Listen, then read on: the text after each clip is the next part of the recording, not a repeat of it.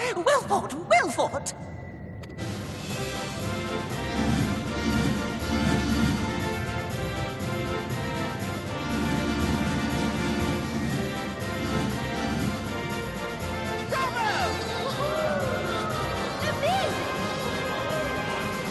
Jolly good show!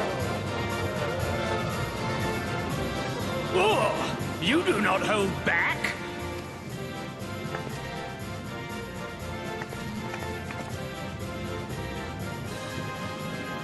But I would have it no other way.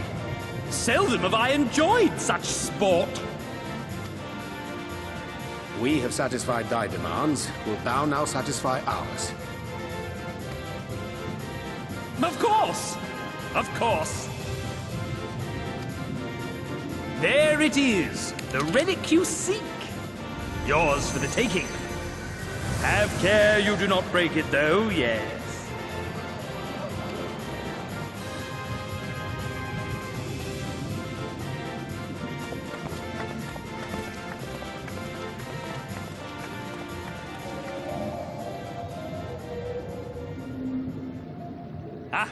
But you, my friend, you are mighty indeed, and pleasing to the eye besides.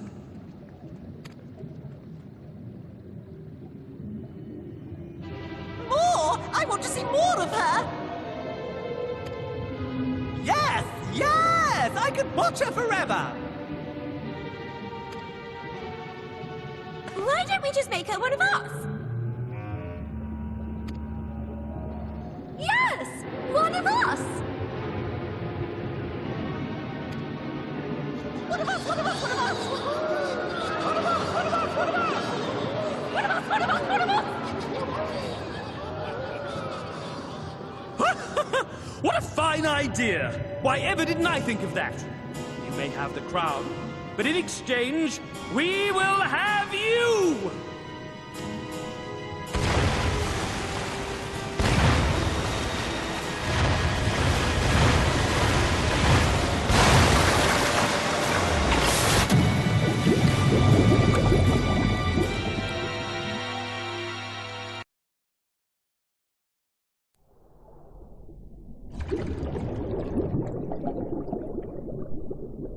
Wake up! Wake up, damn you!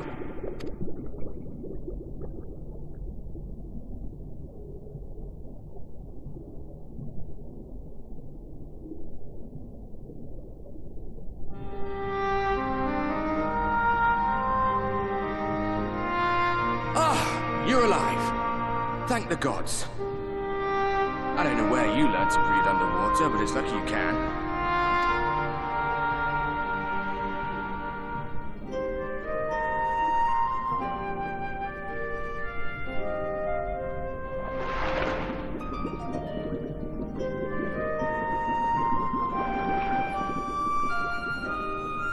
I'm sure you had your reasons, but the first rule of dealing with the Froth is do not deal with the Froth.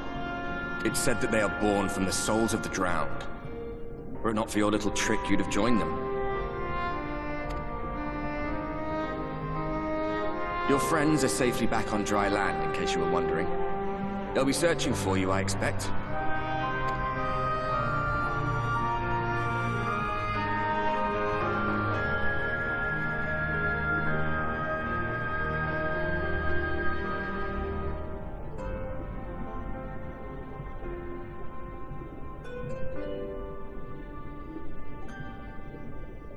That's the royal capital of the Kingdom of Verba down there. It's seen better days. They were a stubborn lot, the Verbatites. Set in their ways. But once you got to know them, you couldn't find a more welcoming people. It always froze over in winter, being up in the mountains. So we'd pull up our chairs round the fire and trade tales over steaming bowls of lamb stew, while the street lamps burned hot and bright outside.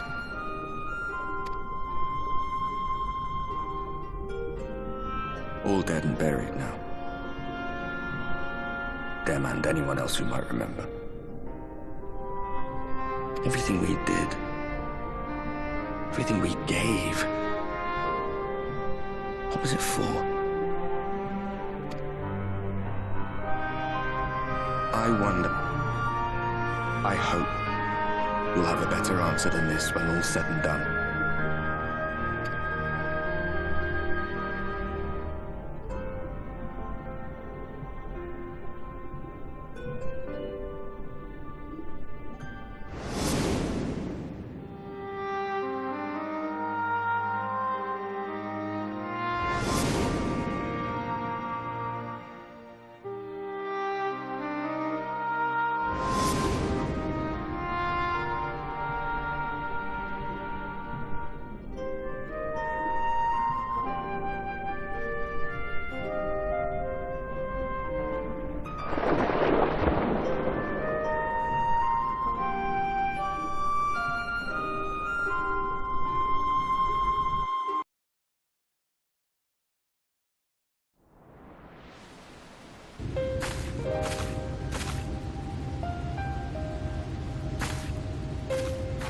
Oh, thank goodness. There you are. Those Numo were rather frightening. I'm glad you're safe.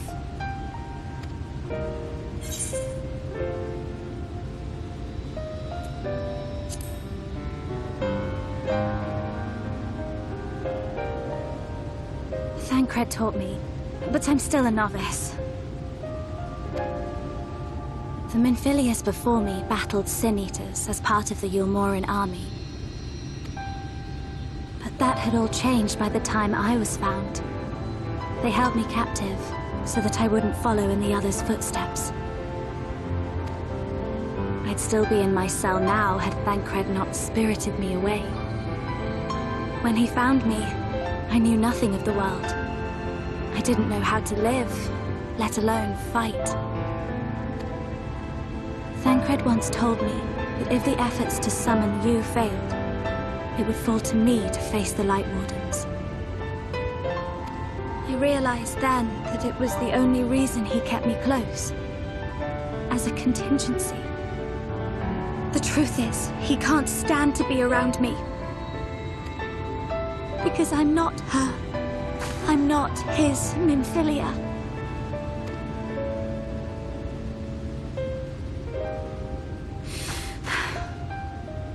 Once, we journeyed to Nabatha together, to the place where the Oracle appeared and stayed the flood. As we drew near, I felt as though I was fading away. I shut my eyes and covered my ears, and then... I'm not sure what happened after that.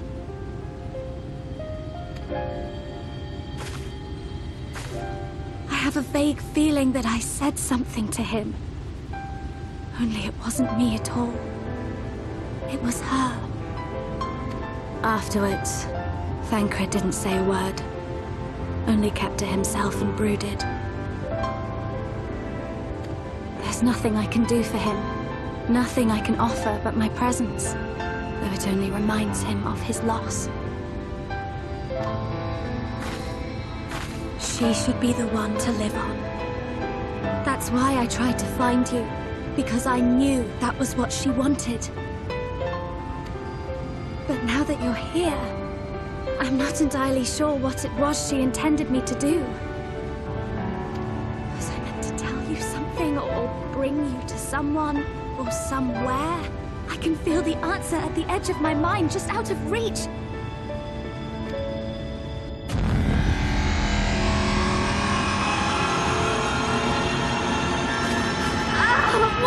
What is that?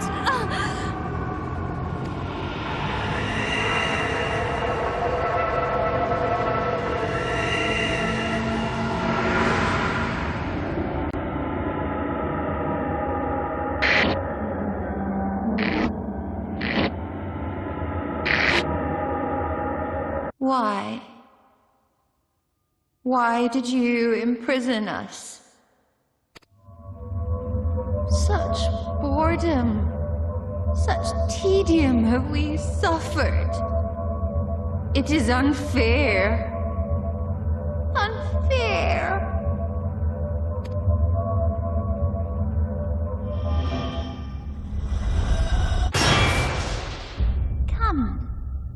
Come and play with us.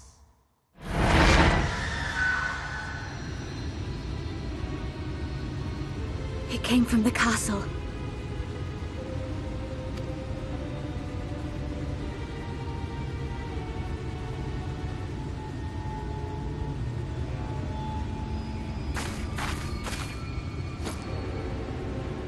This is everything I have. Please see it delivered to the Nemo.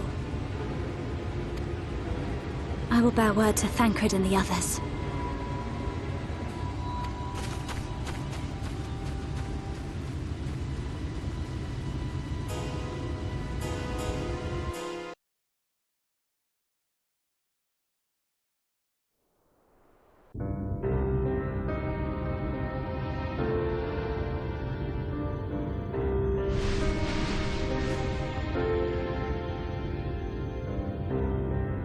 Ah, my medallion! You found it!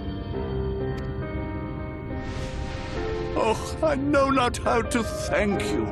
It is my most treasured possession. A gift from a dear departed soul.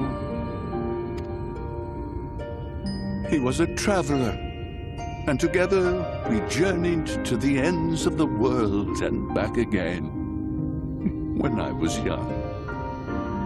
In those days, I could not speak, but we found joy in each other's company nonetheless.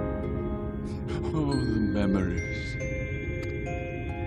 This medallion he found during an adventure, fashioned it into a necklace for me, his partner in crime. I had not the words to tell him then, but it filled my heart with pride. I was so happy.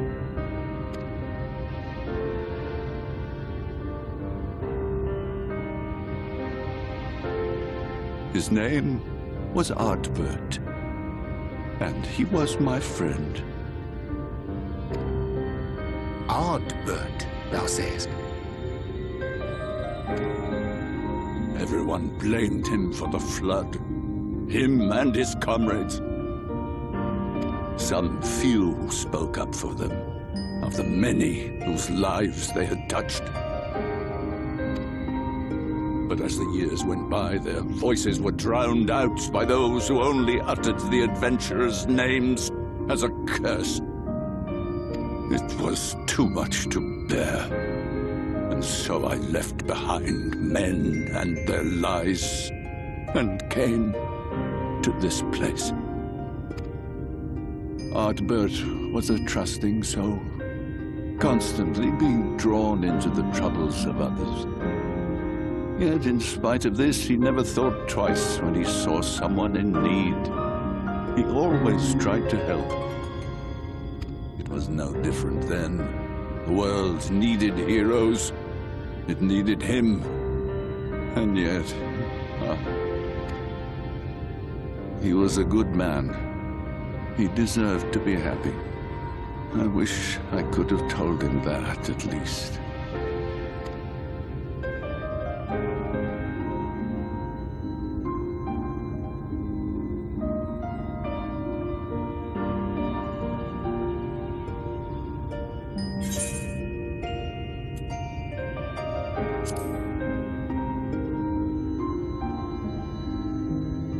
You remind me of him.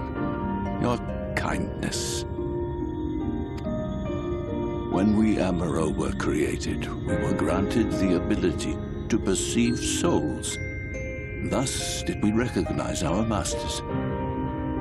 That ability has long since faded from our kind. But due, perhaps, to my reversion, I can see your soul. Faintly, but surely. It is reminiscent of Ardbert's. Strikingly so. Of course, you are you and no one else. We are defined not by the soul we are born with, but the path we walk. Nevertheless, I cannot help but feel that this is more than mere coincidence. Which is why I will place my faith in you. The relic. It is yours.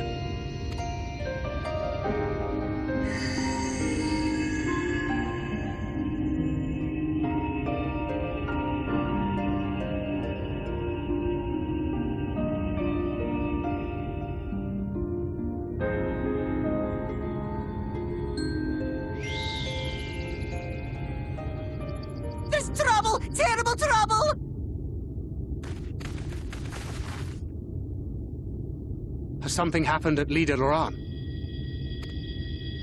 Together with the twins, we were playing tricks on some nasty mortals to stop them from setting foot in Il Meg. At first they ran off screaming, which was lots of fun. But then a scary, bony, wrinkly old mortal came along and spoiled everything. None of our tricks seemed to work on him, which is no fun at all. And now they're getting closer and closer. Ranjit. If he manages to find his way in, all our efforts will have been for naught. As thou sayest. Should we be discovered ere our mission here is complete, and the Light Warden yet liveth, our task will be rendered nigh impossible. If we are to prevail, we must needs divide our forces. Thus do I propose the following. Whilst thou salliest forth to meet with the Light Warden, we shall join in the effort to obstruct the trespassers. Should we succeed in staying their advance, all the better. Yet even should we fail, if we can but delay our enemy's arrival long enough for thee to secure victory, our plan may still be deemed a success. So the moment the lights go out, we all beat a hasty retreat, yes? Let me come with you. I have the blessing too. No, Midfelia. You'll only get on the foot. Now come.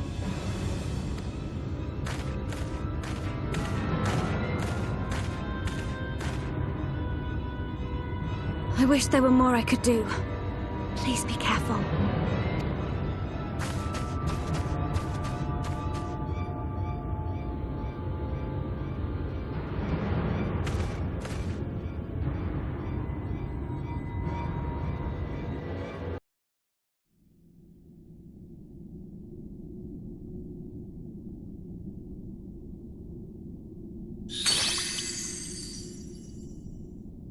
You have freed our fallen king. Not that I expected any less, my Snayak.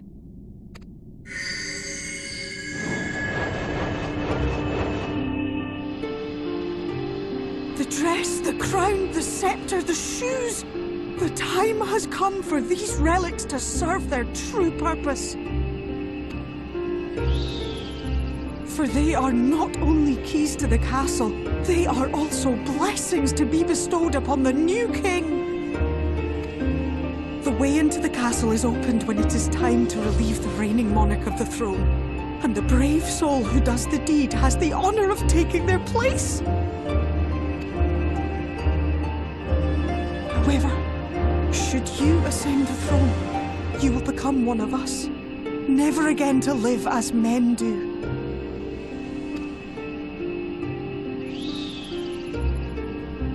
My adorable sapling, my precious mortal. We Fae folk live forever, but such is not your virtue. To strive for a dream you will never see, to sow seeds that others might one day taste the fruits of your garden, that is the beauty of your kind.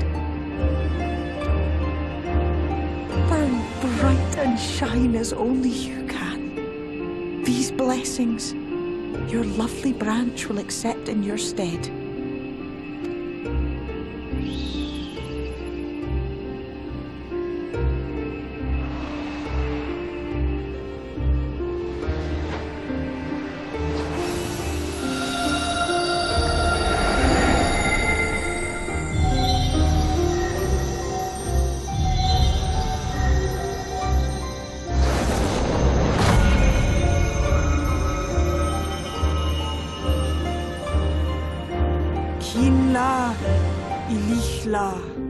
Il meg okbra.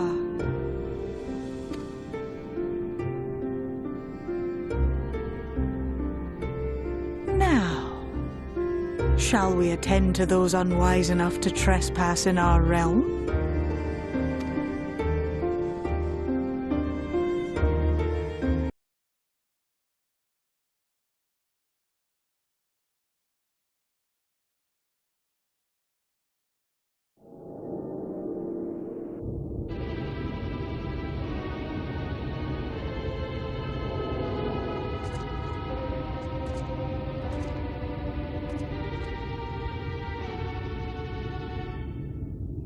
Confound it. How did they get here so fast?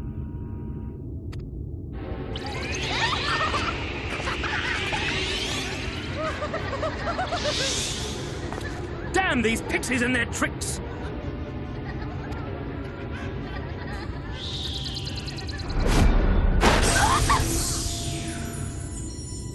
How in the seven hells?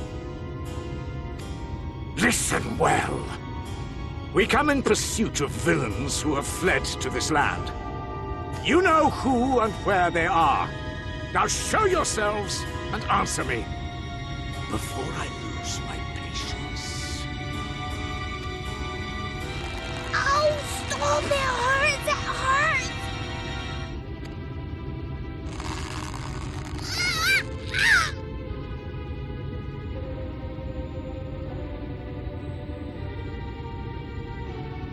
Enough! Lift the enchantment!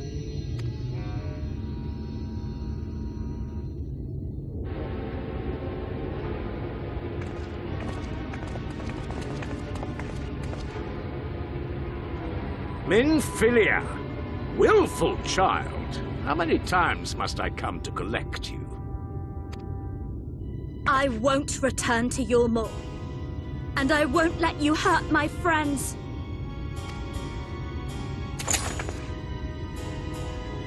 What is this stance? Where did you learn it?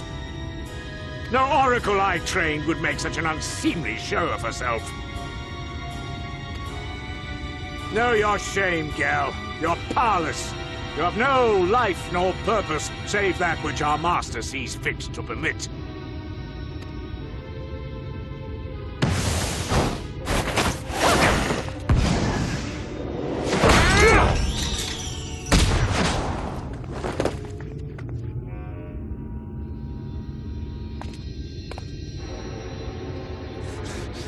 Who are you to dictate her purpose? To lock her away and deny her a life? If she was powerless, it's because of you, you sanctimonious swine. But no longer. Fool! Defiance only begets more suffering. It is through acceptance alone that one may find solace in this god's-forsaken world.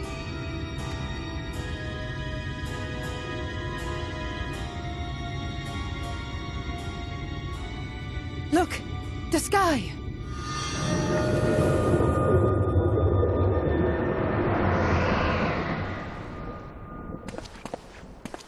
She's done it! The Warrior of Darkness has triumphed! General? What are our orders? What do we do? We do what we came to do. Subdue this rabble and find the Warrior of Darkness! Forward, men! Take the villains captive! Are you deaf? I said...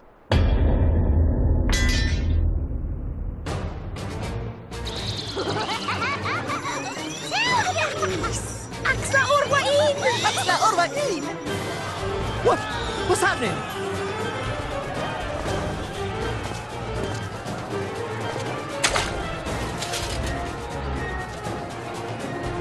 Water? That wasn't there before.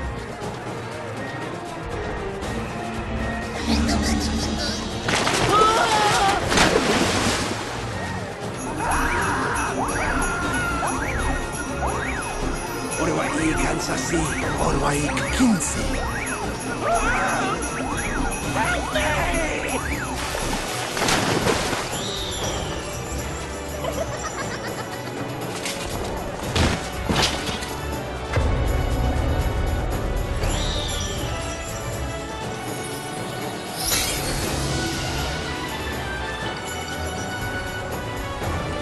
What's the matter with you? Get a hold of yourselves, damn it!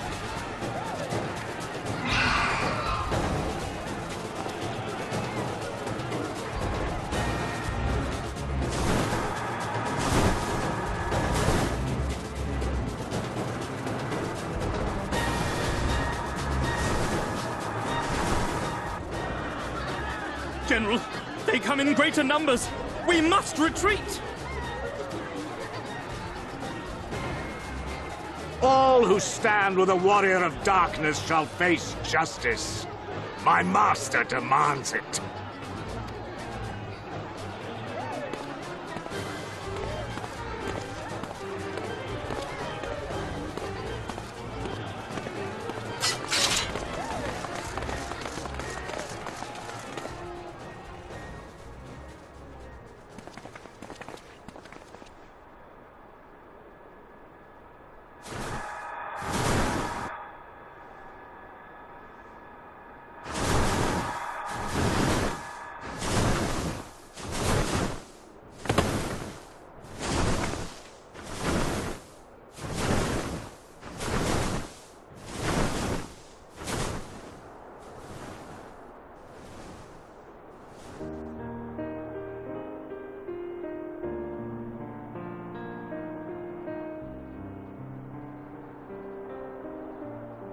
I see.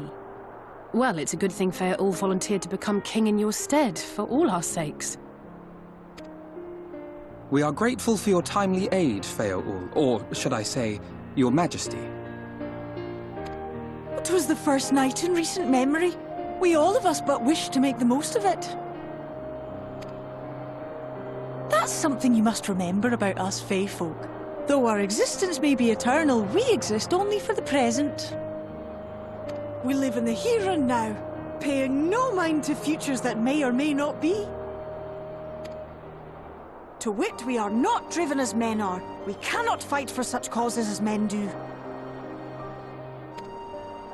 Does that mean you won't aid us against the Sin Eaters?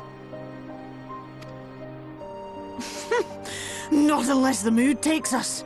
But if it was to repay a debt, well then, that's another matter. To take back as much as is taken. To create as much as is destroyed. To give as much as is received. Such is the way of Ilmeg. By this law, we shall lend you our strength. In return for the beautiful sky you have restored to us. In times of need, do not hesitate to call.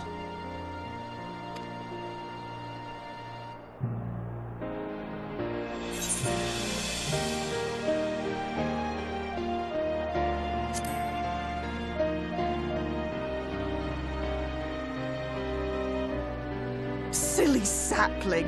I shall remain at your side.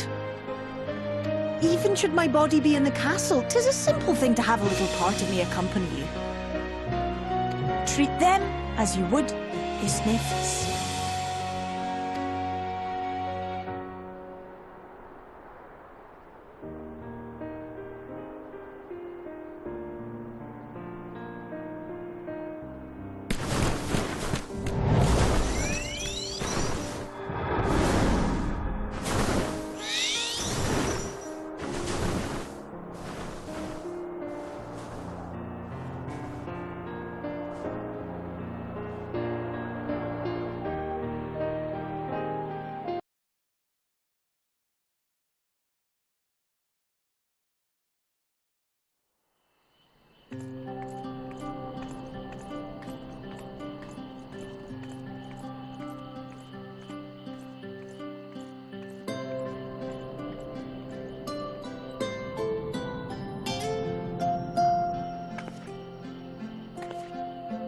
All seems well at the Crystarium.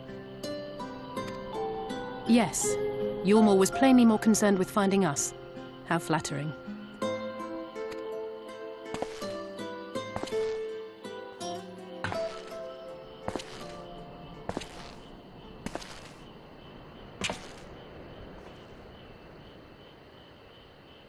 You certainly took your time.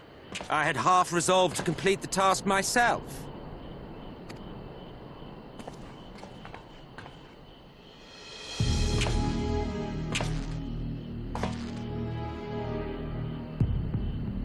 And you are...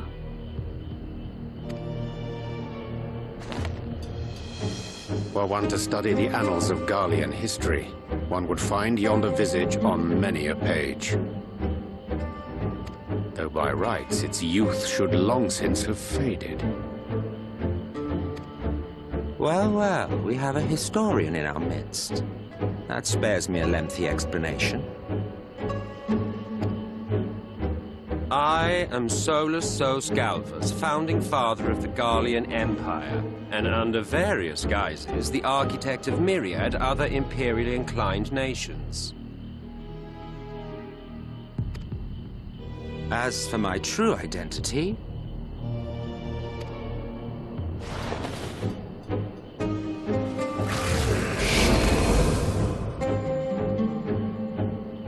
I am Emmett Selk, Ascian.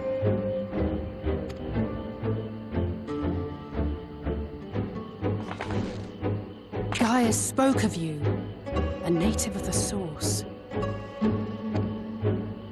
Equal in rank to La Habrea.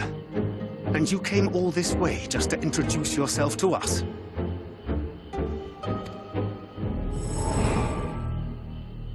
Behold the sky, restored to its former glory. Have you ever seen a more affecting spectacle? Oh, it is truly, deeply infuriating. Do you have any idea how much you have delayed the rejoining?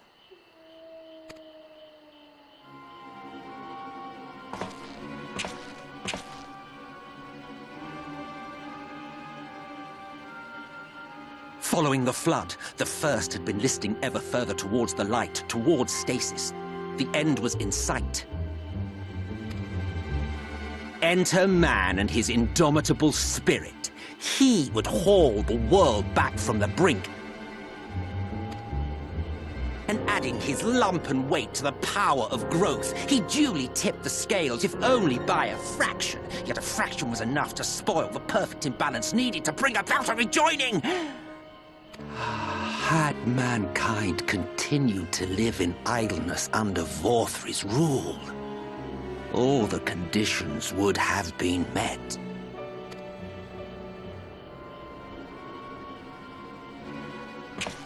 But you had to come and ruin it all.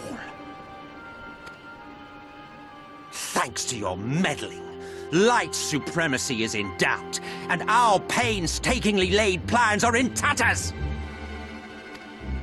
Well, I should begin by thanking you for confirming Urianger's theories on the inner workings of the Calamity. He will be most pleased. As for what happens next, might I suggest you admit defeat and walk away? Happy to let me go, are you? Because the murderous glint in your eye suggests otherwise. Indeed, it is enough to make me think better of confronting you alone. Look, it did cross my mind to simply side with Vorthri and kill you all. But that's no different from what La Habrea did. And we all know how well that ended for him.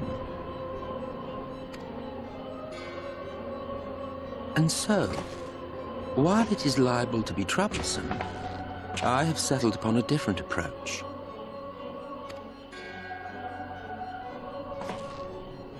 Cooperation. I will not raise a hand to hinder your hunt for the Light Wardens. If you desire it, I will even lend you my knowledge and strength.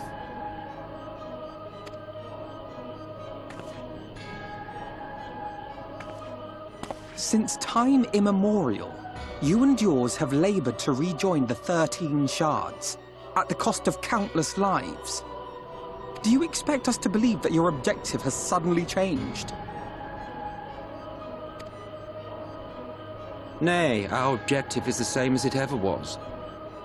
Though I dare say, you do not know our motive. A war waged without knowledge of the enemy is no war. It is mere bloodletting. Just once, might we not seek to find common ground?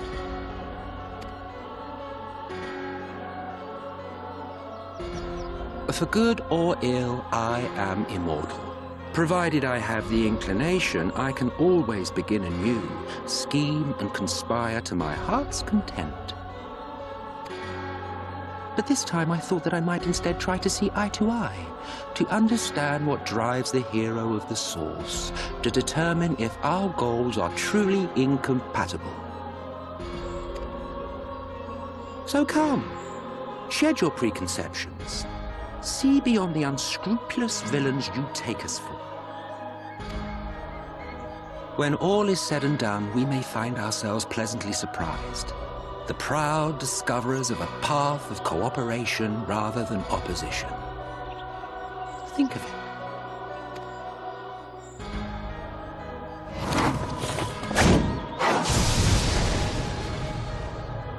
Thou hast delivered thy proposal, and we would not dismiss it outright. If I may offer thee counsel, however, to make thy case via an illusion reflecteth poorly upon thy sincerity.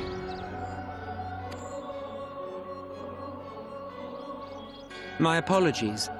You will forgive me if I'm not entirely at ease in the presence of a famed Ascian Slayer. I felt it only prudent to take precautions. Nonetheless, your counsel is duly noted.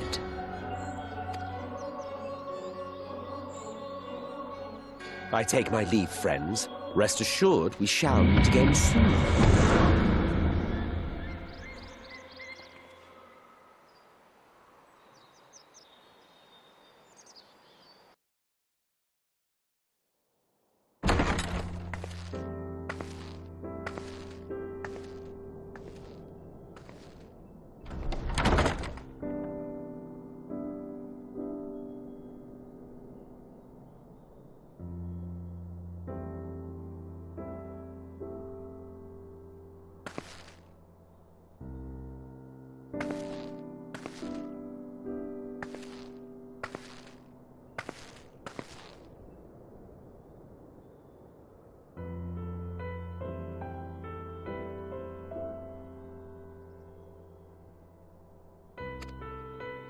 From the Exarch, is it? With that mirror of his, he can watch your every move, you know. He'll probably think you're talking to yourself. Still, he's keeping you well fed.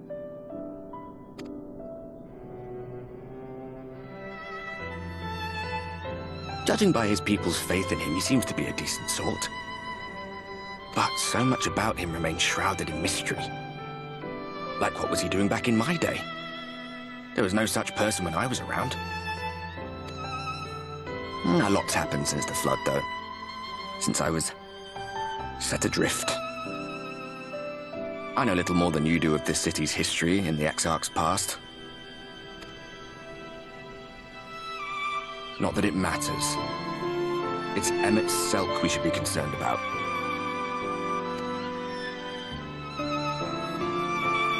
When our world was about to be consumed by light, the Ascian in White appeared before us. He said that the only way for us to live on was to bring about the rejoining.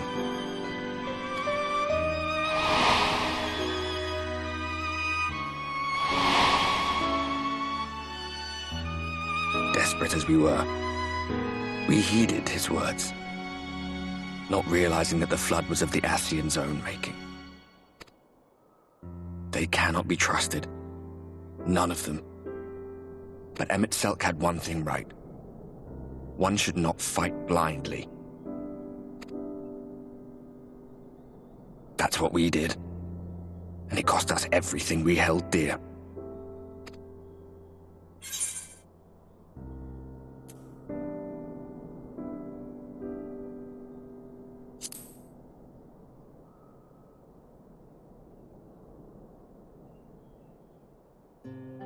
What? What about Seto? What is there to say? All right.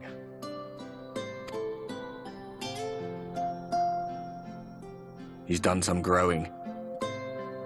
When we were traveling together, he was nowhere near as big. And he obviously couldn't speak.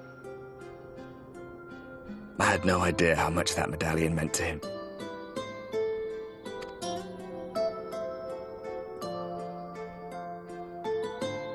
What about you, anyway? You must have a friend like Seto. Chocobo, perhaps? Come on, You tell me something for a change.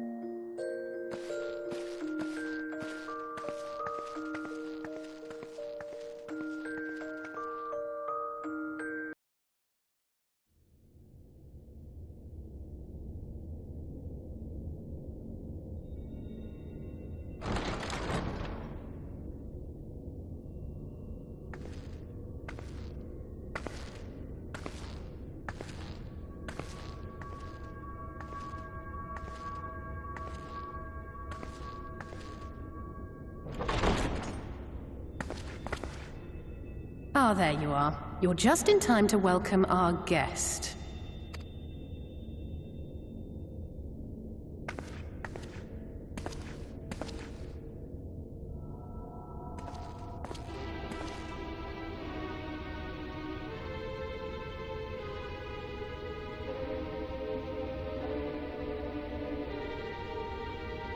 Please.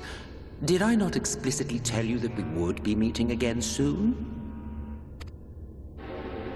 Lest you forget, I made you a promise. I have no intention of meddling with your mission.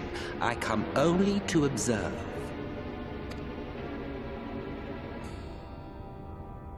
Your Exarch friend in particular has piqued my curiosity. Summoning you all like that. Most impressive.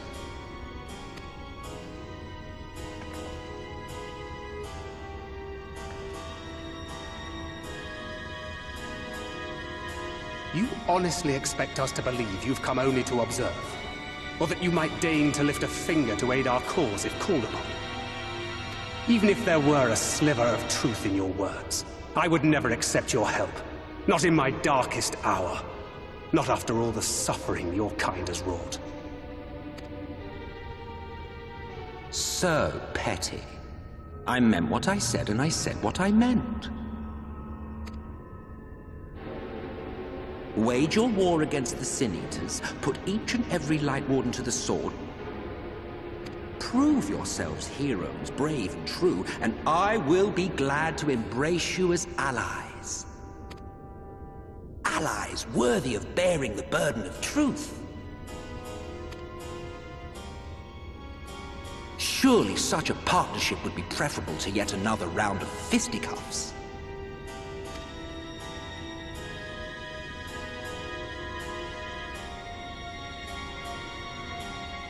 And thus did the olive branch wither and die.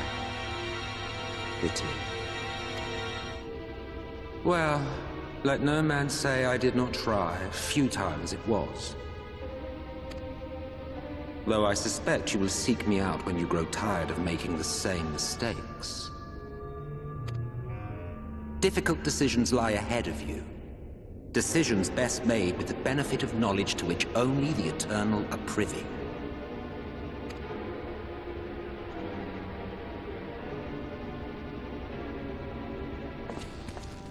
For now, I shall resume my shadowy vigil. Whatever you choose to do, make sure it's worth watching, would you?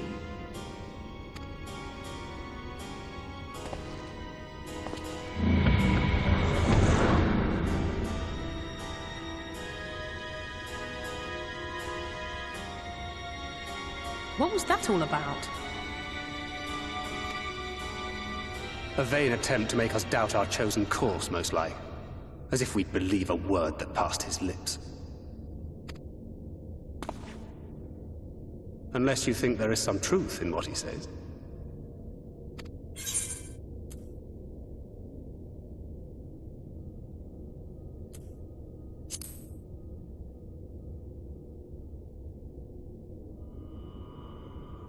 I'm sure you will. But consider for a moment. If he meant simply to lead us astray, he could have done so without revealing himself. At least, not in the manner he did.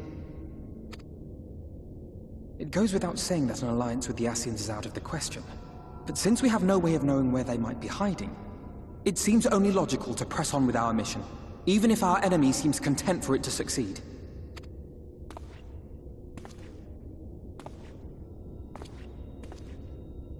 Then let us discuss the Sin Eaters. I would begin by thanking you all for your efforts thus far. In striking down the Light Wardens of Lakeland and Ilmeg, you have accomplished more in your short time here than all of our forces managed in the last century. That may be, but the Wardens of Calusia, Amareng, and Raktika remain. Indeed, and their precise whereabouts are as yet unknown. Which is why I propose we divide our forces and conduct a systematic survey of each region. Once we have found our quarry, we may then determine how best to proceed.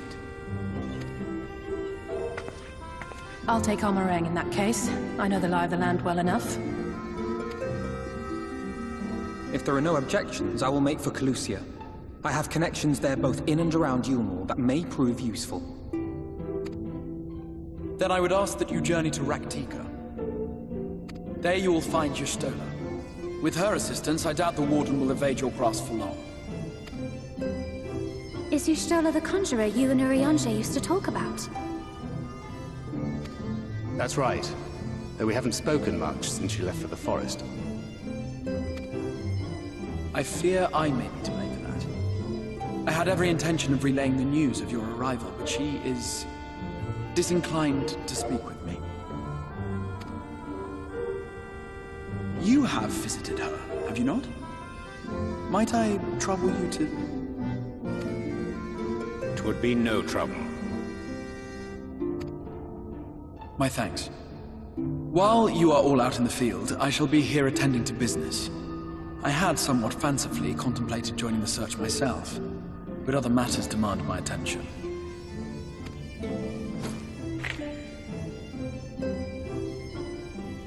What's that? A missive from Lord Vorthry. He invites me to join him in Yulmore to discuss the recent conflict at Lida Luran.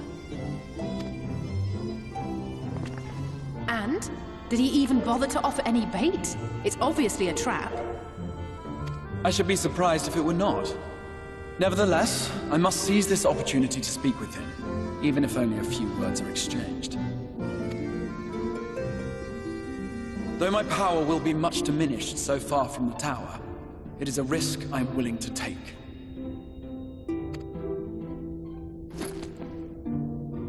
Master Alphino, might I impose upon you to accompany me to Yulmore prior to beginning your reconnaissance? Of course.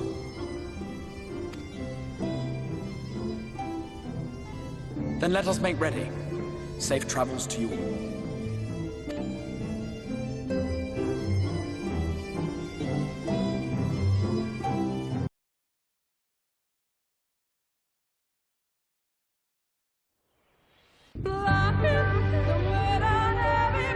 No matter how far he goes, man cannot resist looking back on the path he has walked. The untold stories and secrets of the past can be more alluring than the promise of tomorrow. And so he braves the forests of Raktika in search of mystery and wonder. Of Ronka, to which all seekers of hidden truths are inevitably drawn.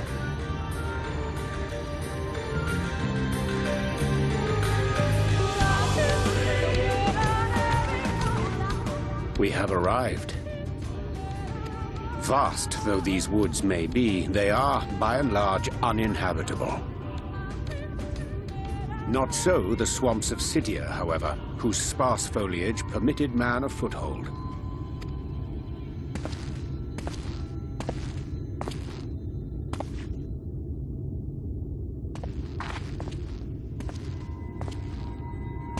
No lands must remain beyond our grasp. Go forth, conquer, rule! Forgive me. A sudden pang of nostalgia for those halcyon days. Exploring virgin territories, subjugating primitive peoples, all for the glory of Garlemald. If you've brought your ivory standard, I'll be happy to tell you where to stick it. Can we not simply take a moment to enjoy the view together? Or would you rather I spied on you from the shadows? Much more of this, and I may very well begin to regret my show of good faith.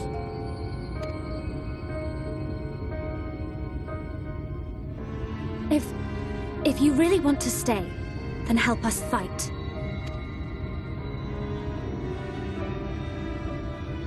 No, I think not. I am an observer, nothing more. Even shielded by the shadows of these boughs, I feel the light's presence most keenly. To accompany you is taxing enough. To fight is out of the question. I will suffer your company if I must, but not your commentary.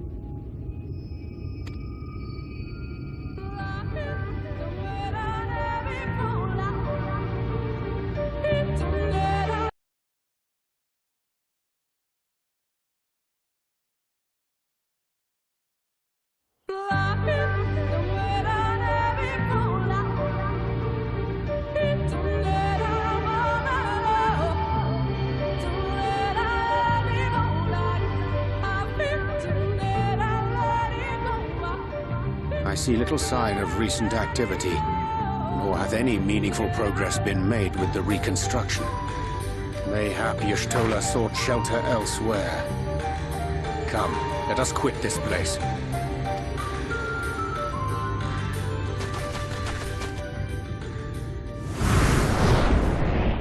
Now! Surround them!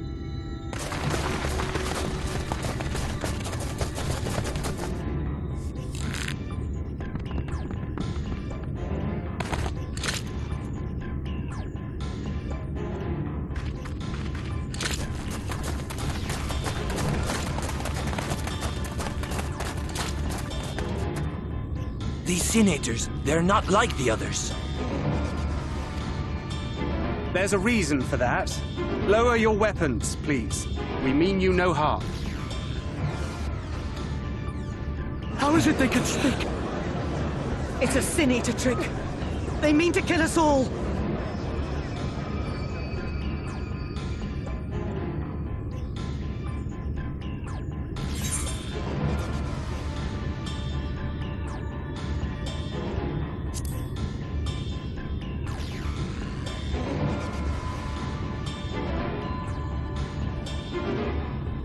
That will seem a lot less amusing when we are forced to kill them.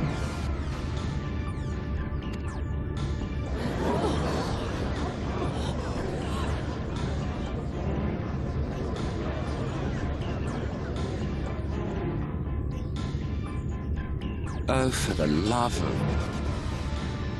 I had hoped that by accompanying you, we might come to understand one another. But all I have come to understand is that you have a knack for inflaming the natives. You've committed the cardinal sin of boring me. And so, I retire to the shade. Good luck.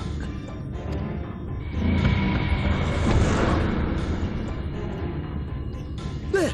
Did you see that one disappear? I think I preferred La Habrea.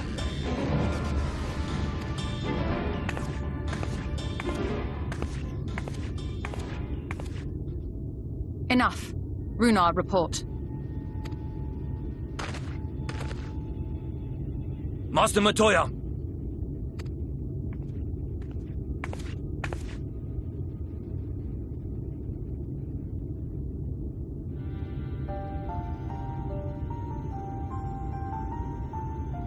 We apprehended them as you ordered, but are you certain these are Sin-Eaters? The intense light of the ether I saw was unmistakable. If not Sin-Eaters, then what? 'Tis passing queer that Y'shtola should mistake us for the enemy, is it not? Mayhap it hath been too long since last she beheld the radiance of thine ether. Master Matoya, hath time truly made strangers of us? Nay, I recognize you, Urianger, Thancred. And this is Minfilia of the First, of whom you spoke before. Just so. And knowing as thou must that we come in peace, might I prevail upon thee to have thy comrades lower their arms? First explain this other presence in your company, the one I know not. There is but one manner of creature in this world whose ether is suffused with such an abundance of light.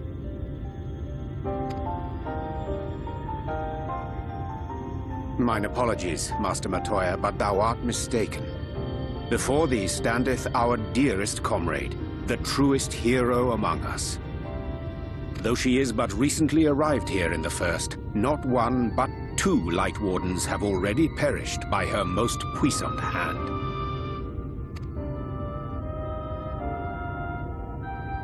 It cannot be.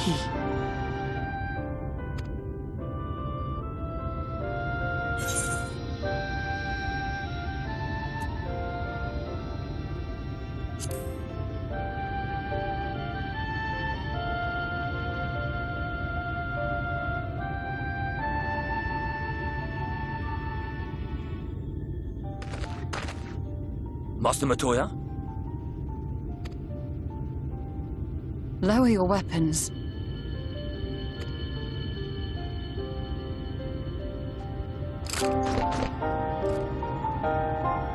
Forgive us this hostile welcome.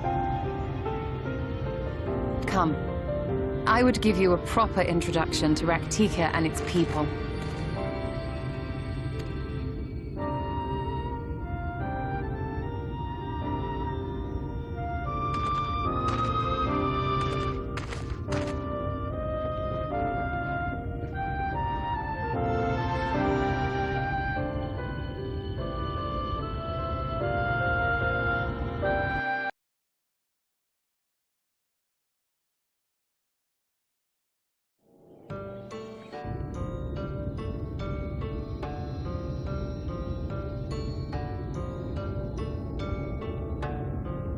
Slitherbow is the largest of the Blessed Settlements. They worship no gods, instead revering darkness itself. It is a curious kind of faith, but one which has granted them the strength to persevere in the wake of the Flood.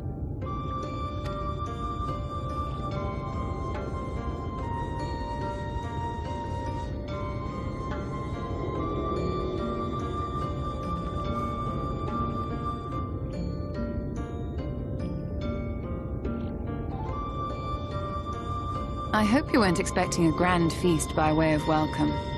They are a simple people.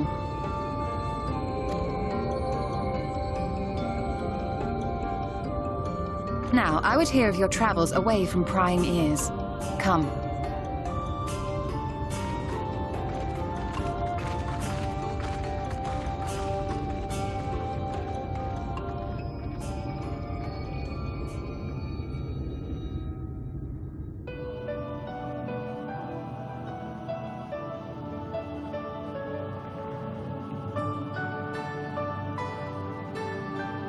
I see. And now you seek the Light Warden of Raktika. In the days after I arrived in the First, I too relied upon the Crystal Exarch for guidance. But his penchant for secrecy and the telling of half-truths soon lost him my trust. And thus did I strike out on my own. My work eventually led me here to the forest, which I've come to know like the back of my hand. I cannot say with certainty where your quarry is hiding, but I am confident I can narrow the search. Well, go on then. Some few thousand years ago, this forest stood at the heart of the Empire of Ronka.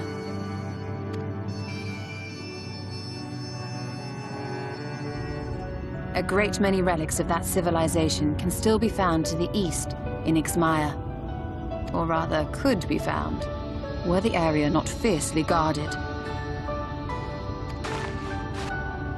Ixmaya, you see, is home to a tribe of warriors whose lineage is said to date back to the time of the Empire.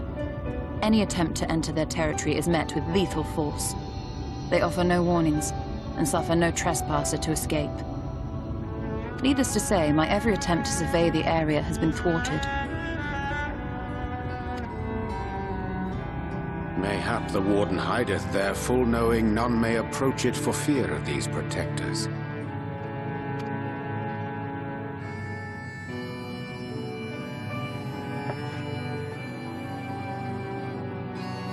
As for the tablet,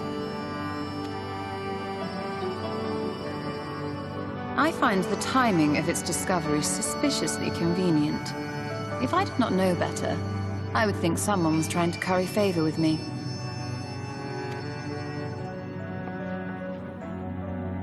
Regardless, it will take time to decipher these writings. Yet I would not be at all surprised if they somehow held the key to entering Ixmaya unmolested. The Exarch has a nose for serendipity. If there is aught I can do to assist thee in unraveling their secrets, thou needst only ask.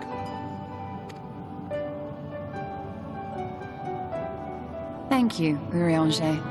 I may well take you up on that offer. While we set to work, might I suggest you take a tour of the city? Should you be in any doubt as to the importance of your role as the Warrior of Darkness, the people here will surely cure you of it.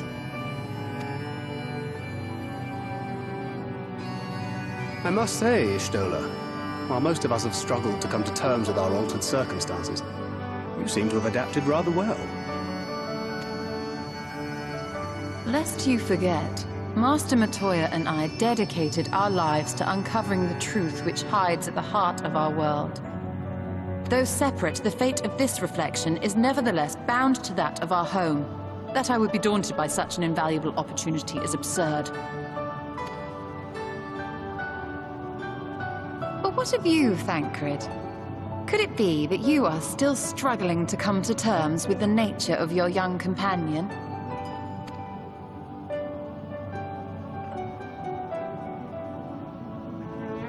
My struggles are none of your concern. Quite why you would speak thus and in this company, I do not know. Perhaps you left more of yourself back in the source than I assumed. If you'll excuse me.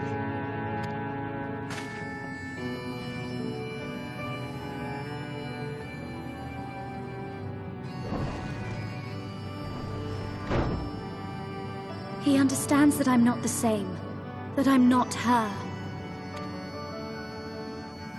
Understands, perhaps, but does not accept. The question being whether he ever will.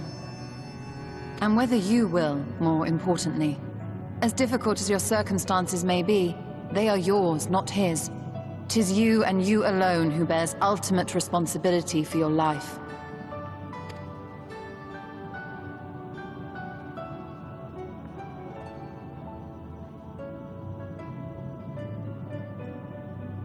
But you need not make any hard choices now.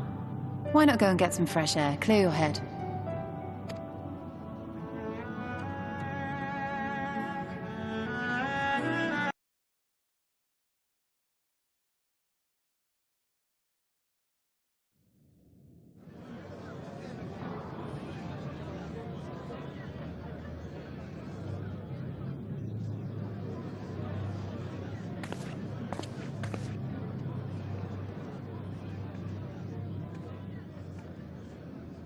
It seemed only right that we show our faces. May we join you?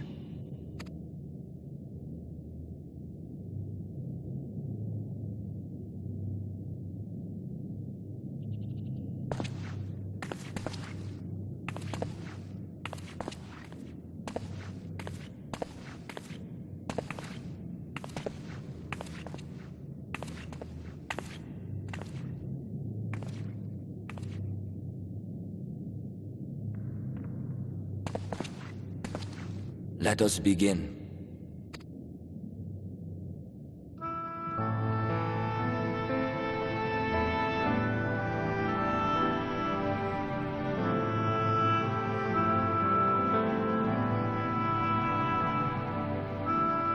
I thank you all for coming to pay respects to our fallen daughter of the night. In the light, she was known as Todia, but in the dark, we shall remember her always as Menin.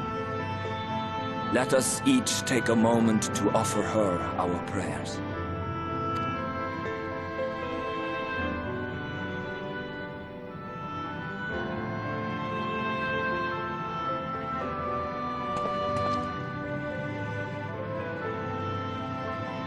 We entrust her now to the night's sweet embrace.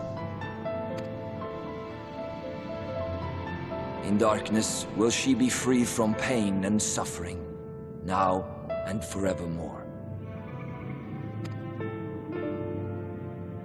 May her soul find peace in the sunless sea of heaven, and in the love we bear for her in our hearts.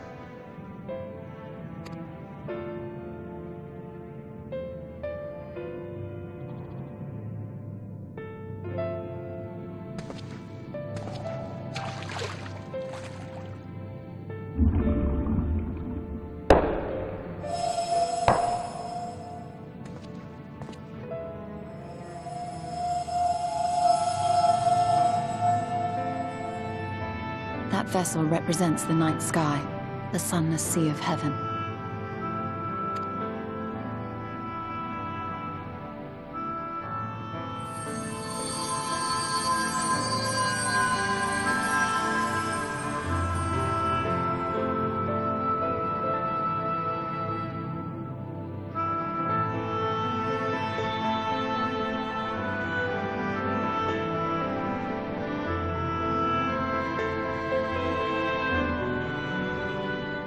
Call upon you now, O bringer of shadow, to lead this gentle soul unto the sea. We call upon you, O warrior of darkness, to deliver her unto paradise everlasting.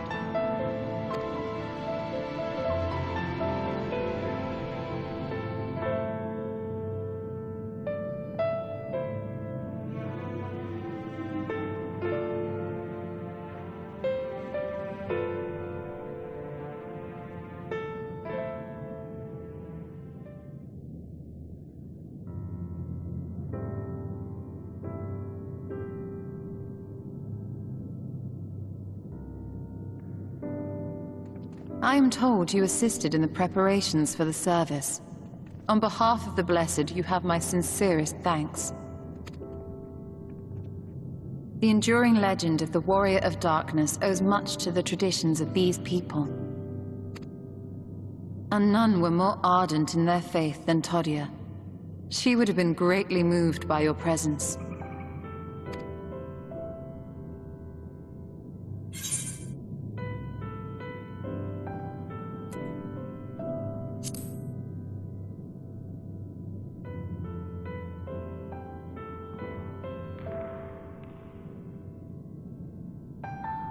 You might not deliver her to the heavens, but if you could deliver the night sky to her people, the real night sky, it would be the next best thing.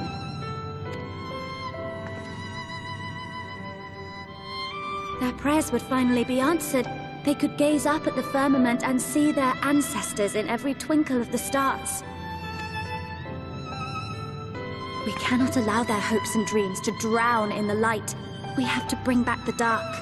If we don't, who will?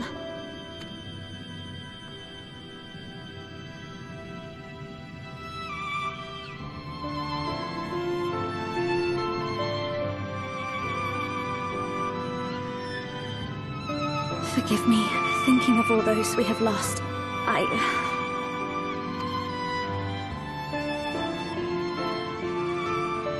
No, it's all right. We will bring back the dark.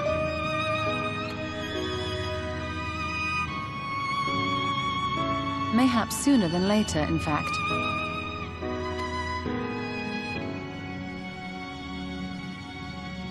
Urianger and I have finished deciphering the tablet, and its contents were most illuminating. Let us reconvene in my chambers. We have much to discuss.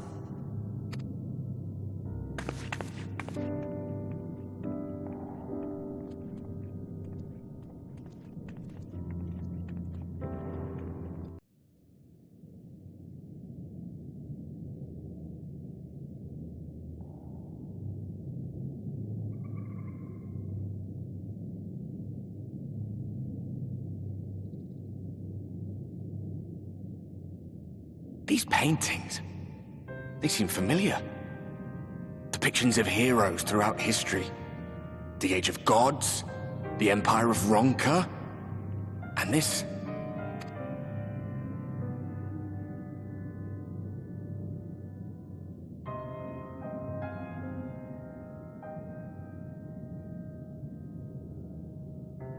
There was a man, a researcher who pored over these pieces.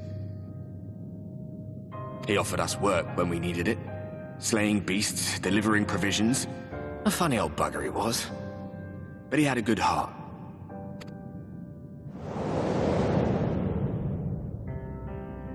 He believed this first painting dated back to a time of myth and legends, a tribute to the heroes of a long-forgotten era. The story went that it was rediscovered by an explorer from Ronka, who was so struck by its majesty that a second painting was commissioned, commemorating the heroes of their day. One day you'll all be here too, he said. Heroes immortalized forever.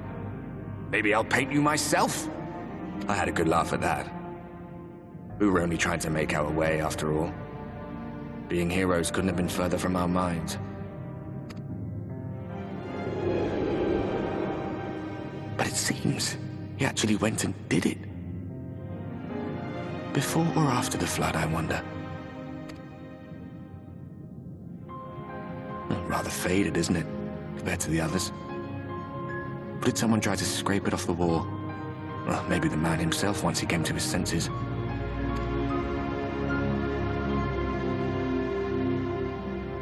Do you suppose your deeds will warrant an addition to this collection? Or some other kind of monument?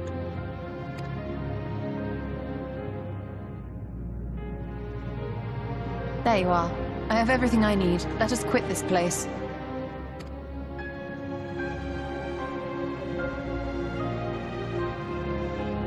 Is something the matter? We should go. The others are waiting.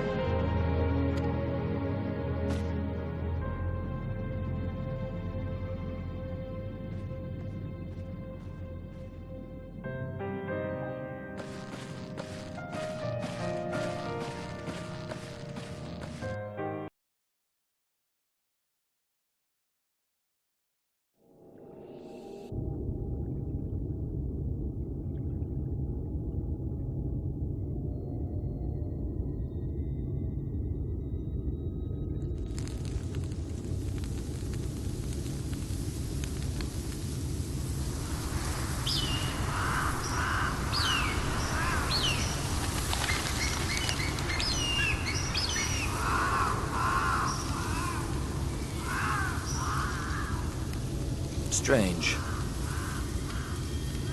The others on patrol should have returned by now. Our food will be overcooked if we wait any longer. We will just have to start without them. Would you call Master Matoya and the others?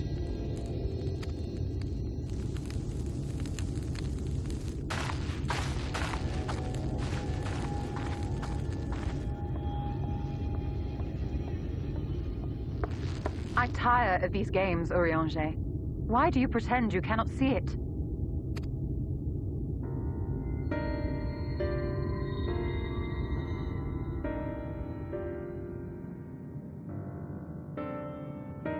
The blessing may spare her the fate of becoming a Light Warden.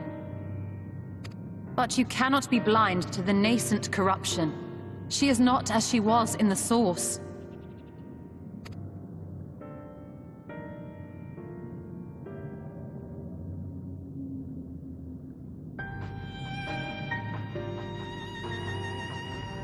Though I have no proof, I fear that the light which poured forth from the Wardens was not negated at all.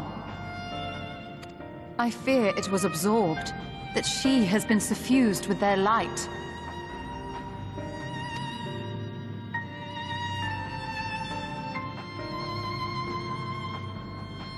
Though I have given thought to this possibility, I dare not speak until more is known.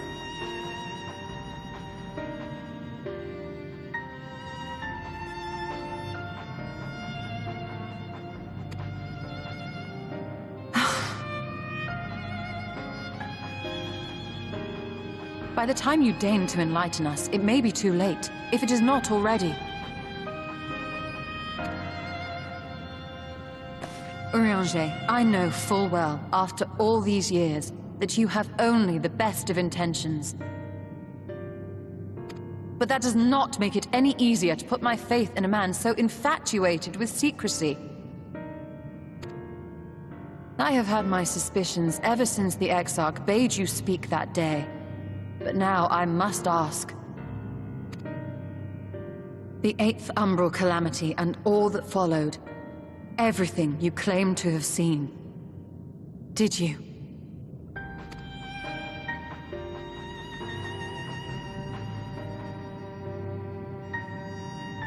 Help! Someone help! The Ilmorans have come for us! We're under attack!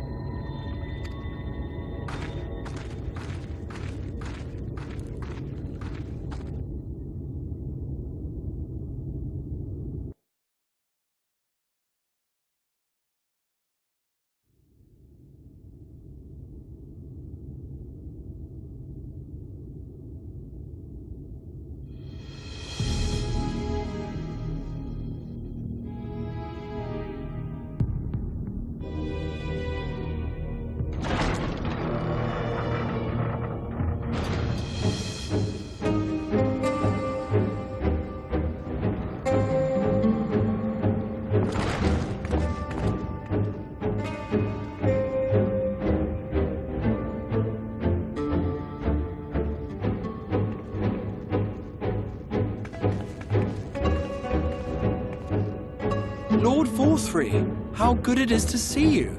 How long has it been? Not since your inauguration, unless I'm mistaken. Too long, at any rate. May I say, how humbled I am to be invited not only into your city, but your home. You are as generous as ever. And you as disingenuous. Let us dispense with the pleasantries. This merry band of dissidents people are calling warriors of darkness.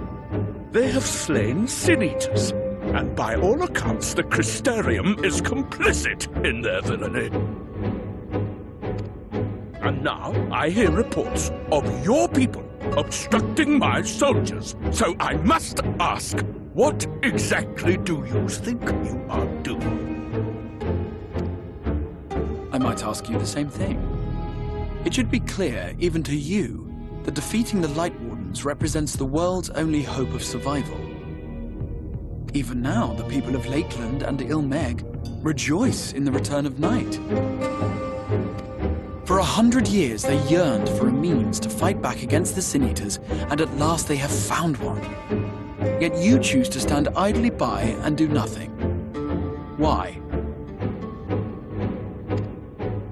Why? Because this hope you cling to is nothing more than a fever dream, an exercise in futility. Even should you slay the Sin-Eaters, the world as we know it is beyond salvation.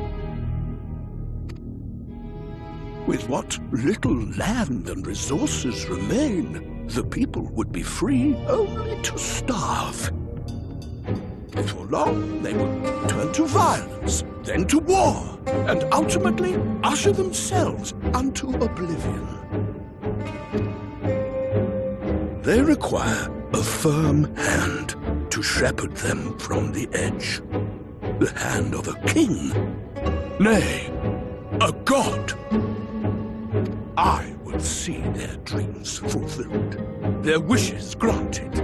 I will give them peace, order, and they shall never want for bliss.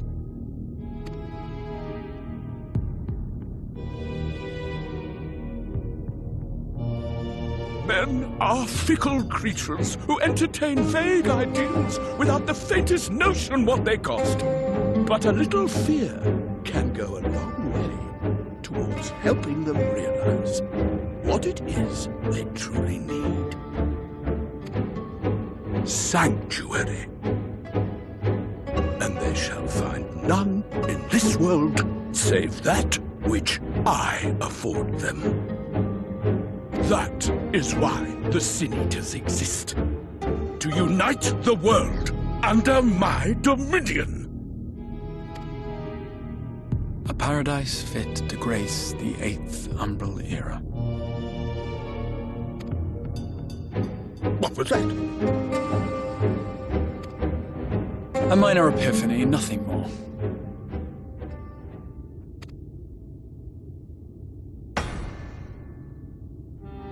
You have always held sway over those around you.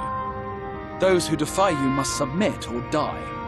What sits before me is the inevitable result of bloated privilege and unchecked power. But man is more resilient than you think. His achievements are not the product of violence and bloodshed, but compassion and understanding. This calamity is but another crisis to be overcome. And we will, once we eliminate the Sin Eaters. You poor deluded fool. These people care not for the morrow. They care only for the now. And the contentment they lack. What good is a paradise to them if it is 1,000 years in the making? Or even 100? You underestimate them, Lord Forthry. They see further than you think. I have beheld it in the blood and sweat and tears of those who would sacrifice everything for a future they may never know, that their children may never know.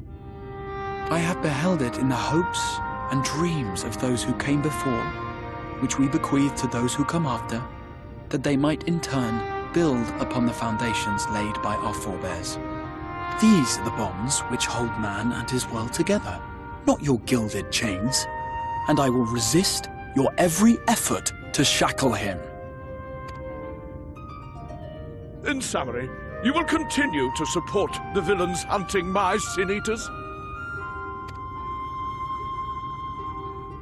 With tremendous enthusiasm, for I have faith in the future they would build.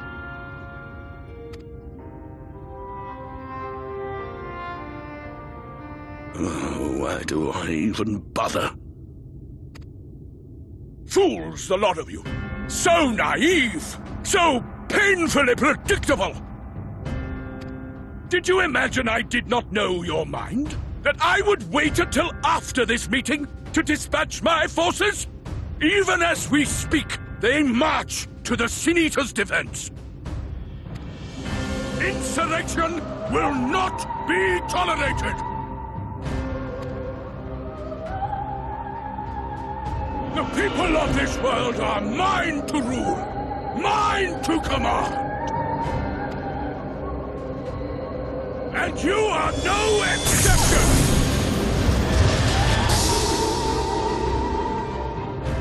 What? How did he... Insolent swine! I will not stand for this! Do you hear me?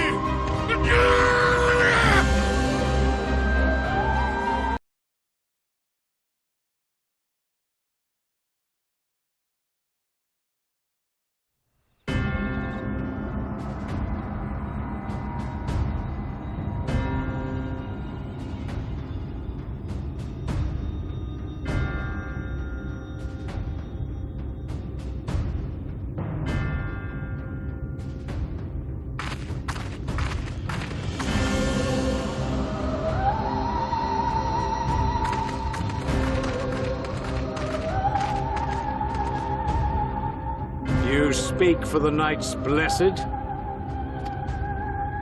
I do. I presume that is your doing.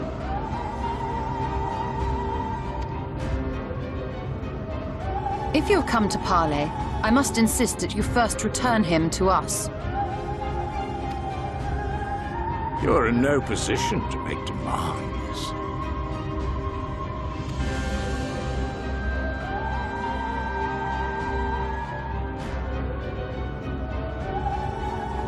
By Lord Vorthry's decree, Raktika now falls under the governance of Yulmore. You will henceforth answer to us. Is that so? And the children of the Everlasting Dark have acquiesced to this madness. We have reached an accord, yes.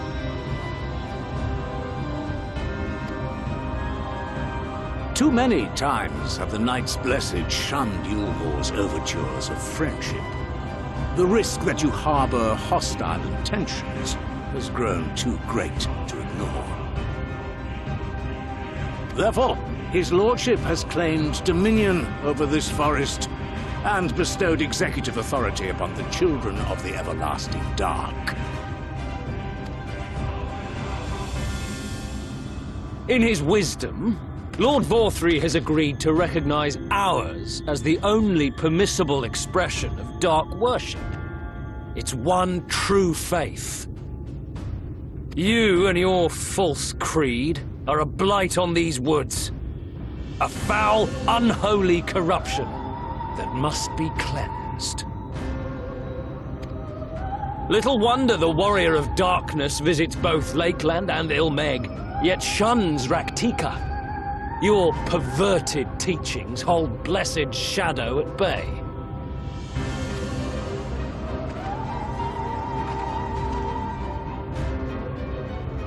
You have accepted the yoke of Yulmor to spite us, then? Fools. Darkness will never return to these skies while they hold sway. Those of you minded to obey his lordship are to make for woven oath with all haste. We will leave you, and you may have time to prepare. Woven oath? Are you suggesting we abandon our fate to join those zealots? What has your faith afforded you thus far?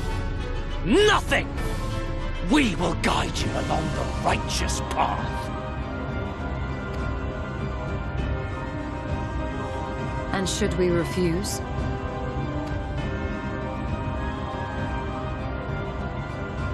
Anyone found here upon our return will be considered a traitor to Yulmor, and dealt with as such.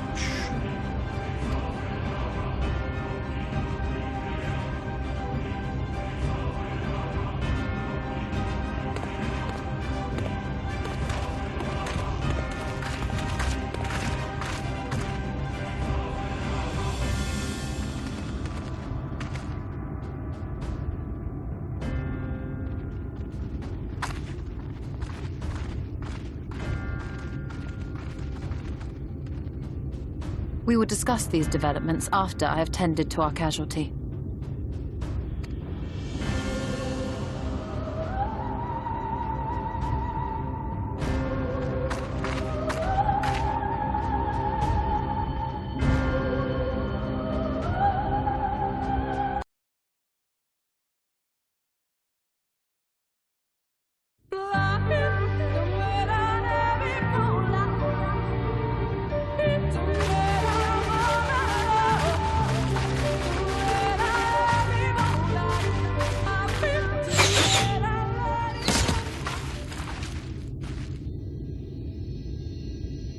It would seem we have found them.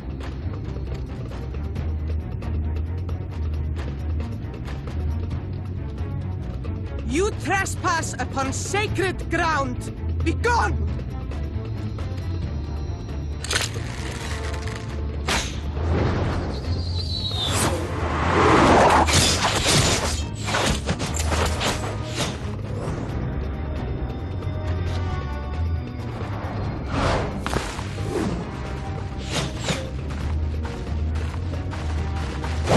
Wait!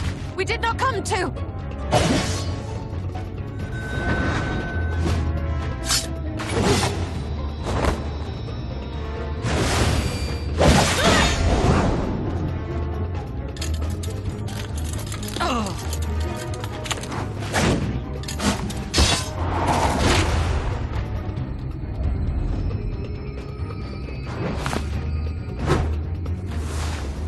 Stop! We mean you no harm!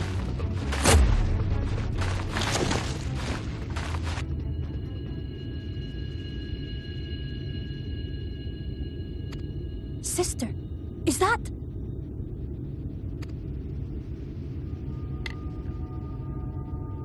We are allies of the Empire of Ronka. As is customary, we come bearing the seal of the Emperor.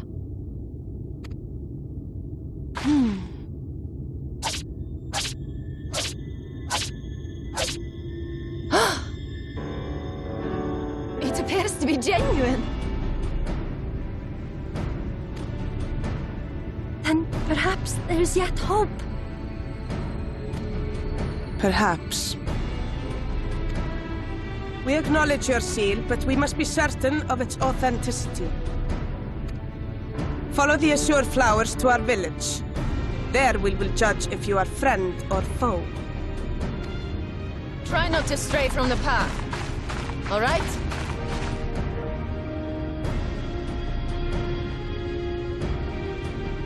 Follow the flowers. Would it kill them to escort us? But if it affords us an opportunity to investigate Ixmaya, fine.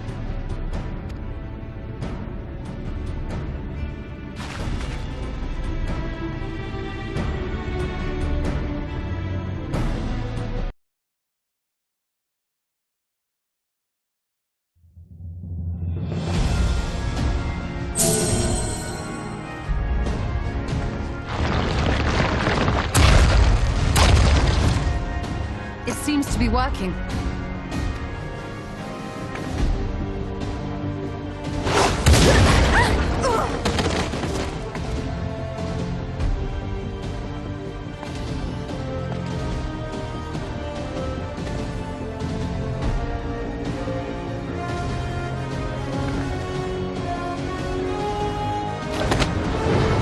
I think not.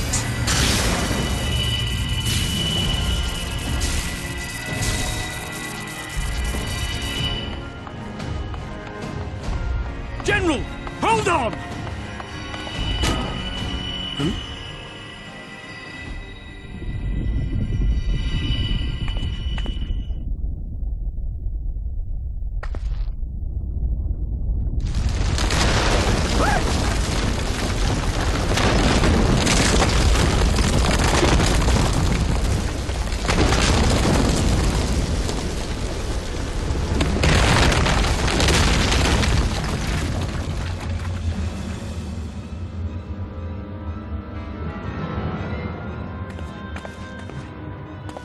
Expertly done.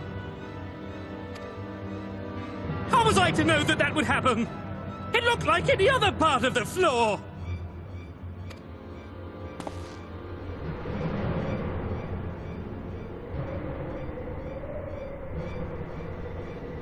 Might now be an opportune time to strike a bargain? We poisoned a number of villagers in Slitherbough with a toxin brewed for us by the children.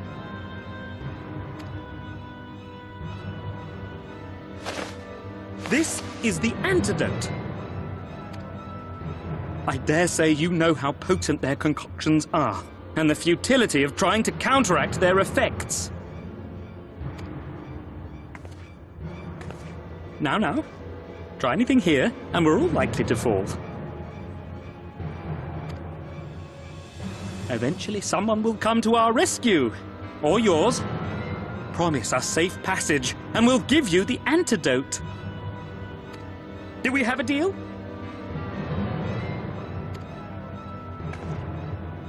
We do not negotiate with the enemy. The villagers' lives are forfeit, as is yours.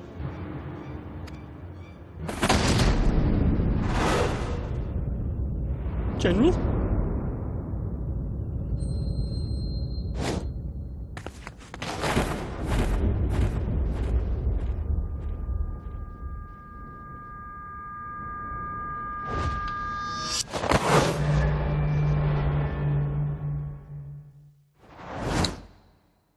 Do not fail.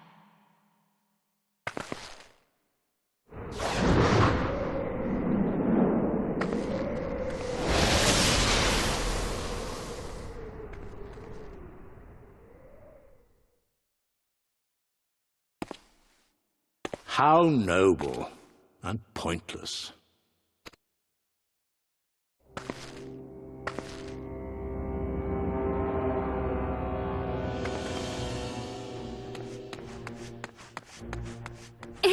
Is everyone all right? What in the... Oriage! At once! Down with you!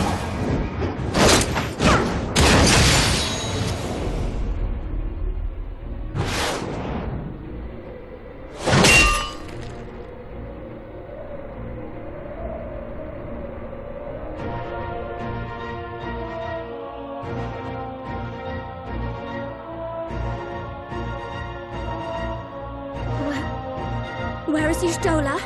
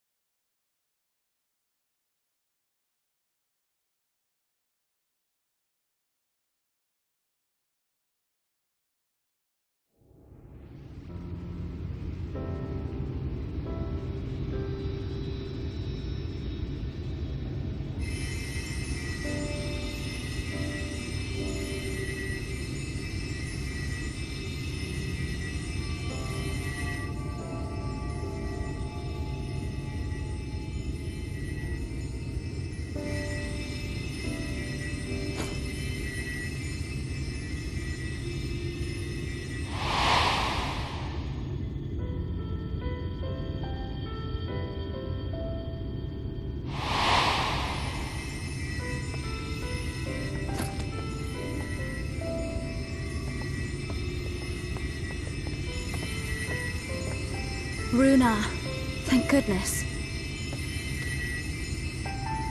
We delivered the antidote to Slitherbow, and from what we could gather on the way here, the Ulmorans have had the good manners to withdraw.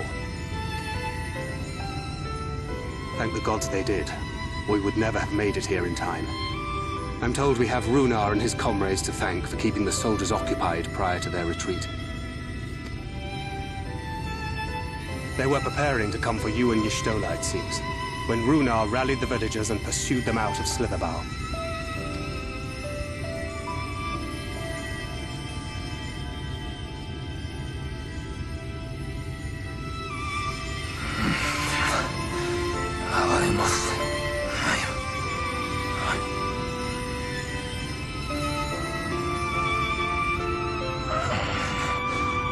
Where am I?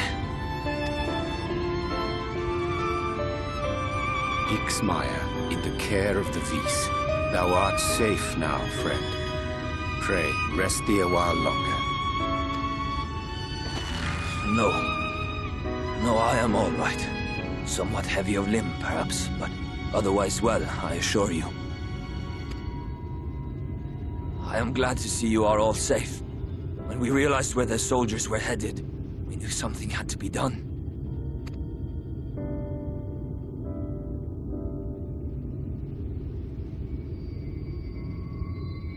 I do not see Master Matoya. She was with you, yes?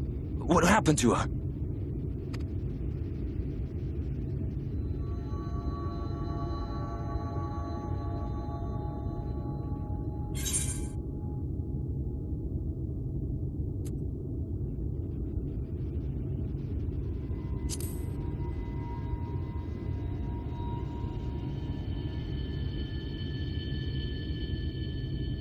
Spare me your riddles and speak plain. Where is Master Matoya?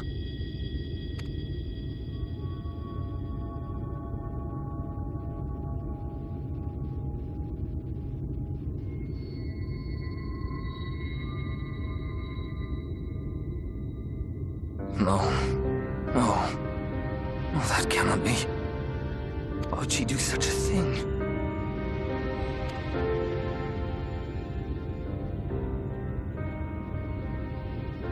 Was there no other way? I cannot believe that she... We must begin the search immediately. I will come with you.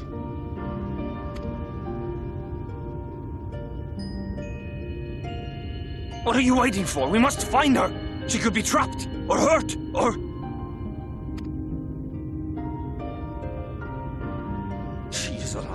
She is alive, damn you!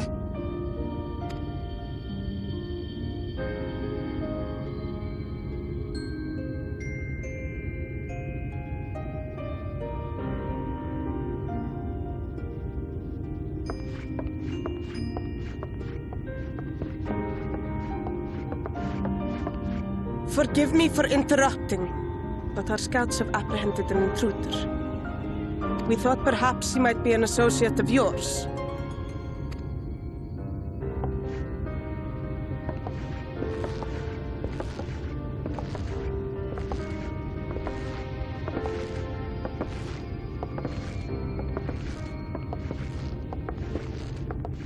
Oh, look who it is. Wow, this is embarrassing. In my defense, they are surprisingly tenacious.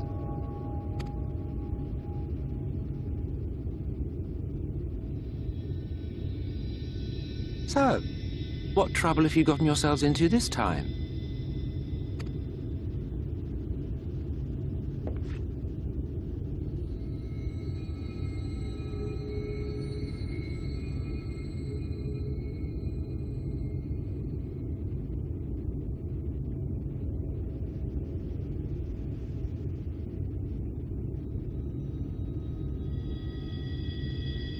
Well, well. What an intriguing turn of events. My condolences, by the way. 'Tis never easy to lose the ones we love.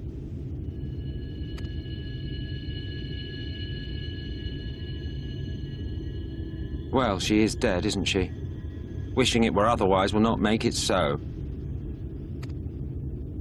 That you should be indifferent to her loss is no surprise. But to us, she was a friend. The best of friends.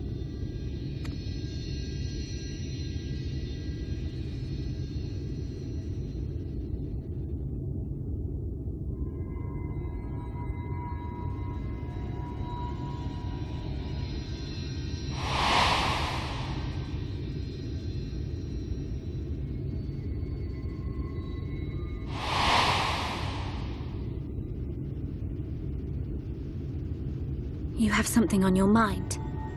What is it?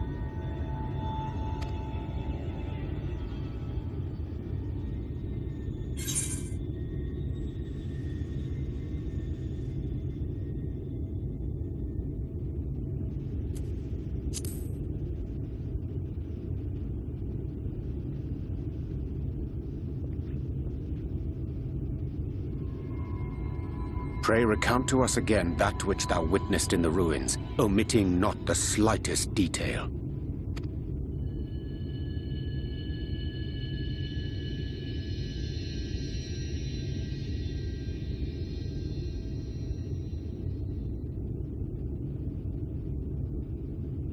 Flow.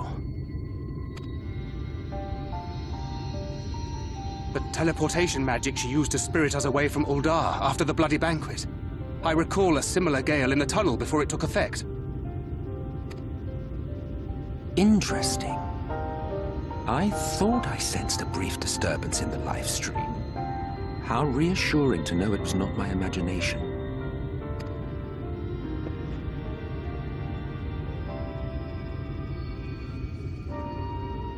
I felt it only once, I should mention, which would suggest she is still adrift on its currents. Then I fear she may yet be lost to us. For it was only by the grace of the elementals that she was plucked from that great ethereal river.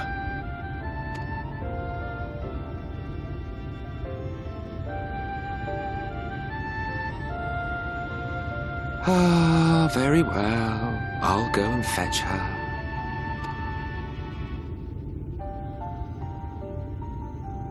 Perhaps a clear and unambiguous act of kindness will serve to win the trust you seem so determined to deny me.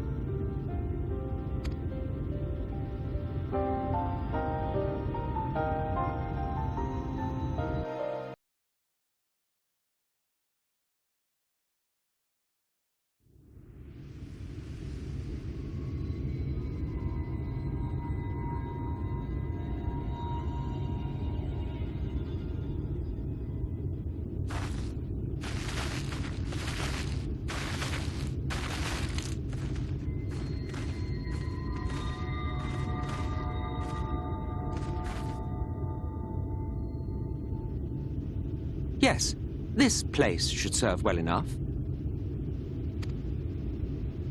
Might I have a little space?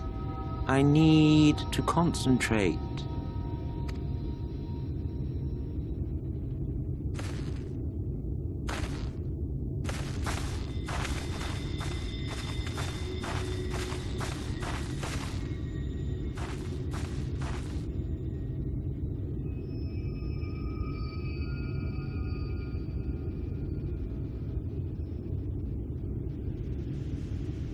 Now then, what color was her soul again?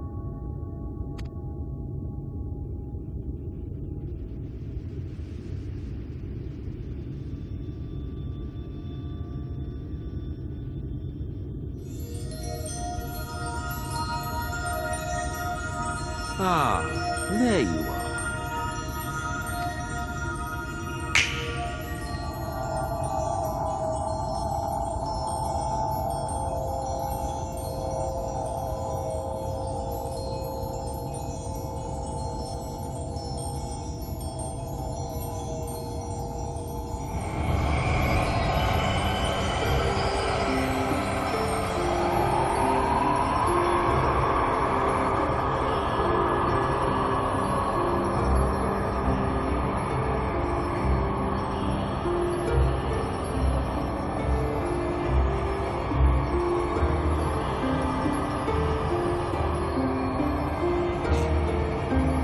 Done it. He's brought her back.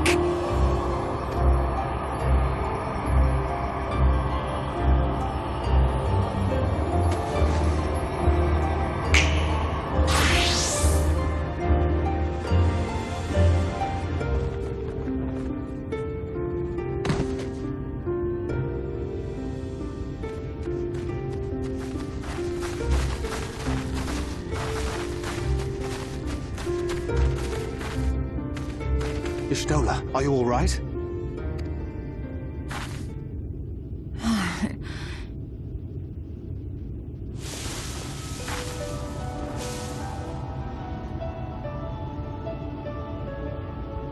Yes, though I cannot imagine how. What happened? Thou didst invoke the power of flow, which thence did usher thy soul unto the life stream.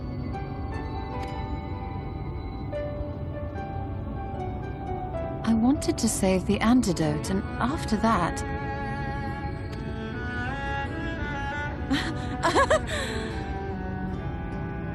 I did something exceedingly reckless, for which you will just have to forgive me.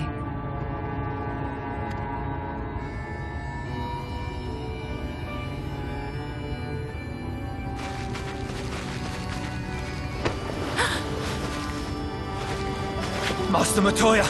Oh, thank the heavens, you're all right. I had nearly given up hope.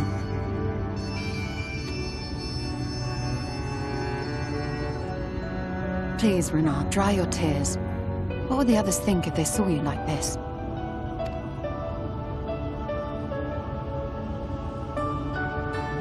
Come now. Did you really think I would go gently into that dark night with so much left undone? So many mysteries left unsolved?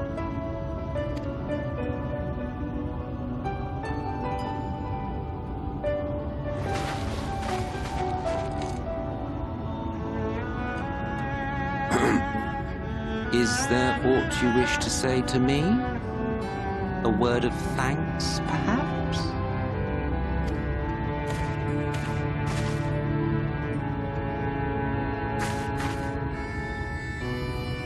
Emmet Selk, the Ascian of whom I spoke. 'Twas he who plucked thee from the life stream. I see. Thank you.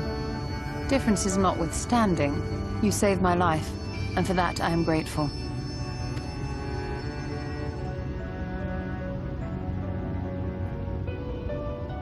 But let us turn our attention to more important matters, such as the Katana Ravel. You had better not have explored its depths without me.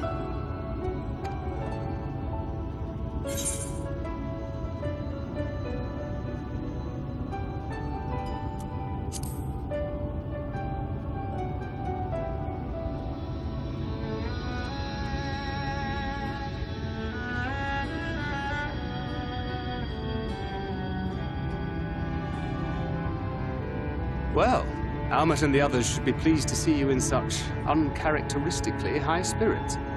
Let us return to Fanoff then, and discuss the coming expedition.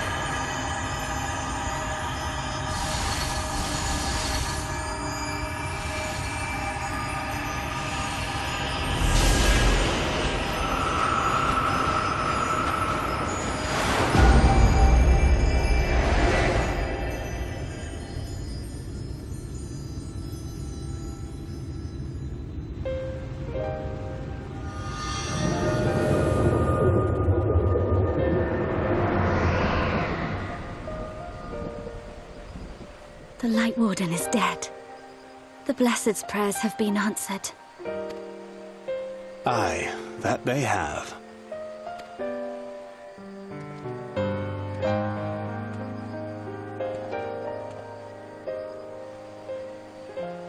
Her condition yet troubleth thee? It does. Though she shows no immediate signs of corruption, the danger remains. She must be told.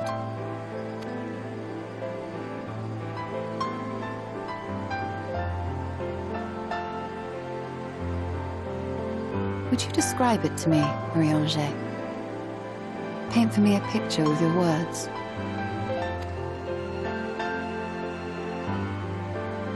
A sea of shimmering stars. Diamonds strewn across a raven gown. Boundless and beautiful. 'Tis an exquisite sight, not unlike that of the source. Calm and gentle and forgiving. I can see it. For however deep the void, or wide the expanse, there is no shore so distant as to be beyond the reach of light. Ominous though that may sound, given our present travails.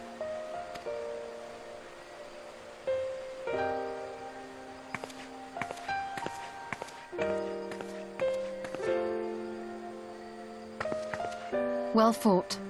Let us return home.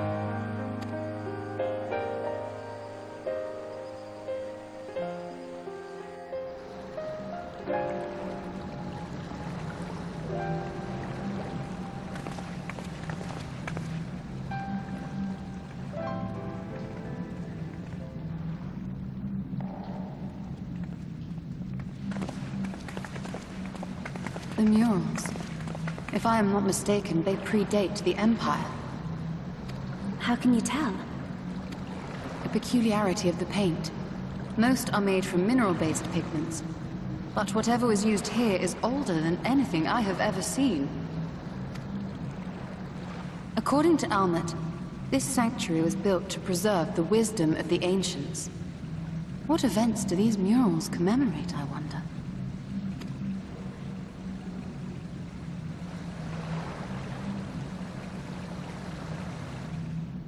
Must you always linger after defeating your enemies? Navigating these halls on foot is exhausting.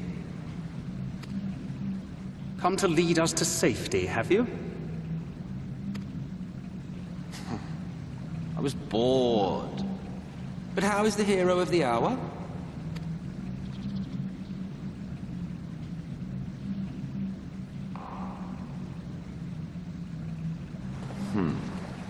Fighting fit, I see.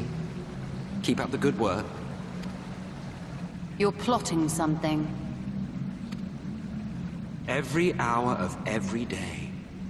But never you mind about that. As I have told you 1,000 times before, I like to watch. Nothing more. Well, I would quit this place, and I suggest you do the same. There is yet work to be done.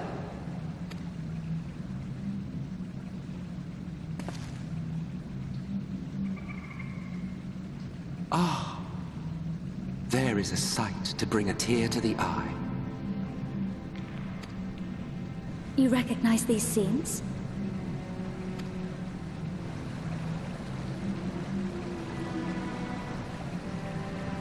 That I do. Indeed, there was a time when anyone and everyone would. Until one calamitous day when the world was divided across 10 and 3 reflections, sundering the land and all who dwelled upon it. And the worst part? No one could remember it. Not really. Just fragments and fleeting memories of an achingly familiar world. A vision shared of a paradise lost, preserved only in song and scripture and paint. Once upon a time. Yet here we find ourselves again, to look, learn, and remember. Then share with us the stories you know so well. We are listening.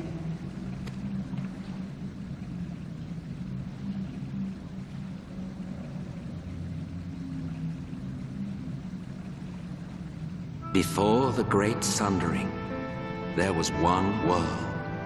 A world that knew naught but peace and prosperity. Until it was faced with a crisis. Unprecedented, terrifying. Civilization found itself perched upon a precipice, staring into oblivion. But through prayer and sacrifice, the will of the star was made manifest. Zodiac was his name, and by his grace was the calamity averted. Zodiac.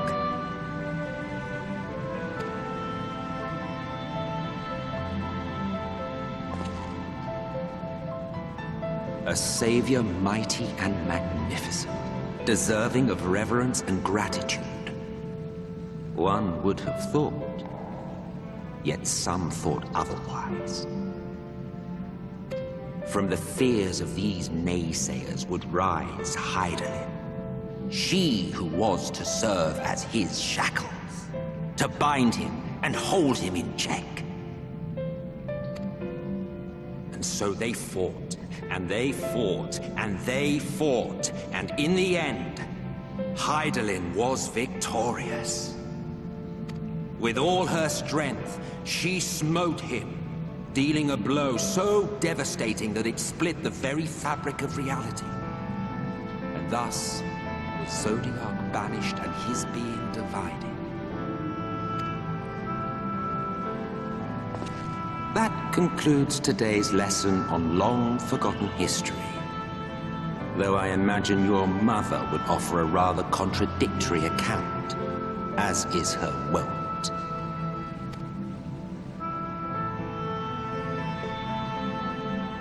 I'm sorry, I can only assume I misheard. But it sounded an awful lot like you were implying both Zodiac and Hydaelyn are not gods. But... What? Not gods of the first? Is that what you thought these paintings depicted? Or... Oh.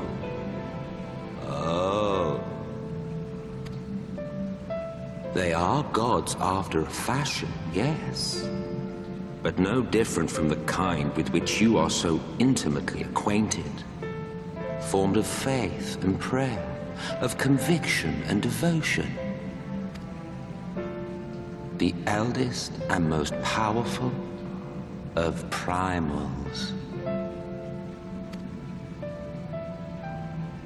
You have spun quite a tale. Yet you have not explained the role of the Ascians in all of this. How is it you are privy to ancient secrets lost to time?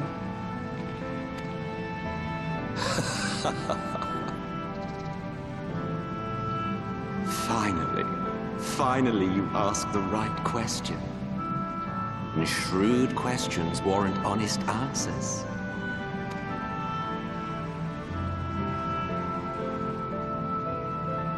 We Ascians know because it is our history, our story.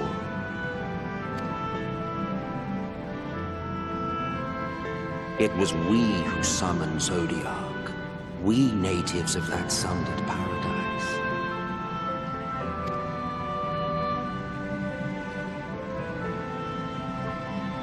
Now, do you see why we yearn for the great rejoining?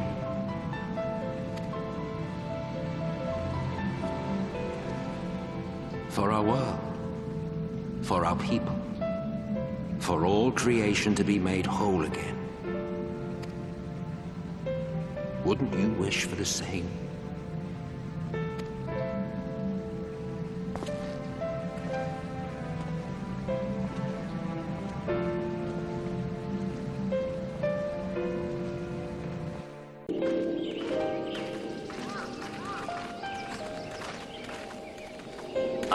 You are returned, and none the worse for wear, I see. You needn't worry about us. What became of the Umoran soldiers, more importantly? They turned tail and fled at the sight of the night sky. The children of the everlasting dark have also retreated back to Woven Oath. Try as they might, they could not deny the truth of their own eyes. The sunless sea of heaven, full of love and grace, where none need know pain or suffering. In that moment, when the sky's light began to wane, I knew our prayers had been answered. That we were doomed to face oblivion at life's end no longer. When first we met, I harbored certain suspicions about you. Now I see that I was right. You are the bringers of shadow, the warriors of darkness, the saviors for whom we have prayed for so long.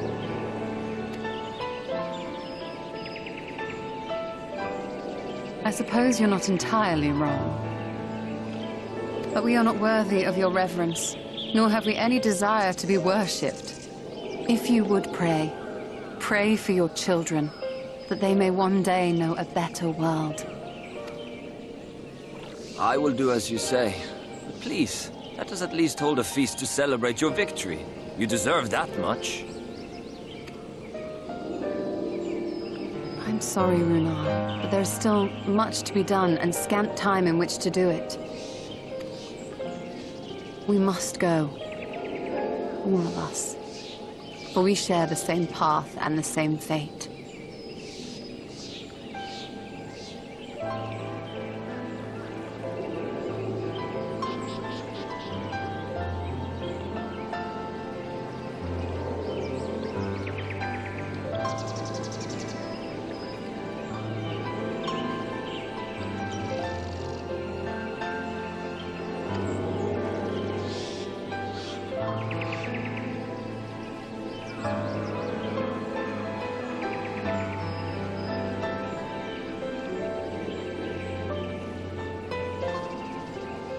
So be it. I ask only that you hold us in your hearts, as we would hold you in ours. Now, and ever after. By the boundless dark, this I swear.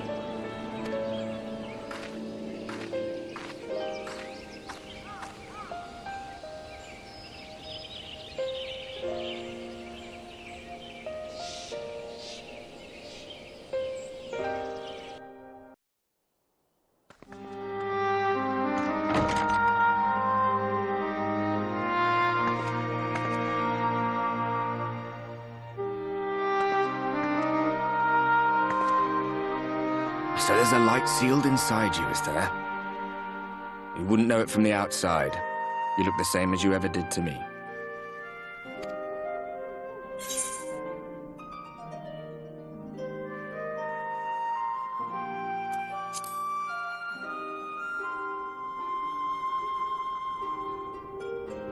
True enough. Packing up and going home isn't really an option, is it? If you don't face the music here, it'll only come and find you there.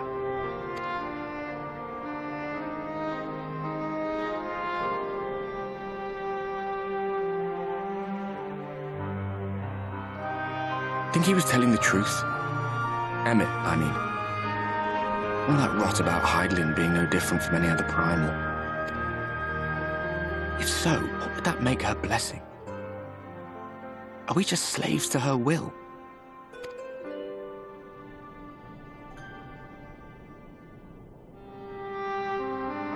Let's pay him no mind.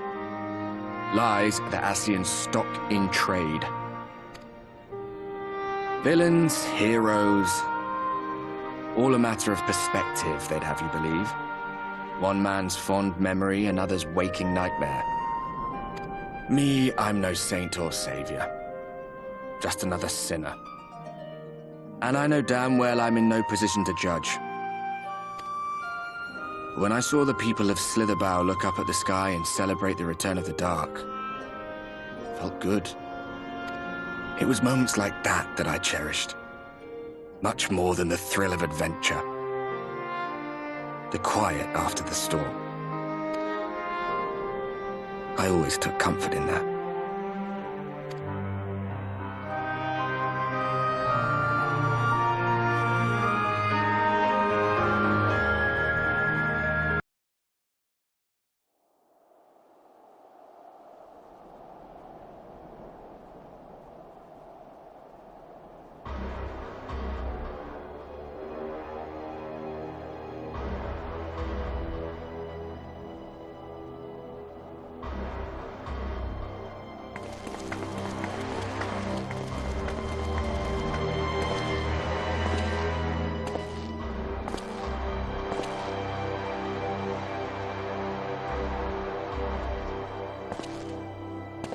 What did the scouts have to report?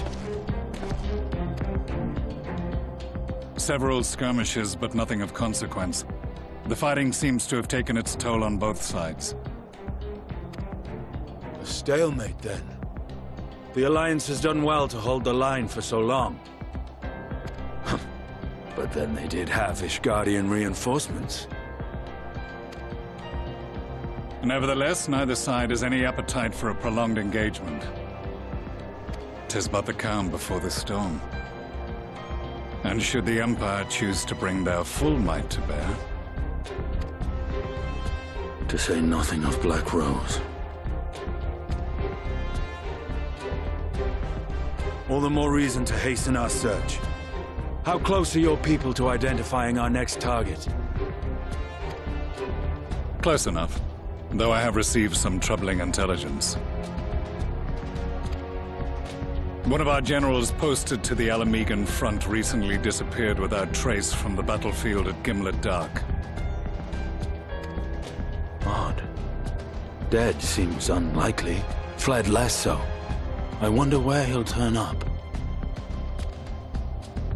Were I a betting man, I would say here, in the capital. Not that any deserter who valued his life would contemplate returning, but a corpse might, given the right encouragement. In the manner of his royal remains, you mean? Elidibus plainly has no need of a new host, so the question becomes who? It may be that another player has joined the game.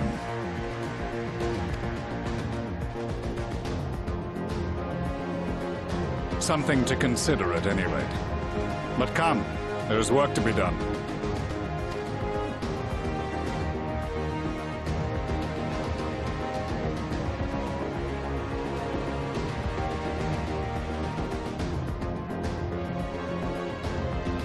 These bloodless games make for poor sport. Mayhappy father. I am a stranger to him in this body. Besides, there is but one hand that can make me whole again. My enemy. My friend. I know not what entertainment occupies you, but if you will not clear the way for me, then I shall seize the reins of fate once more.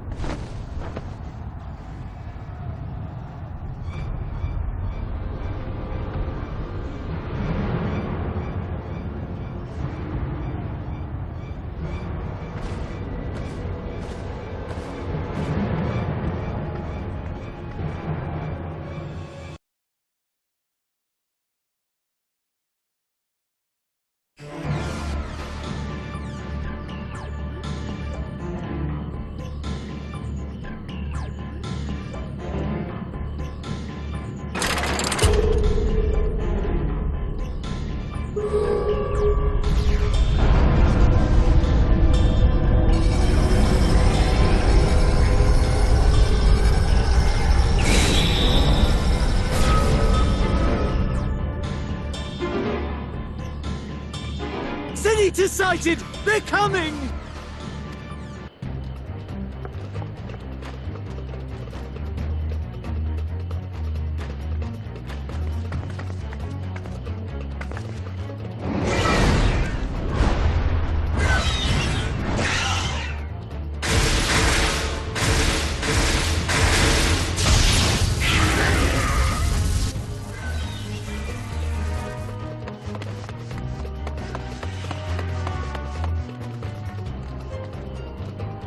Excellent. The barrier is holding. That's good news for the Crystarium, but what of the rest of Lakeland? Lena and the City Guard have taken to the field. Thancred and the others have already joined them. Let us do the same.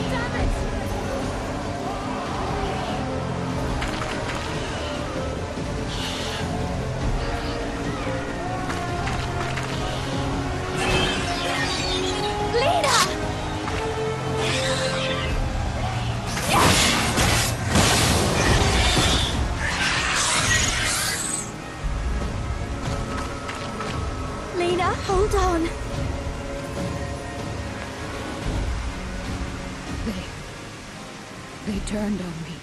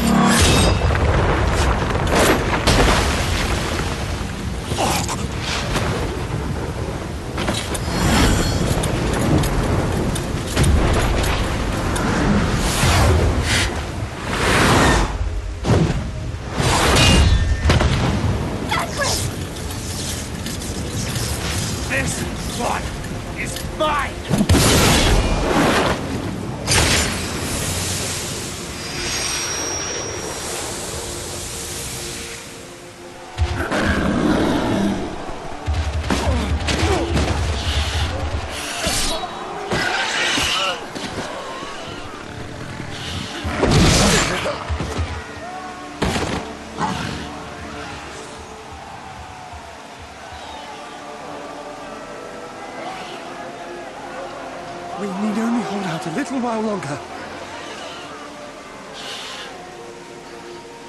Reinforcements are coming, remember? The captain said so. We're going to be all right.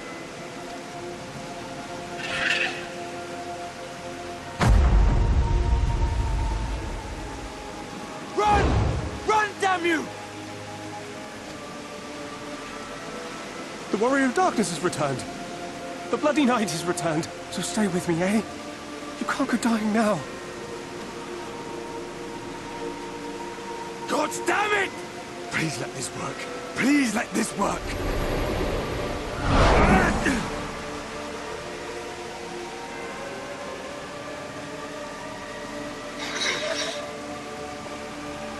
No. No, no. Stay back. Stay back.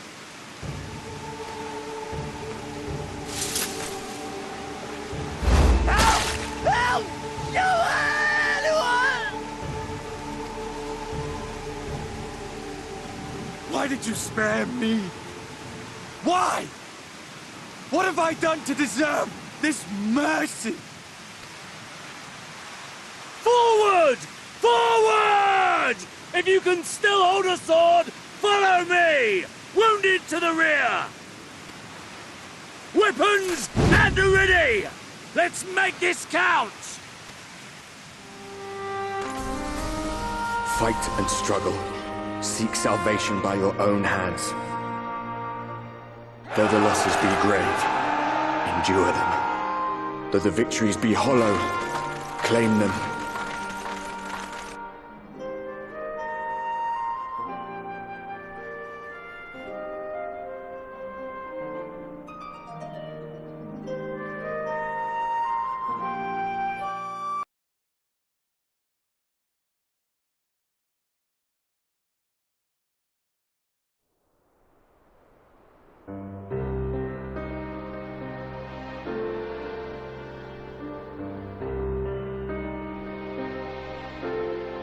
Oh, I did not see you there. Is there something you need?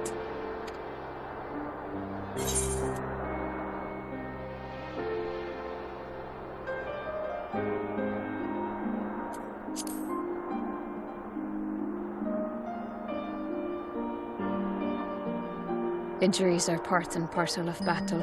While there's breath in my lungs, I shall see my duties done.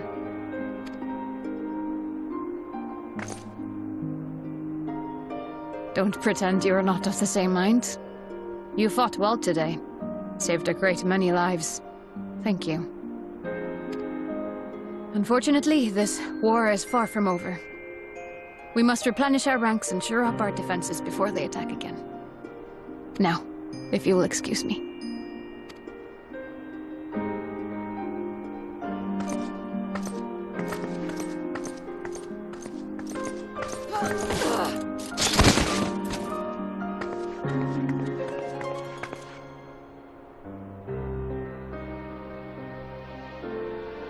I am fine. Completely and utterly fine. Better than fine. Hale and hearty and still alive to mourn those who are not. who I failed to protect when they needed me most. We've come so far, so goddamn far! I could have sworn the end was in sight, and now... Now they will never see it.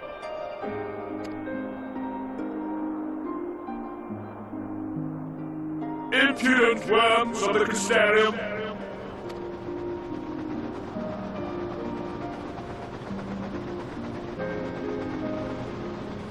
The tragedy that has befallen you is of your own making. Divine retribution for your defiance.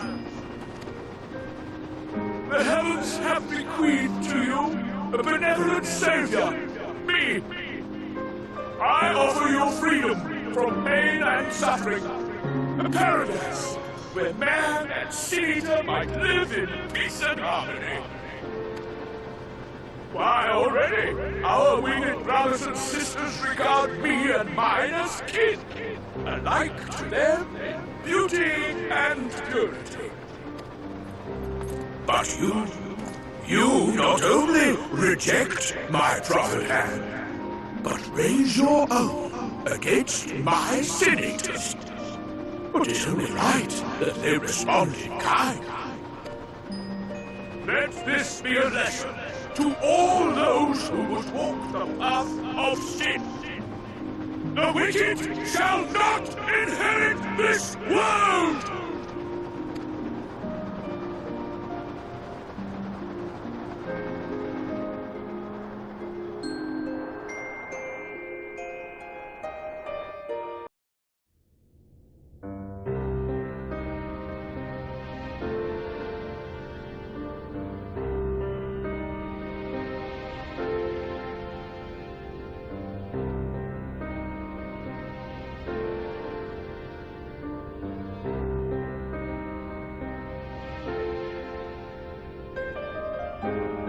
My friends, with your aid, we have weathered a brutal assault.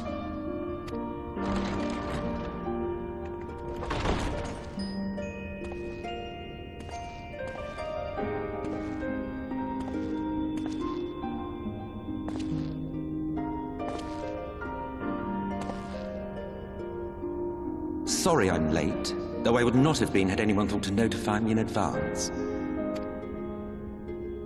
As I was saying, it was only with your aid that we weathered this assault. Without it, the Crystarium and all who dwell here would now be gone. For each we saved, another perished. If there is anything else we can do to help, anything at all, you need only ask. This is our home too, and we want nothing more than to keep it safe. Thank you. We are blessed to have you with us. As for the attack itself, Vorthri may call it divine retribution, but Sin Eaters are creatures of instinct. A coordinated assault is unprecedented. Moreover, in the absence of a Light Warden, there should have been no compulsion for lesser Sin Eaters to congregate here en masse. All of which points to a single, unavoidable conclusion. That these minions of light answer to a higher power. He who did claim kinship with them, who did boast of control, not in idleness, 'twould seem, but in earnest. Lord Vorthri. Indeed. What I mistook for bluster was in fact the truth. The Sin Eaters are his to command. But if he imagines this show of force will convince us to bend the knee, he is sorely mistaken. I take it your meeting in Yulmore did not end well. You could say that, yes. But I am wiser for the experience nevertheless. It appears he has mastered a technique which allows him to enslave the minds of others. A fact I discovered when he attempted to use it on me. That would go some way towards explaining the peculiar reverence afforded him by his subjects. There may feasibly be a handful of true believers among them, I suppose, but it would not surprise me if the vast majority were in his thrall. Had I not anticipated his treachery, I might well have joined them. But seeing his invitation for what it was, I sent a glamour in my stead. I rather doubt such tricks will avail me a second time, however. Did you have any luck tracking down the Light Warden in Calusia? Sadly, I have nothing to report on that front. What of Armorang? After a fruitless few days scouring ruins, I resorted to asking the locals. While no one I spoke to had seen any sign of the Warden, I did uncover a possible lead. An abandoned mine in western Armorang. From what the Maud told me, it would be a perfect place to stay out of sight. Of course, I could never hope to explore such a labyrinth quickly or safely on my own, so I returned here. Even should we all join in the endeavor, an exhaustive search could take weeks, and with no guarantee of finding anything.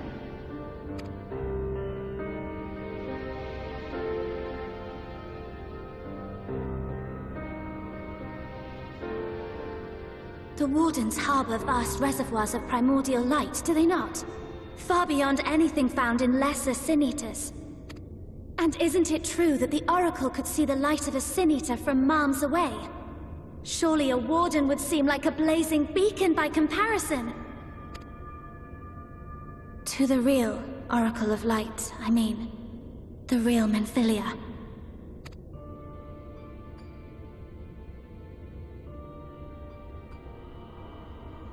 If we travel to Armorang, to the south where she halted the flood, I could summon her back. What do you think?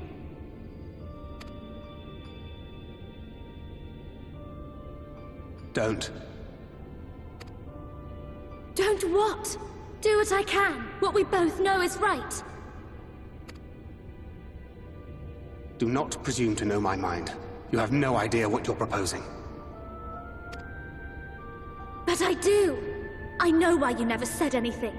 Because you thought you could keep me safe by keeping me in the dark.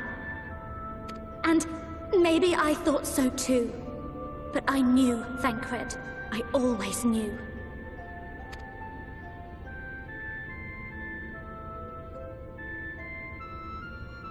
Oh, I see. I thought you were a rather underwhelming reincarnation. But it all makes sense now. The Oracle lies dormant within you, doesn't she? But to draw on her true power, you must become one, both body and soul. To wit, one being must consume the other. Who shall be the lucky winner? This doesn't concern you, Ascian.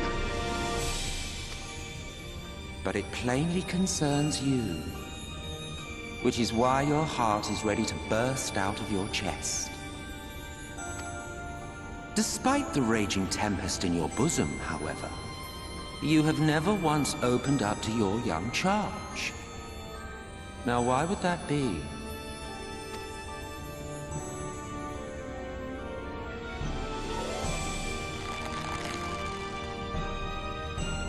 Love.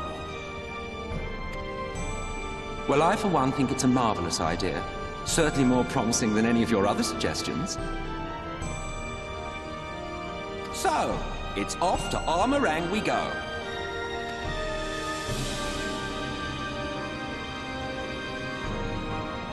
I'll meet you at the gates.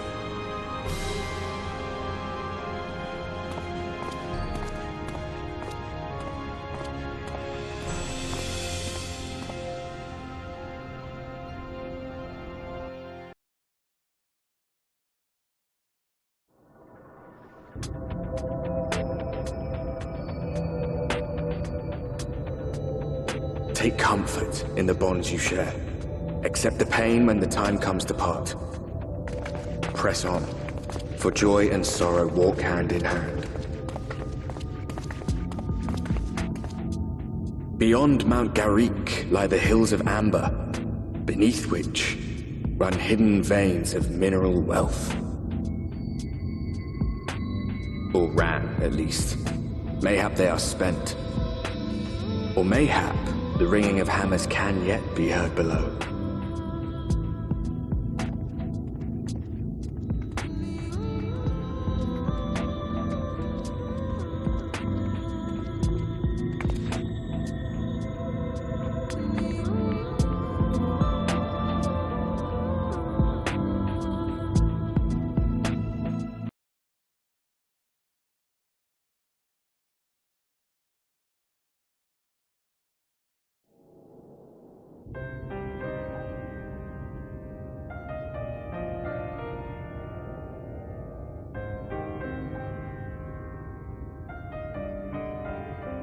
Magnus's wife was a miner, you know.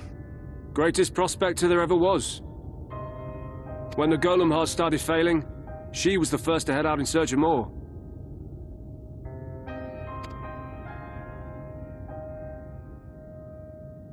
Problem was, most of the veins ran dry ages ago, and finding fresh ones to tap's only gotten harder. But she wasn't one to be deterred. She just kept digging deeper and deeper. And then the mine collapsed.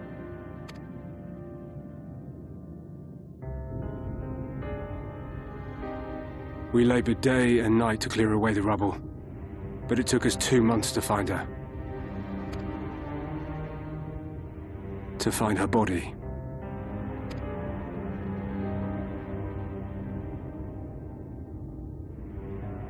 Magnus has never been the same since.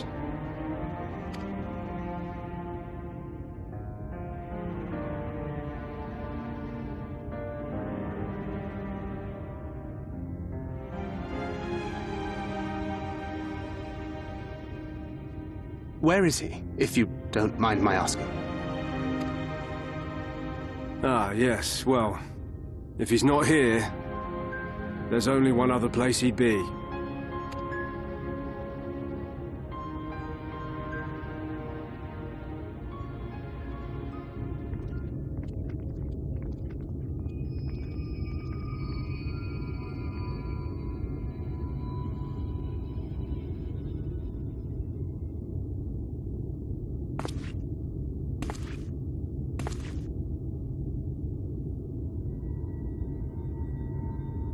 What? Oh, you again. How many times must I tell you? The trolley won't run! We'd be better off dismantling the damn thing and selling the parts for scrap. Now piss off back to wherever you came from. And don't let me catch you around here again.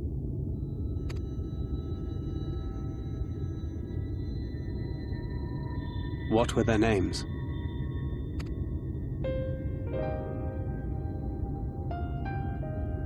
My son was named Skuli. My wife, Agna.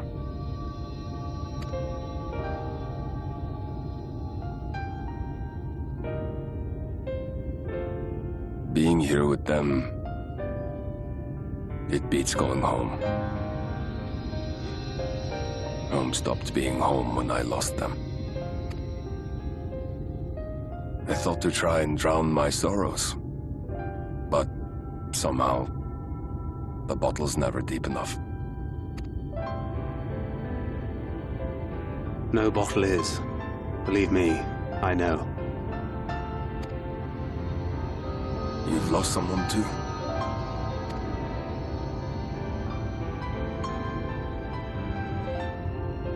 Not like you. Not my own flesh and blood. I grew up an orphan, so I never really knew what family meant.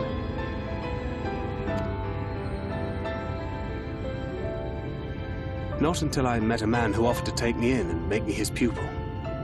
He was a kindly soul, always looking out for me, like a father. Not that I appreciated that at the time, or anything else for that matter.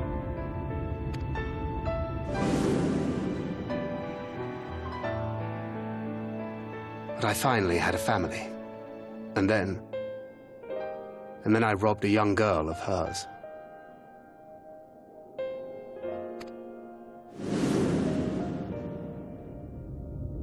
I did my best to make amends, to offer her comfort. But the more I look back on it, the more I realize just how inadequate my efforts were. I let her down. That is why I refuse to let her legacy die.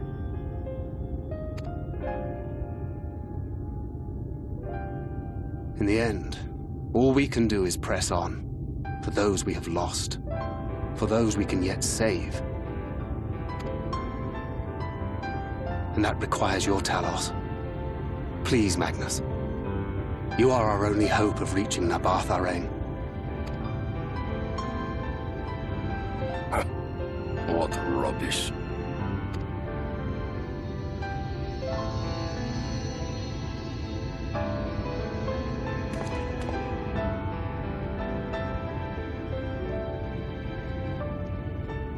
She's not gone.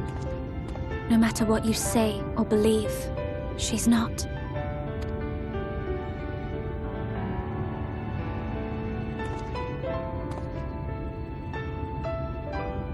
We can still bring her back.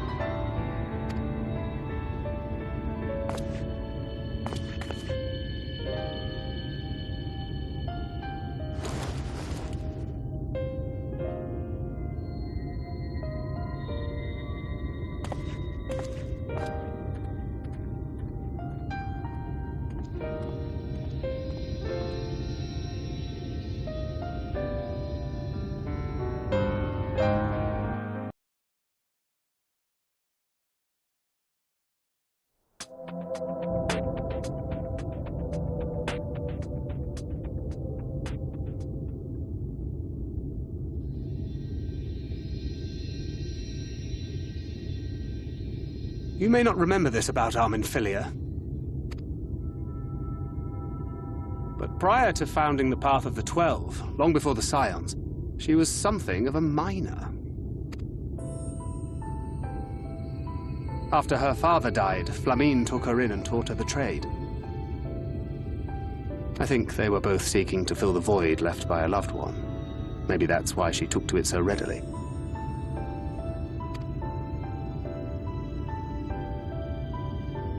Back in those days, I spent most of my time in the Quicksand, or some other tavern, loosening tongues and gathering secrets.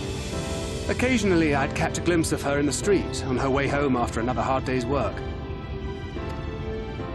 I always felt a wave of relief when I saw she'd come back safe, along with a pang of guilt at the fact I wasn't there to support her as I should have been. Simply speaking with her more than once in a blue moon would have been a good start, but I could never bring myself to do it. Instead, I threw myself into my work and became every drunkard's best friend.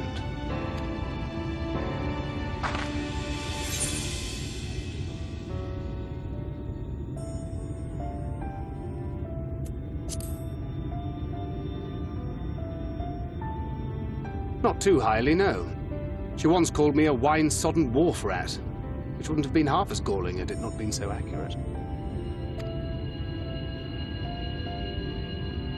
But that was a lifetime ago. Here and now I have another chance to do things right, and I will not squander it again. Hey!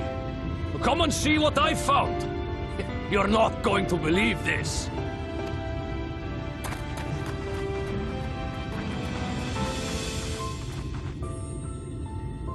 Tell me it's Leonine. It is at that. You lot were born lucky. It's mostly broken pieces. But look at this.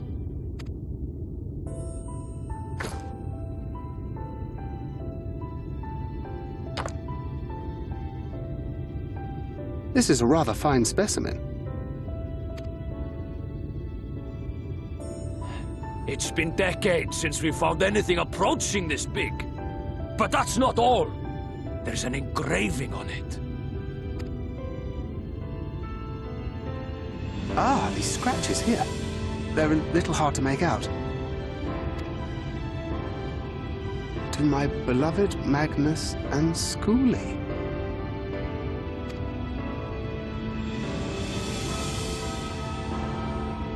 Yes!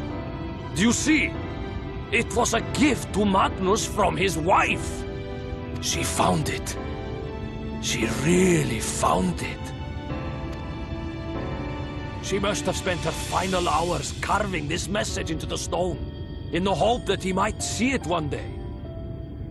Those rock-backed bastards must have made off with it before we could clear a path to her.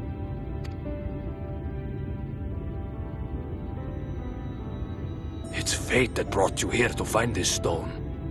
No other explanation. It makes me wonder what else might still be buried in these parts.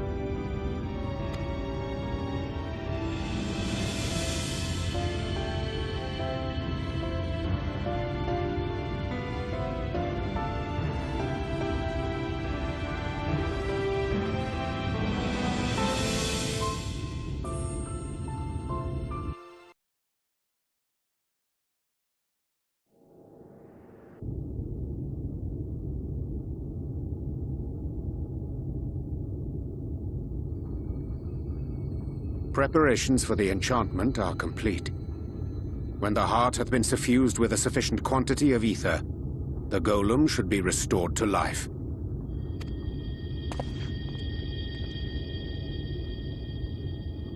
All right then. Whenever you're ready.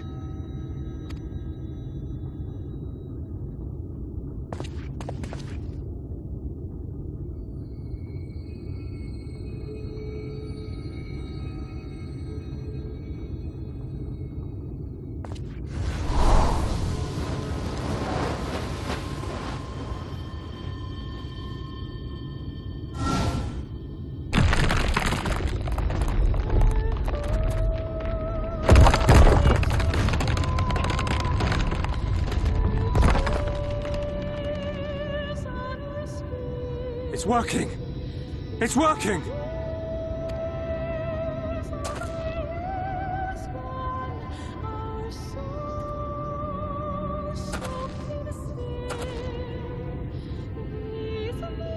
Magnus!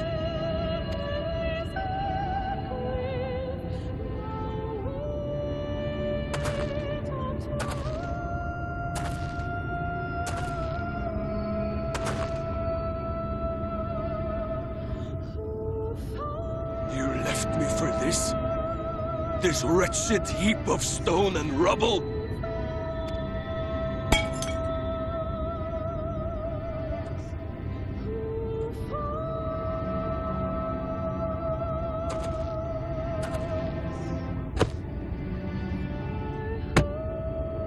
This worthless pile of earth? And yet, I can't.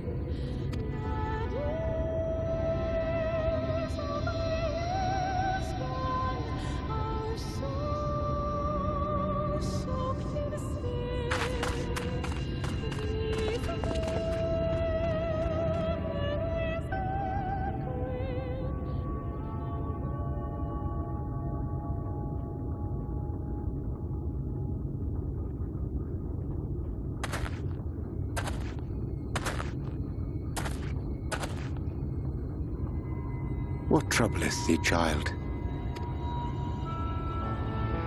I shouldn't be here. I don't deserve to be. I don't deserve any of the things you've done for me. I'm just a burden, helpless and hopeless. If tomorrow came and I was gone, it would be better for everyone. Thancred most of all. He'll never admit it, but I can see it in his eyes. I wish he'd just say it. Just say that he hates me, that he wishes I was dead so that she could return.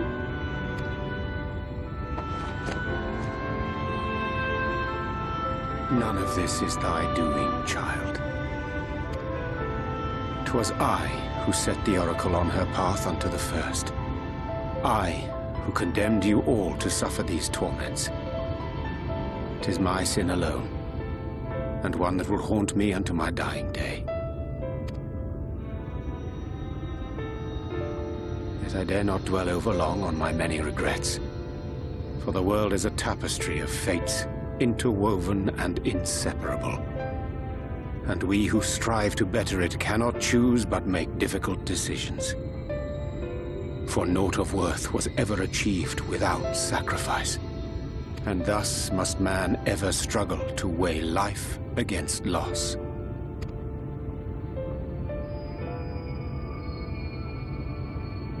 The one for whom thou mournest beareth no grudge. Were she here, she would not suffer thee to languish in sorrow. She would tell thee to seek thine own path, thine own purpose. It is a truth which I myself was slow to learn. Yet a truth it remaineth. Thou needst but have faith, and all will be well.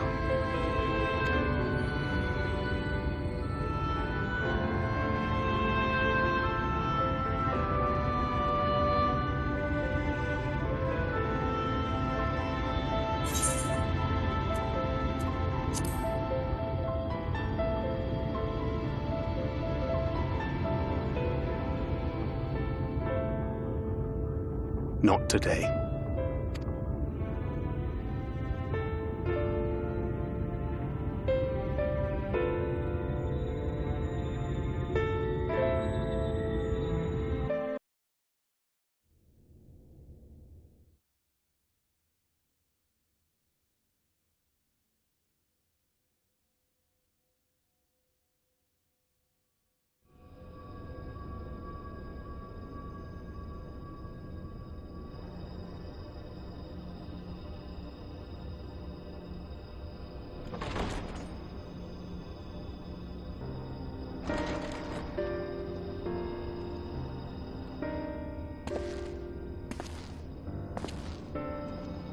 To what do I owe the pleasure that is your extended stay?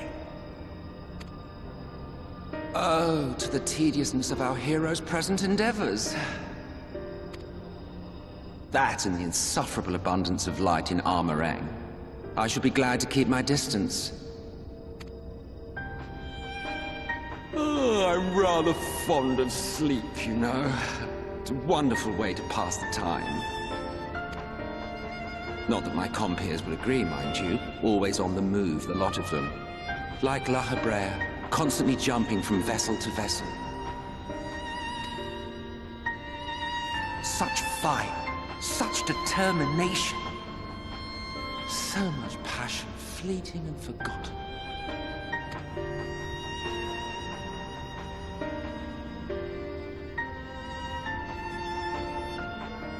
Come to think of it, Exarch, I don't believe I've ever seen you retire to your chambers for so much as 40 winks. However do you keep your eyes from closing?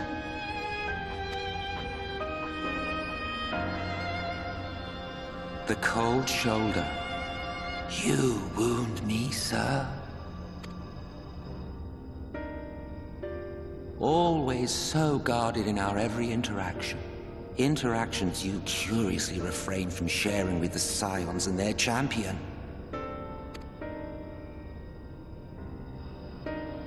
And risk souring your budding relationship? I think not. Much as I dislike you, there are more useful targets for her energies. And I'm not in the habit of pointing her at my enemies like a weapon.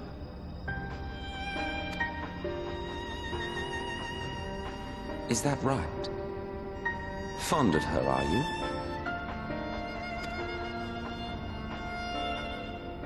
You continue to fascinate me, Exarch. But tell me, who are you?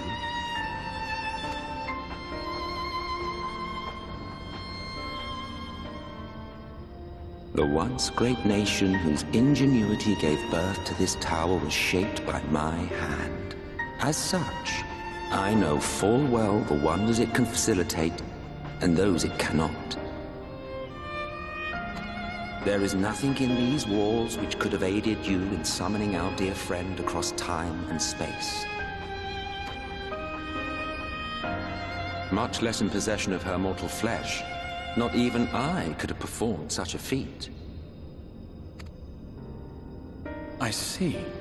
You had a hand in Allag as well.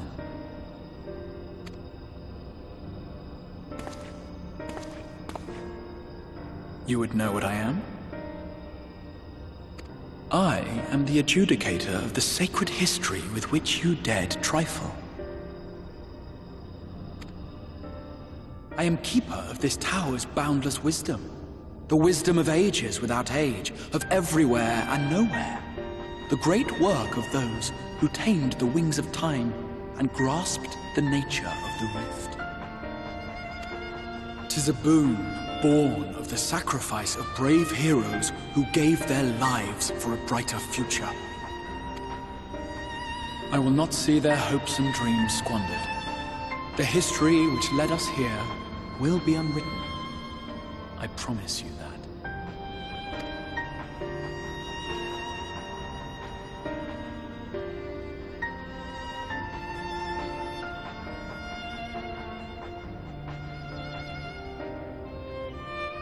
Well, it seems we're both eager to fulfill our duties then.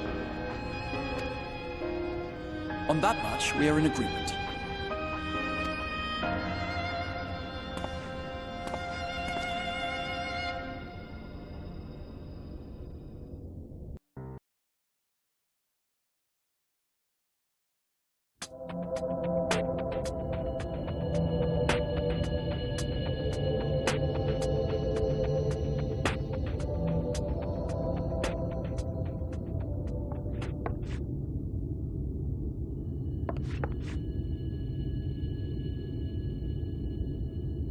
Floriange?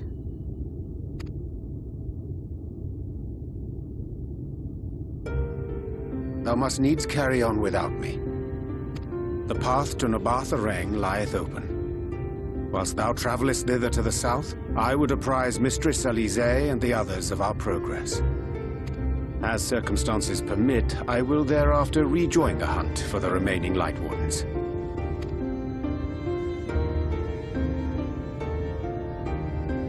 Magnus, will the gate close immediately after the trolley passes through?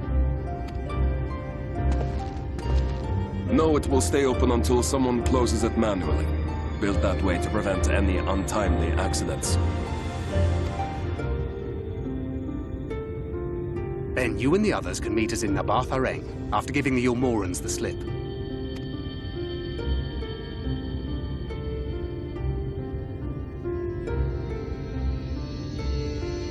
Floriange.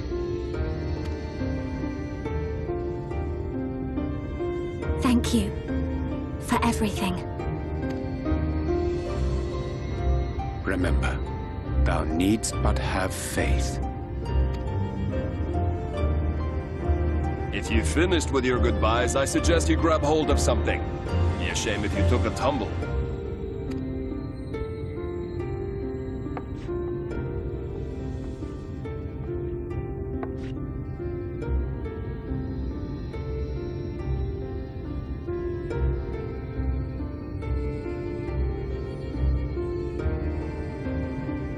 The tracks beyond the gate aren't in the best of shape, so the trolley can only go as far as Malik. Godspeed!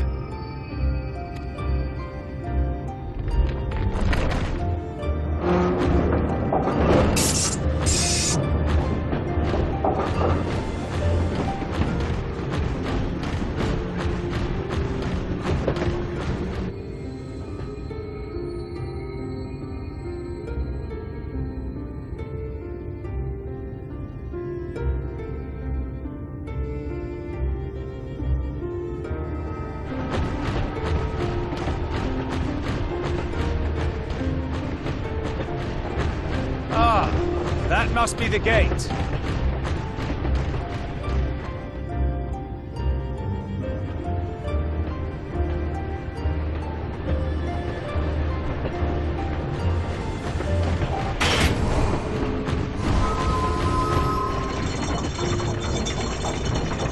Well, so far so good.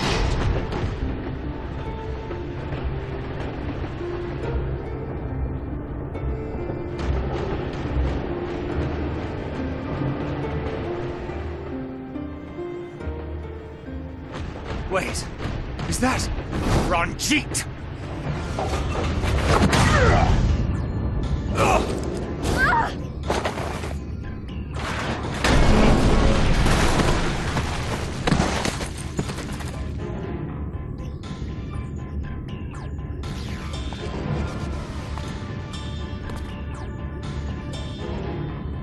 You're a stubborn old swine, aren't you? One who has mastered Gukumots fears not the blackest pit or the fieriest hell. Your deeds in the east did not go unnoticed. Long have I lain in wait, and sure enough, you did not disappoint.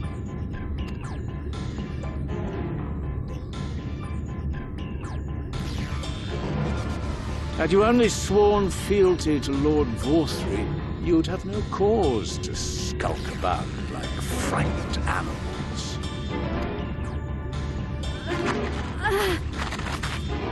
You will remain as you are, while I dispatch these villains. No, I won't. I won't let you. You forget to whom you speak. Who armed you, trained you, fought and killed 1,000 sin-eaters with you. And when you were inevitably cut down and lay lifeless in my arms, who sought out your successor to carry on the futile struggle again and again? We seek to bring peace to what is left of this shattered land, while these mad fools would only bring further chaos down upon us. Do not be deceived, child. Only by Lord Vorthry's hand will this dying world know a sliver of salvation.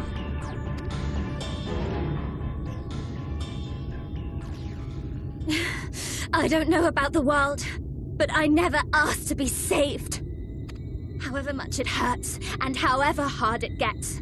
It's my life, and I want to live it on my own terms!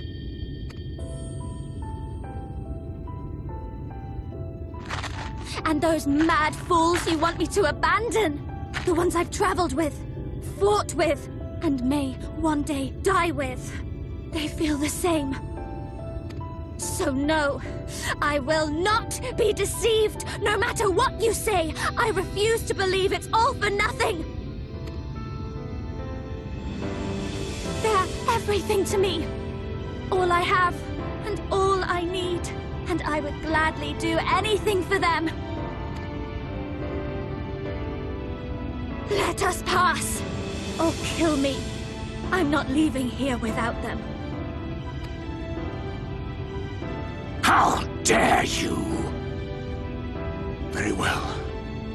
If you would cast your lot with villains, then you shall share their fate.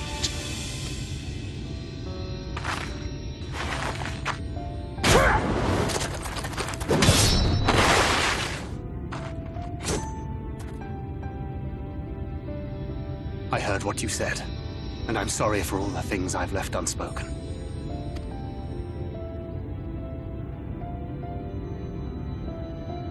You have to go, now! Thancred, no! Go! Do what you came here to do. I'll not have you waste that newfound resolve on me.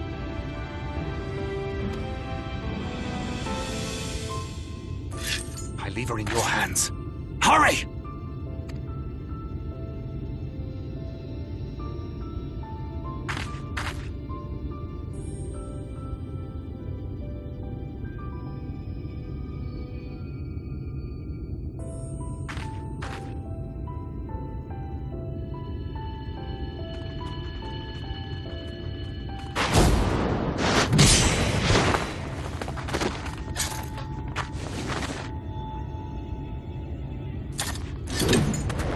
Not another step. Your fight is with me. You think yourself her protector? As if a whelp like you could be a better father to her than me.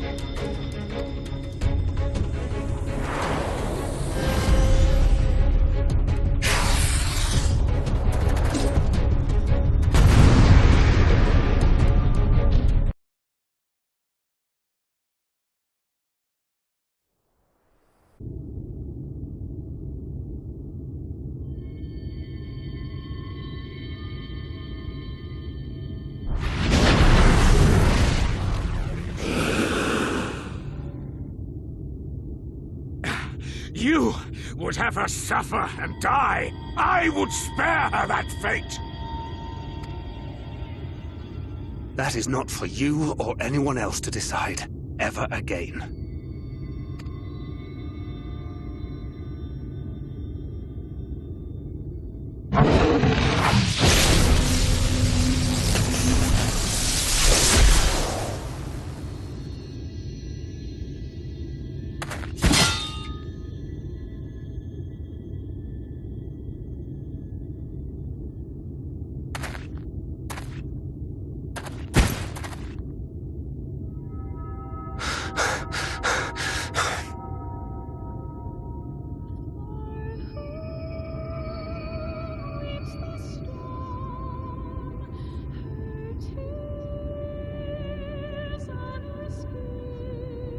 Not a single day goes by that I don't think about all that you have given me.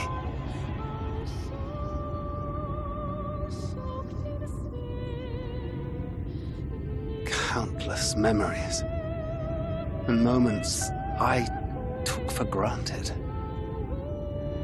Gods, you grew up so fast.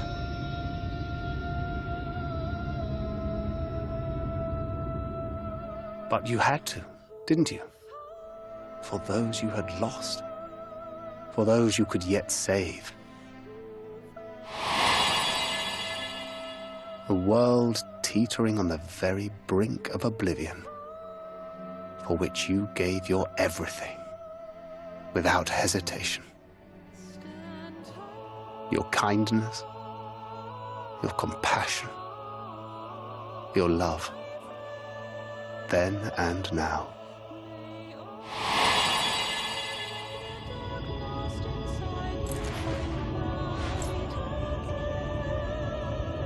One last time, with a little help.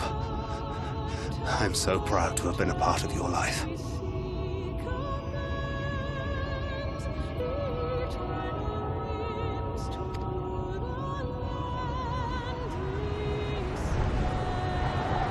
Oh, Minfilia.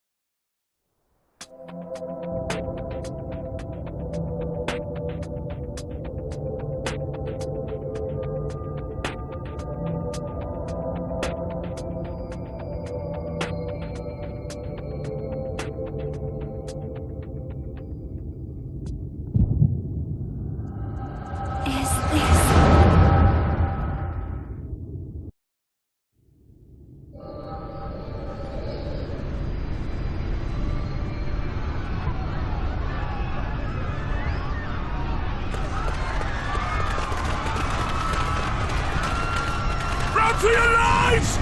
It's the flood! The flood!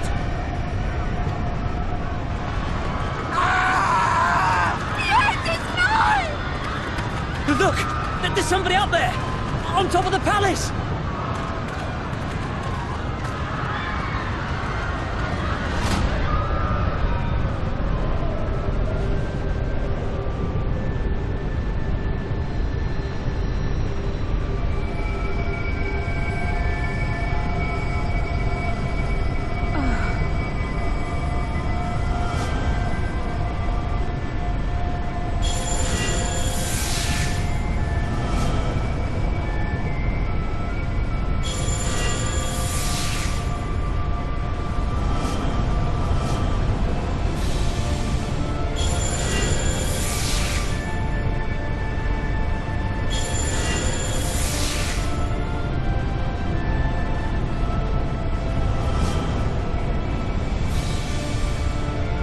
No! Stand back! We shall stay the flood. But this is what I want! It's my sacrifice to make!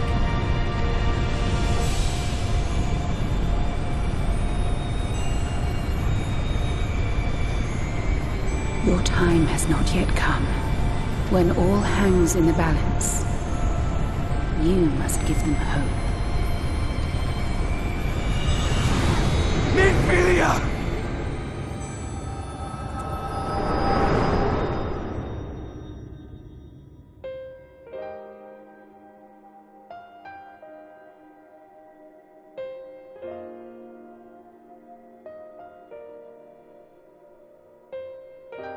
This place.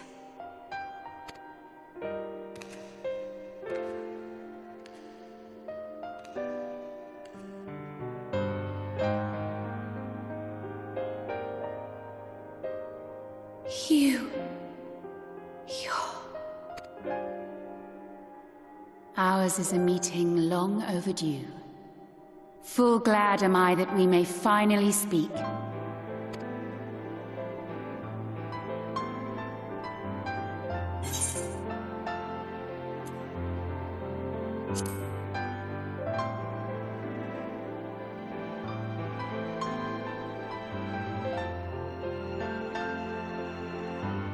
My dear, sweet child, yours is a burden none should ever be forced to bear. Such pain and suffering you have endured. Yet still you came. For this and more, I thank you.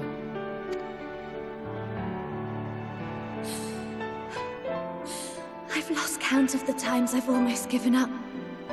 If people hadn't helped me every step of the way, I never would have made it. Yet here you stand, resolved. Now, tell me your heart's desire.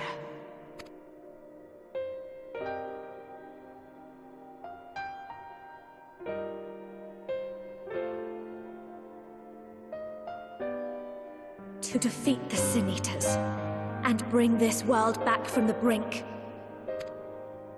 The remaining Wardens have hidden themselves from us. But with the power of the Oracle, I thought we might be able to find them. Indeed you could. Their radiance would be unmistakable. But know, my child, that the power you seek will come at a price. We stand now at the crossroads. A decision must be made.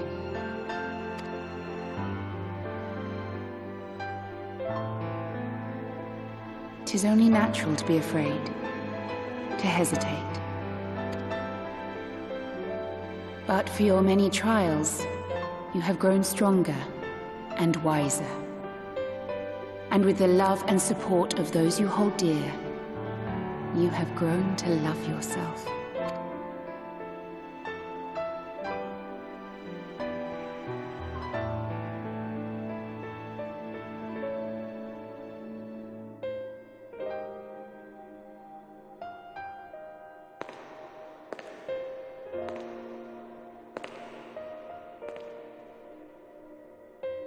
The flood has washed away so much of this world. So many people and places and possibilities, and all the heroes who fought to protect them. Yet here the Scions are, trying so hard to help those few of us who remain, and seeing how tirelessly they work, how completely committed they are to the cause. I can't help but believe.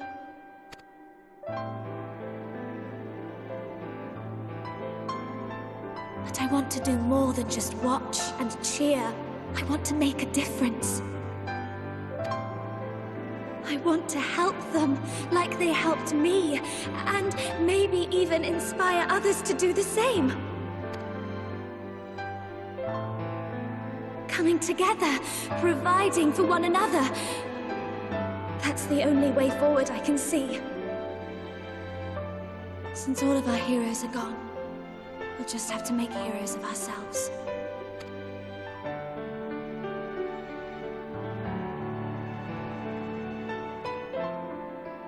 'Tis a beautiful, wonderful dream.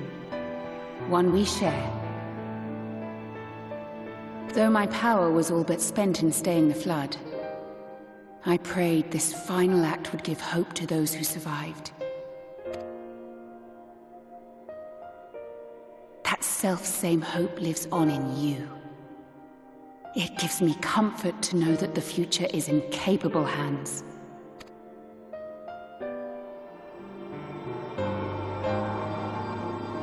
If ever you should falter, remember this. No one, however powerful, is immune to the whisperings of doubt and despair. Do not give in to them. But do not deny them either.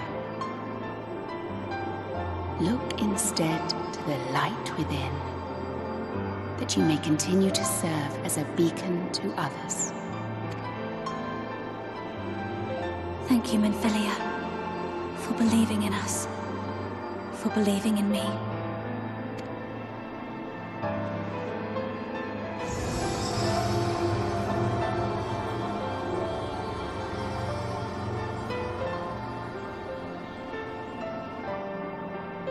Dearest friend,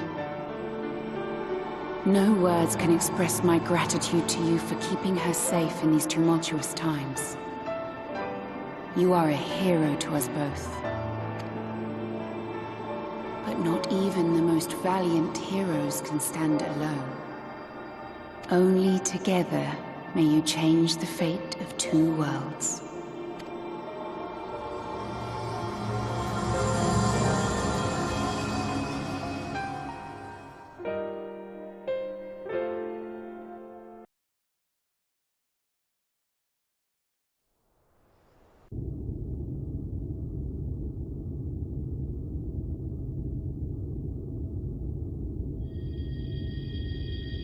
Ah, there you are. We were worried. Really? She wasn't the one that nearly got herself killed. It's a good thing Urianger called on us when he did. You were at death's door when we found you. But thanks to your timely ministrations, I was not obliged to walk through it.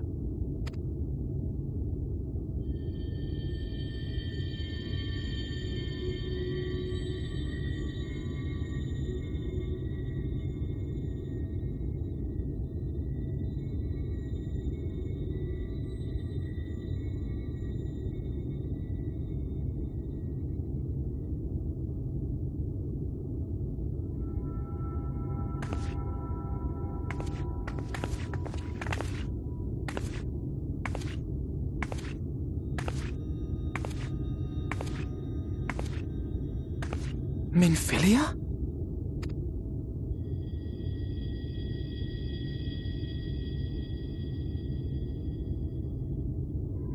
You saw her.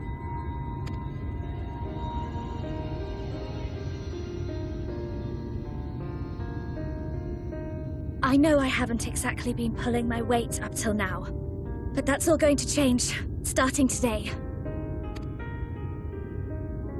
I'll do whatever it takes to make Minfilia's dream a reality.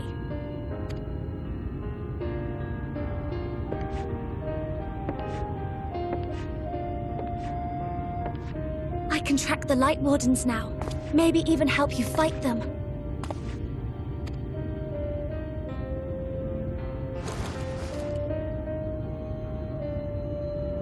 I'm glad you're back.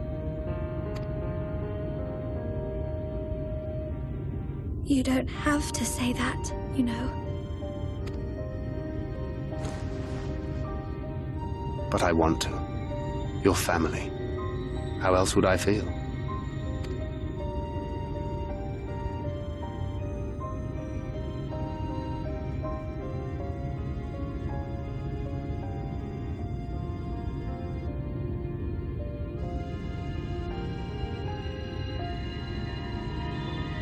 She will need a name.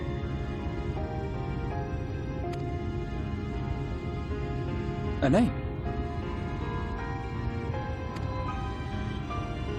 A name of her own. I would not have her walk in the shadow of another any longer. And I think it a fitting tribute to our departed friend, too. At the mention of Minfilia, I would remember the woman who preserved our fellowship when all seemed lost.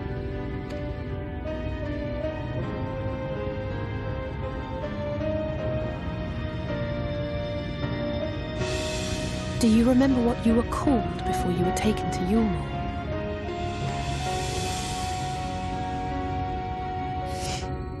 I'm sorry, I don't. I couldn't have been very old when it happened. Then we must think of a new name. Suggestions?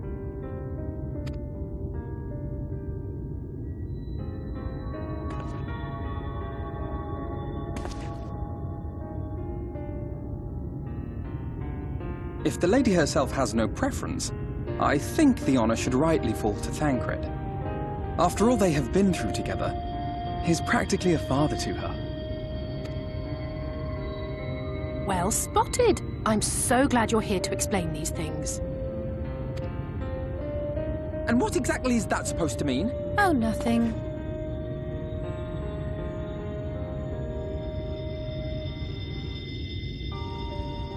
What about Reem?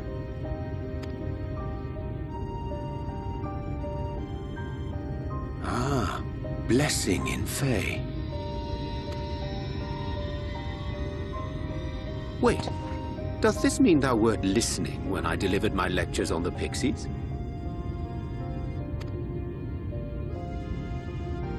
Not exactly, but that one word made an impression.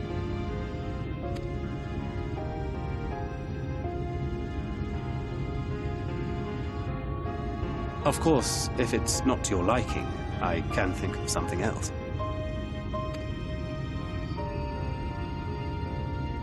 Reed. Yes, I rather like the sound of it.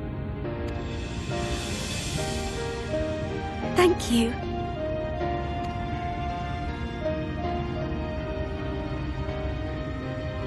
That settles it then. Welcome aboard, Reen.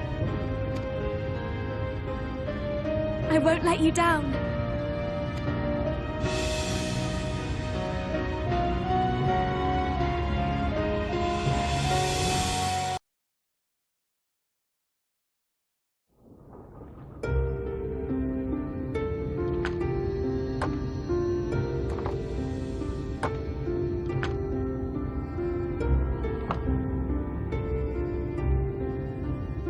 Don't get me wrong, I'm glad those travelers made it all the way to Nabatha Reng. But when Urianger told me the Talos was in pieces, and the trolley didn't look much better, I couldn't help wondering what in the hells had gone on. What indeed. At least the heart is in one piece. The rest is replaceable. Looking at this mess, though, it's a miracle they survived. You can say that again. What the? Are you seeing this?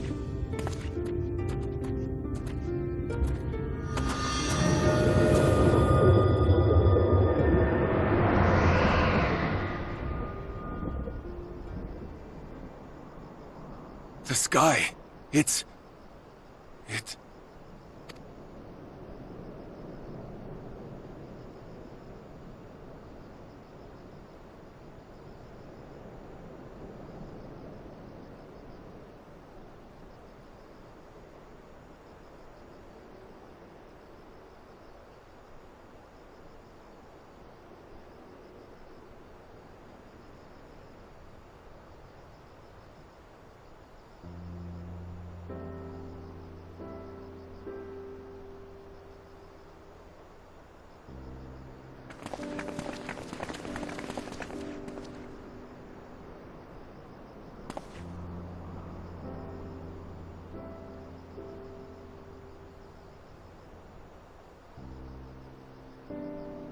At last, night has returned to Amareng.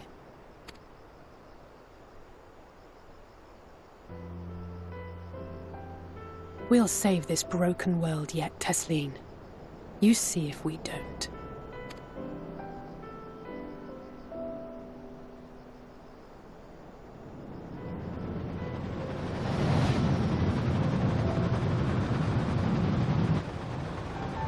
No doubt retreating in the wake of the Warden's demise. Back to Calusia, the last refuge of light. Home to our dear Lord Vorthri, who will no doubt do everything in his power to thwart us. As well he should. For defeat there would spell the end for both him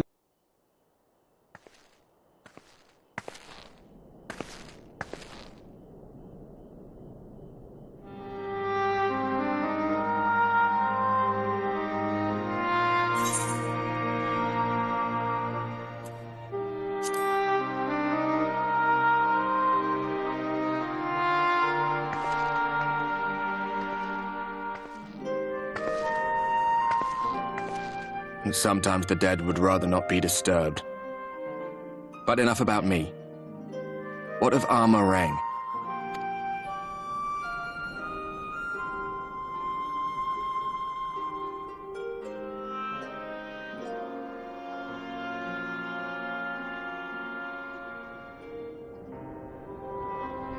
I see. Minfili is gone then. Which means the reason I must suffer this purgatory shall forever remain a mystery.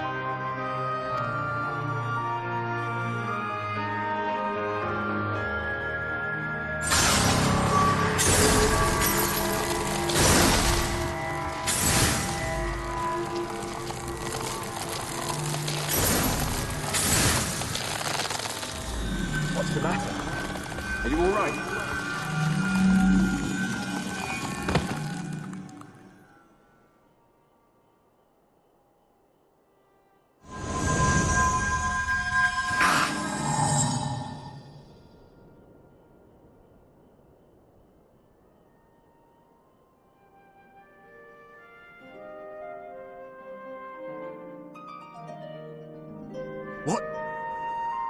What just happened?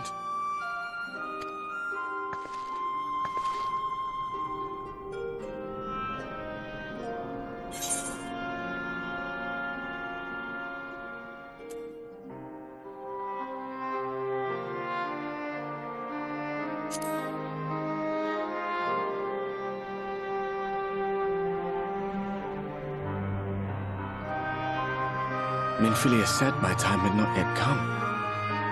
That I still had a role to play. Not even the most valiant heroes can stand alone. No, it couldn't be. There's only one hero in this room, and it is not me. I'm just a shadow, cursed to wander.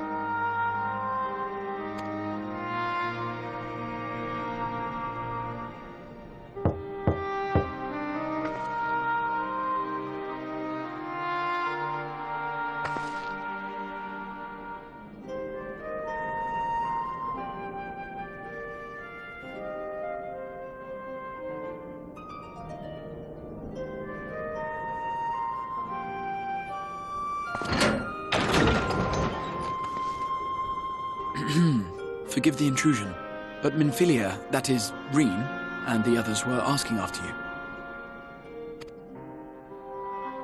Is everything all right?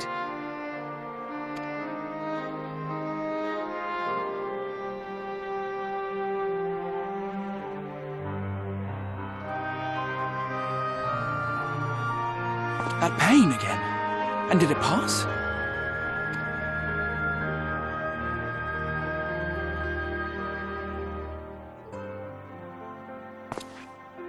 Thank goodness for that. I would not wish to see you suffer.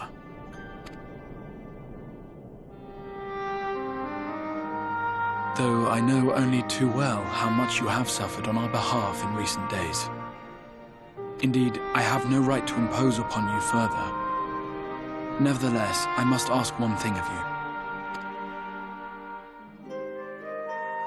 That you survive this, no matter what. When the dust settles, you must return to your world, for the battles to come, and the wars yet unwon. The final Light Warden is all that stands between us and victory.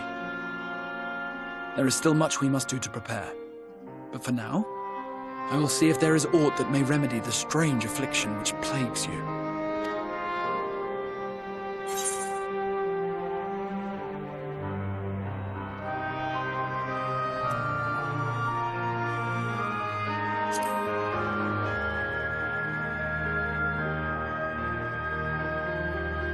Of that I have no doubt.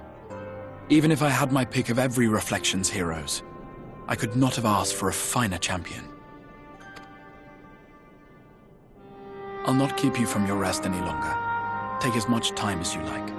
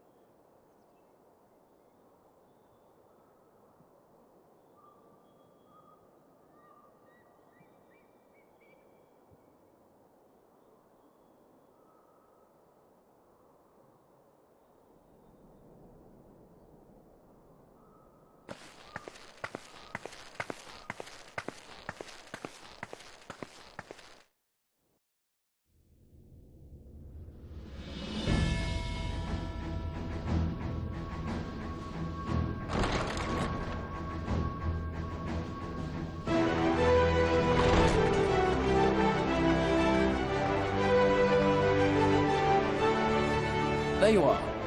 May I assume you've had your fill of rest?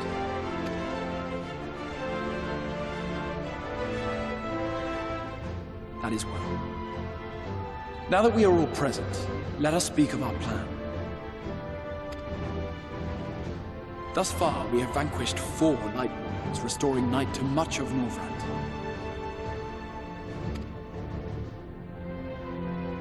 Only one remains, that of Calusia.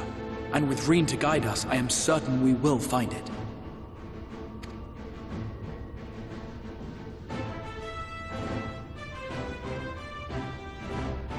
We're so close now. If we can just take care of this one last Warden, we'll rob the Sin Eaters of their final foothold and drive them out of Norvrand once and for all. It will be a new beginning for the First. A chance for the people to rebuild their world.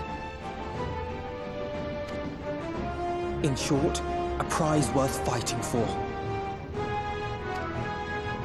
And in thus delivering the First from destruction, so too shall we unsow the seeds of the 8th Umbral Calamity. Do you hear? Your dreamed of rejoining is in jeopardy. Are you sure you're not tempted to intervene?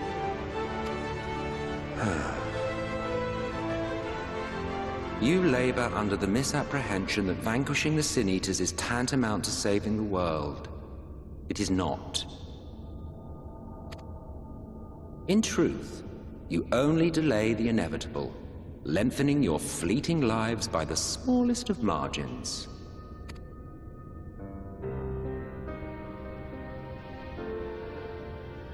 Twould be churlish of me to deny you this small concession, close as we've become.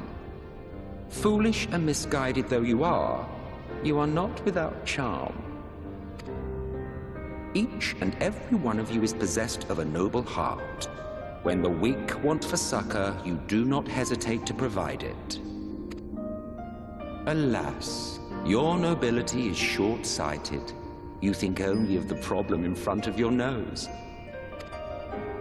A limitation of your ephemeral existence.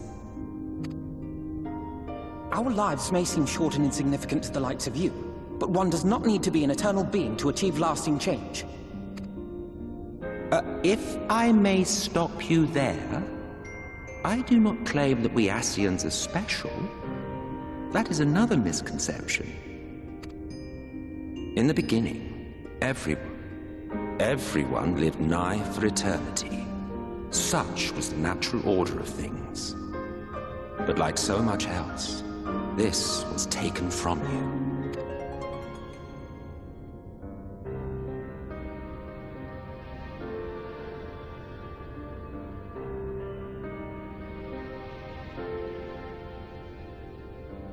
You won't object if I borrow your plaything?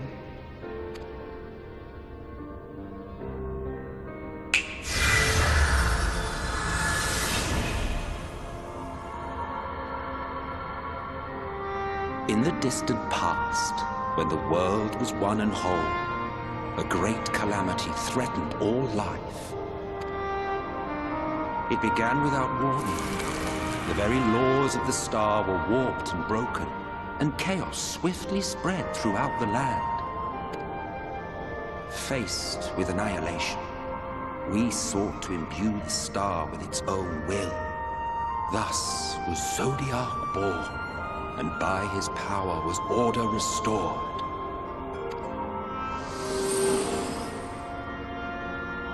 Ere long, however, thankless fools began to fear that Zodiac's might was too great, and so they conjured another to keep him in check. Your own dear Hydaelyn.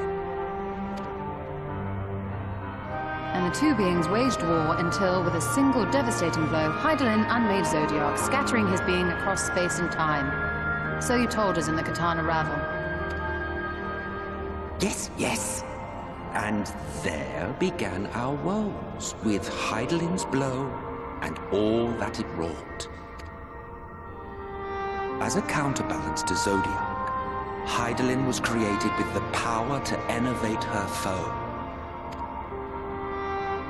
This singular ability strikes not at such banal things as flesh, but everything that defines the target, diluting its existence. For example, were she to strike you,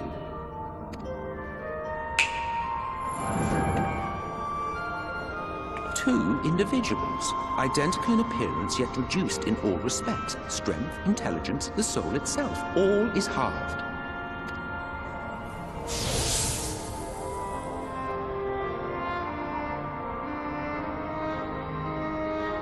Do you see? This self-same fate befell not only Zodiac, but the very star.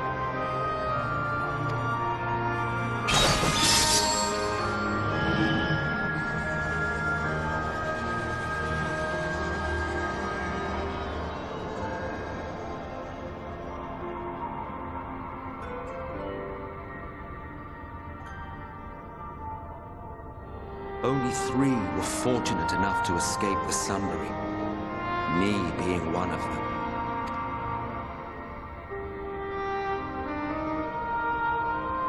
When I beheld the shattered remnants of our home, I knew deepest despair.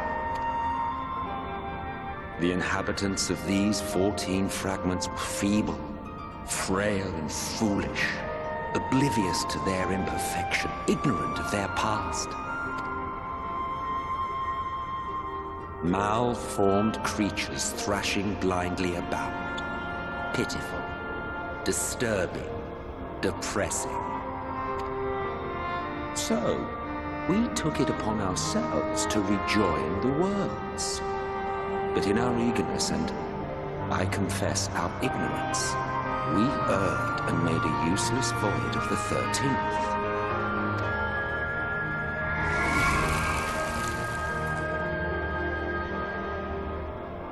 It was only afterwards that we discovered a connection twixt source and shard, a flow of energy that maintains elemental balance. And thus did we arrive at our time-honored modus operandi.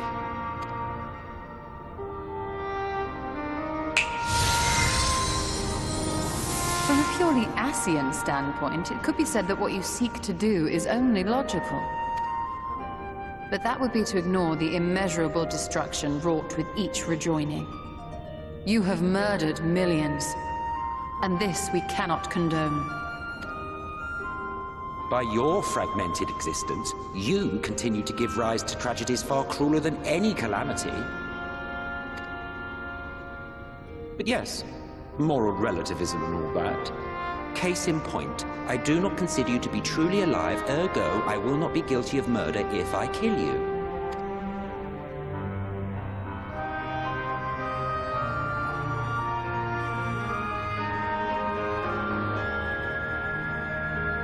Oh, don't look at me like that. You for whom I have only the highest expectations. A vaunted hero of the Source, 7 times rejoined.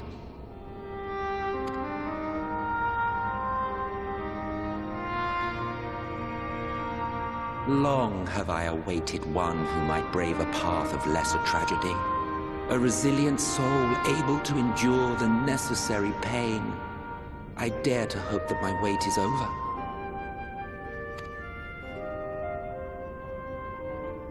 So, finish your task and slay the Light Warden. Make proof of your usefulness, and then we may speak again.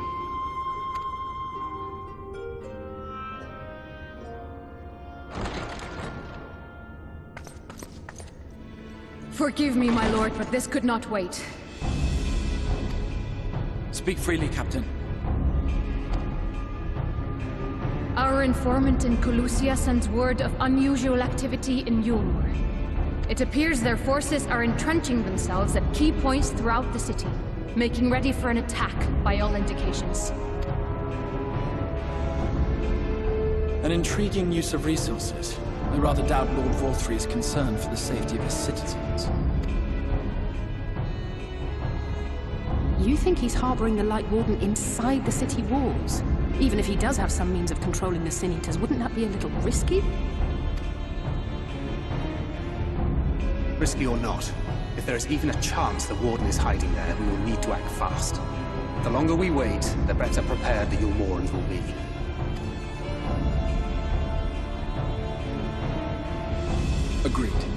See to your preparations then and make for Calusia. God's willing, this hunt will be the last. Let us see it through to the end.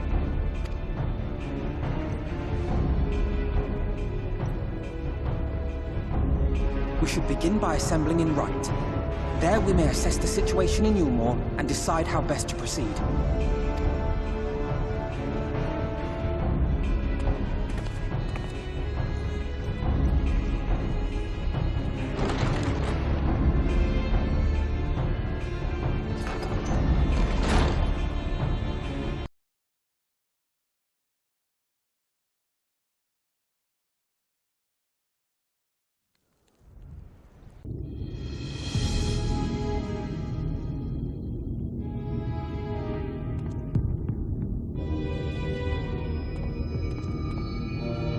Strange.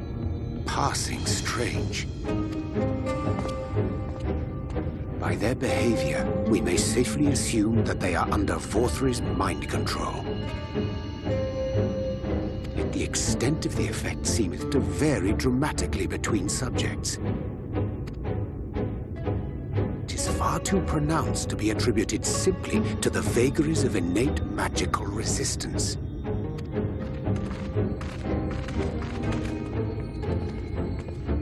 Curiouser and curiouser. We met with no trouble en route. My thanks for securing the way. But given the state of the townsfolk, I see we were never in any danger of being recognized. What can you tell us from here?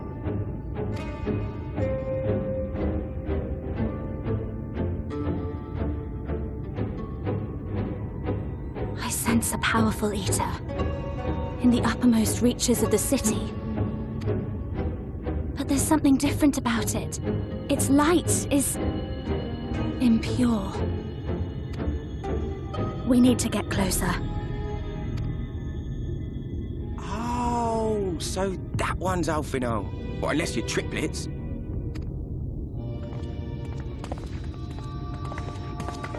Kaishir, what are you doing here? While I was scouting the area, I noticed a suspicious figure skulking about. So I accosted him, only to have him call me Alphino. I thought it best to bring him along. You see, that informant who's been feeding secrets to the Crystarium, it's me. See, after you saved my life in Yulmore, I thought about going somewhere far away, but I couldn't just leave, not without paying you back. So I decided to stay here, keep an eye on things, and whenever I spotted something strange, I shared it with your friends. That took no small amount of courage. Well done. I assume you saw what happened here. Right, so an airship flew in a bit ago, and not long after, Vorthri starts ranting and raving. You could hear him from all the way out here. Geezer was doing his nut, shouting and screaming like someone had nicked his pie. 'Tis like the airship bore the soldiers sent to thwart our efforts in Armorang. So eventually the yelling dies down, and then this hot, sticky wind comes blowing through. Now that's when everyone went funny. Not everyone but me. Well, me and a couple of newcomers, though even they started mumbling about Vorthri after a while. Not as bad as the rest, mind you. Newcomers.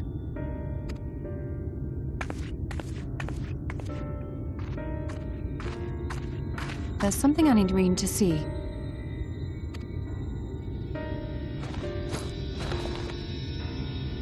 This was among the townfolk's food stores. Oh, that's just meal. Yulmore doles his stuff out. No, it couldn't be.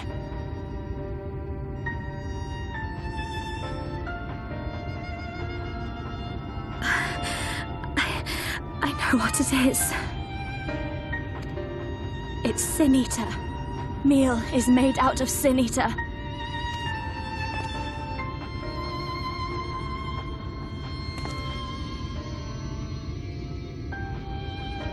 So it is. In limited quantities, it may have little effect on an average individual. Yet if one were to consume it regularly, over a period of several years, I suspect it would do far, far more than merely nourish the body. That Vorthri wieldeth power over Sin-Eaters is known. Could it be that those who partake of their flesh do thereby render themselves susceptible to his influence? It would serve to explain why the town's newer arrivals succumbed less quickly than those raised on a diet of meal. He's been rounding up Sin-Eaters and feeding them to people. Altering them mouthful by mouthful, all to stop them answering back. There are desperate souls out there killing themselves to escape turning. This is unforgivable. An atrocity. These Sin-Eaters. What if they are not simply rounded up? Do you remember what we were told when first we came to the city? Many enter, but none leave.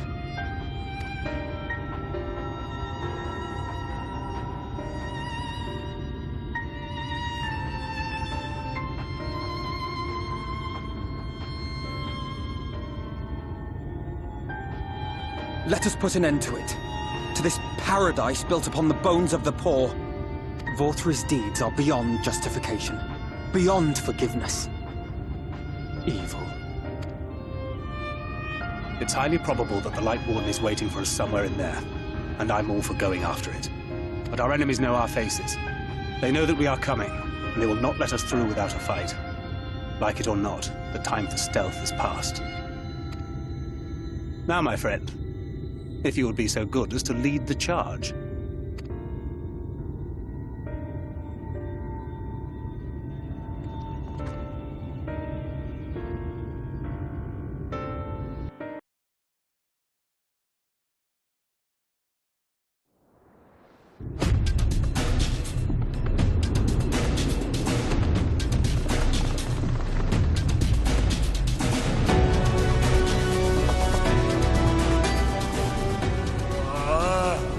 I can feel it.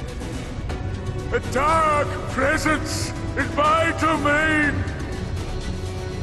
Ah! It's them!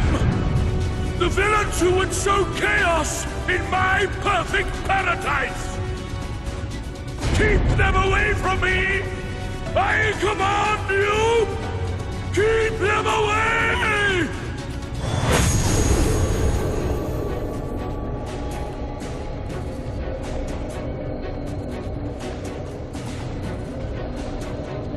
Long live Lord Vorthri.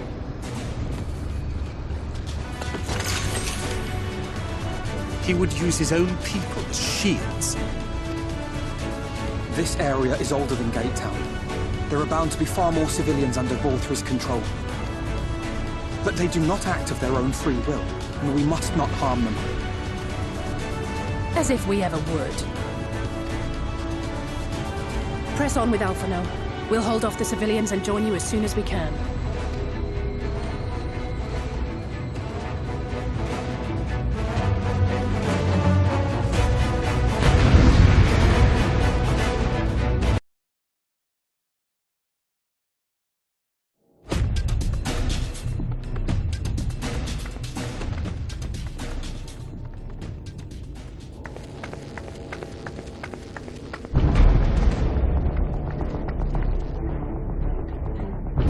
You will find my master in his chamber.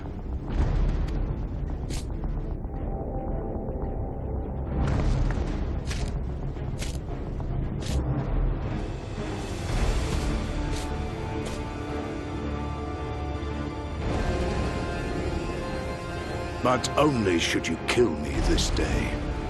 And you will not.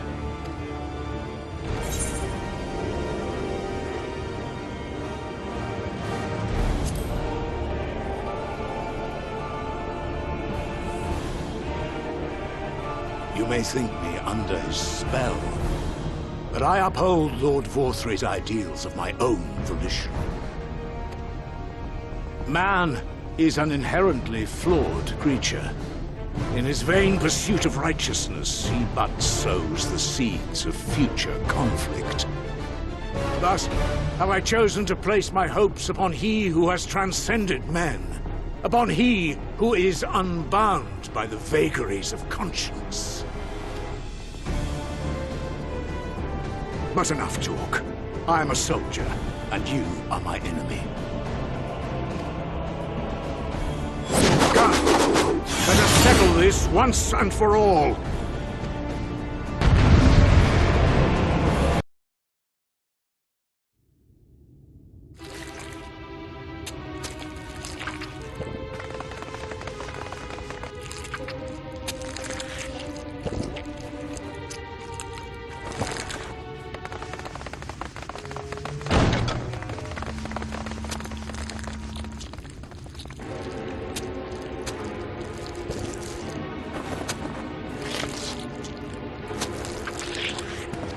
Lord Vorthree!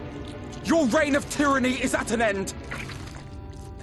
For too long you have preyed upon the desperation of the poor.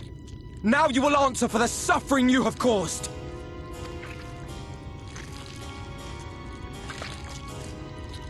And if you harbor even a shred of remorse, I beseech you to use your powers to redress the balance for the future of all in Norvrant.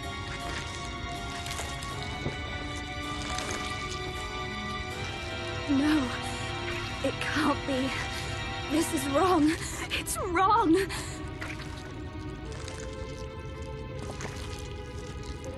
The Warden, it's not just a Sin Eater. It's a man.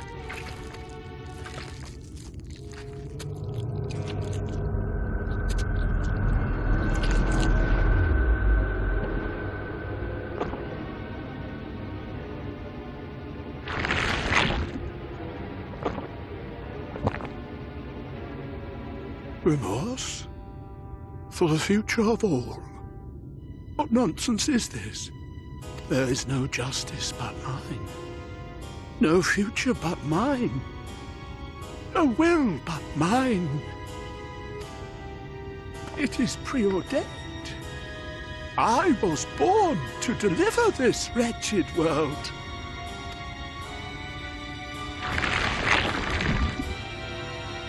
Me? Unseated? No.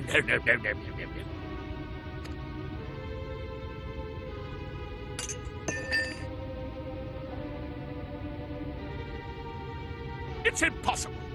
Inconceivable. Absurd. I am a great and wise king. Greatest and wisest. I reign from on high. I will not be brought low by maggots like you! Ah!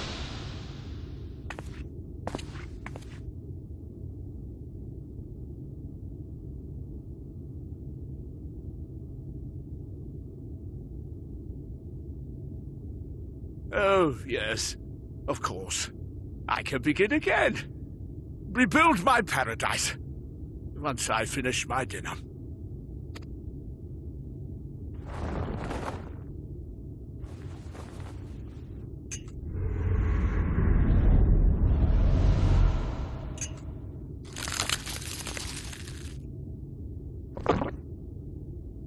Oh God, no.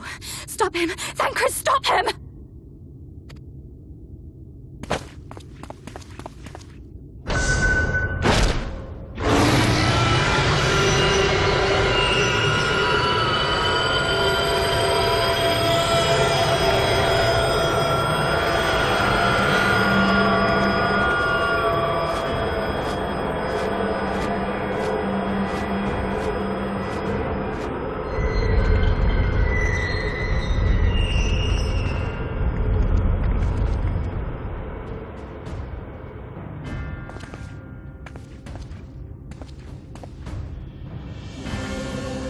Where did he go?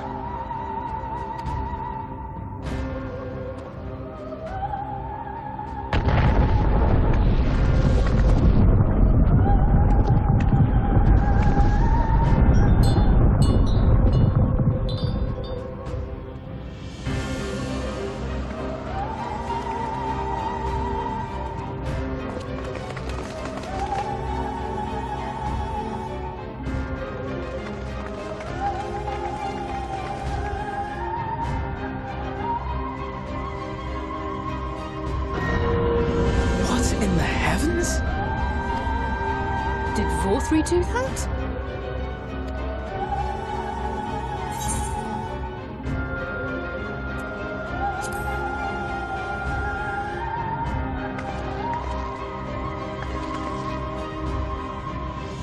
Wait!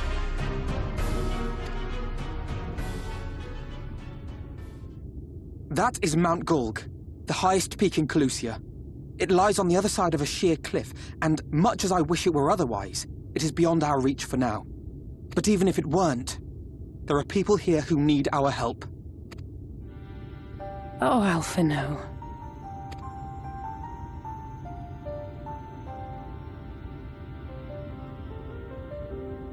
Please, even if it's only to tend to their wounds.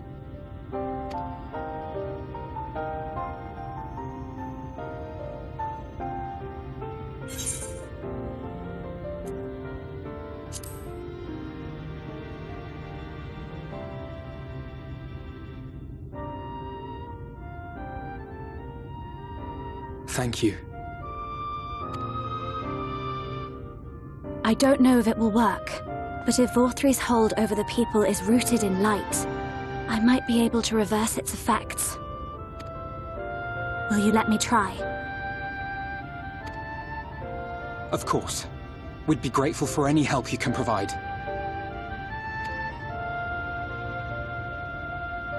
Well then, if it's decided, let's all get to work.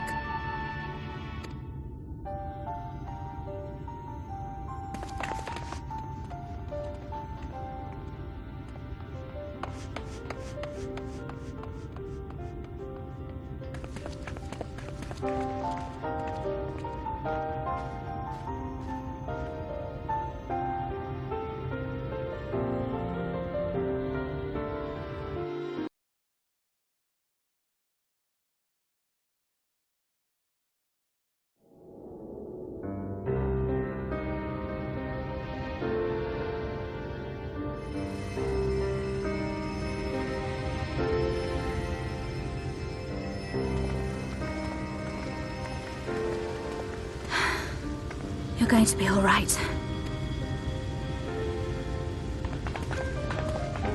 I think that's the last of them. We've done all we can for the wounded. As for the rest...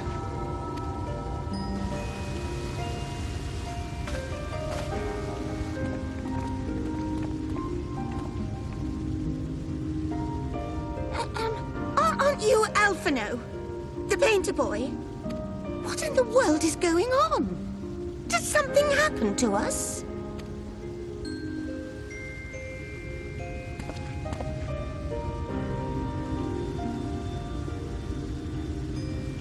Let me handle this.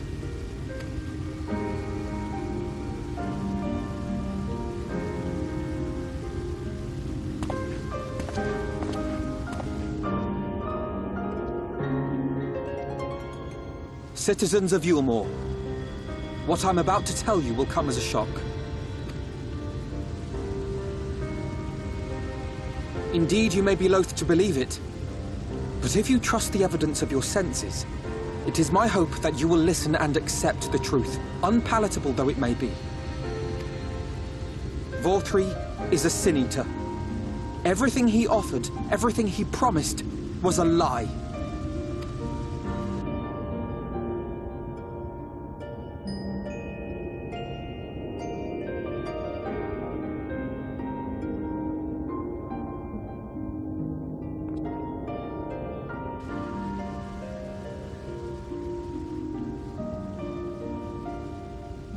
They're not taking it well, and who could blame them? Are you saying we were Vorthri's puppets all this time? When you attacked us, you were not yourselves. That much is true. But your conduct prior to that moment was your own. Vorthri's unnatural charisma does not absolve you of all responsibility. Of your own free will, you came to this city and gave yourselves over to its pleasures. And in the course of this, if you mistreated those less fortunate than you, then that too was of your own free will. It is not for me to judge you. but for your victims. For history. For your conscience.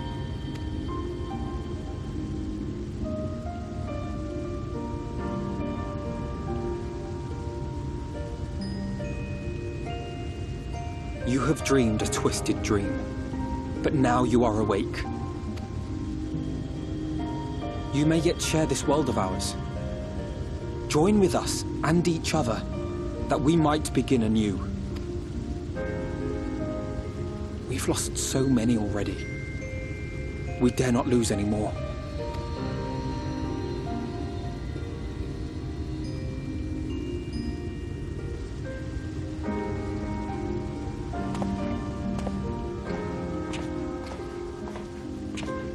I have said my piece. My thanks for giving me the chance.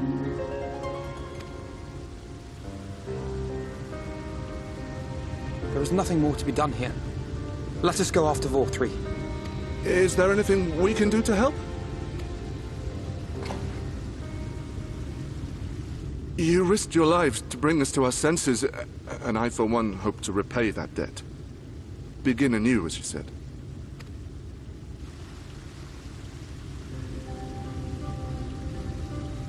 Vorthree has fled to Mount Gulg, and we mean to pursue him. Do any of you know the way? The only way to Mount Gulg is over the Bright Cliff. Have you an airship? We will contemplate flight only as a last resort. Were we to come under attack whilst airborne, we would have little hope of defending ourselves. If at all possible, we would prefer to travel by land. Is there a way? The ladder is the only way up and down the cliff, but it hasn't moved in a long time. In the old days, it was operated by the mining folk who lived at the top. After the flood, it saw less and less use, and when Lord Vorthree took control, it was abandoned altogether. So we somehow need to get the ladder working again. It moves by means of a Talos, if that's any help. But good luck repairing that. Talos? Did someone say Talos? You know all about them, don't you, dearest? If anyone can get this lift moving, it's you. Well, perhaps. But see here. Oh, yes. If you want the golem restored, you may leave it to my husband. For he happens to be the heir to Daedalus Stoneworks, foremost makers of Talos, whose contracts include the renowned mining venture of Armoreng. It's been years and years since I had anything to do with it. I can't just pick up a hammer and set to work. You can't. No, that's not what I... It's just...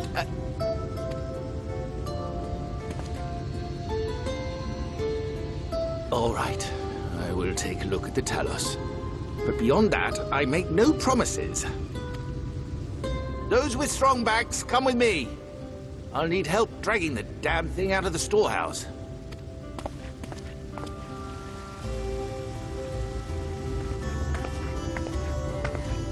Well done, brother.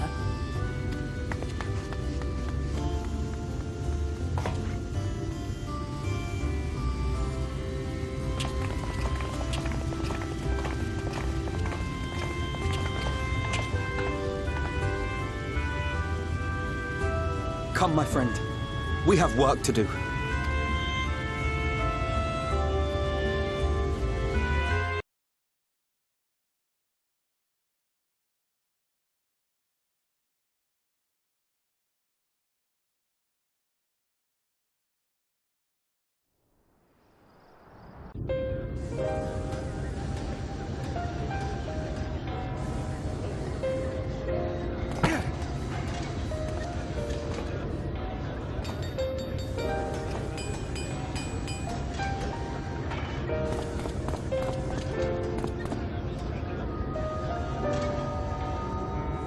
Would you look at that? The citizens of Yulmore engaging in what can only be described as manual labor. Who would have thought it possible?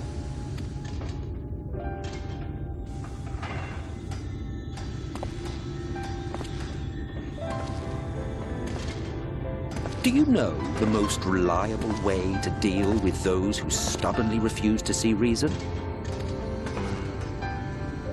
You conquer them, crush them under heel. Such was the trusted method of Alec, and one still favored by Garlemald. But conquest is the easy part.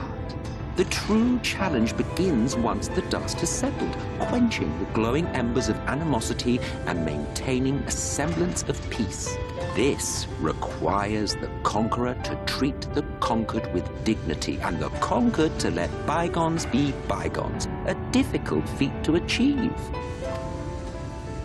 But you have achieved just that, to my considerable surprise. It's a compliment. Take it.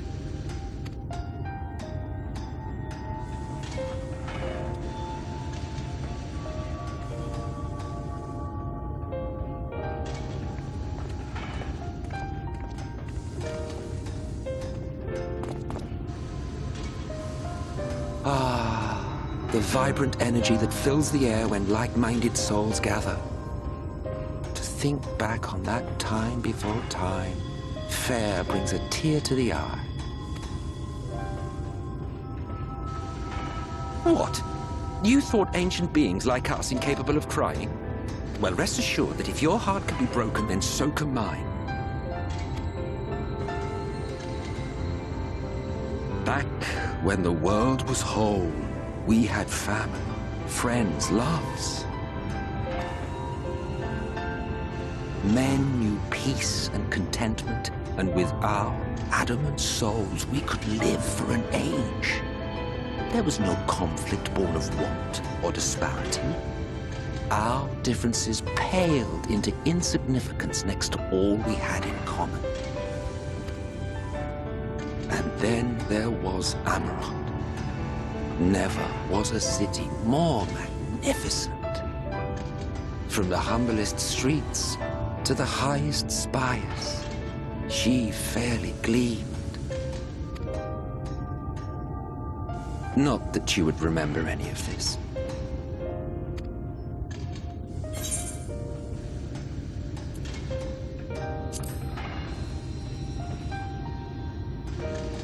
Never mind. The point is, the world of old was a far better place than what we have now. I believe you would like it, having witnessed the things you have.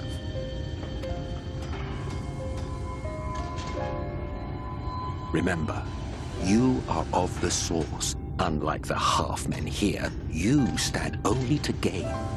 Should you survive the remaining calamities, you will become our equal, a complete existence in a complete world. But such talk is a pleasure for later. Back to work, hero. Ah, there was one thing I had meant to ask. How well do you know the Exile? Has he ever deigned to show you what hides beneath the cowl? What? Never? Even to you? How very interesting. I shall enjoy working out what it means. Until next time.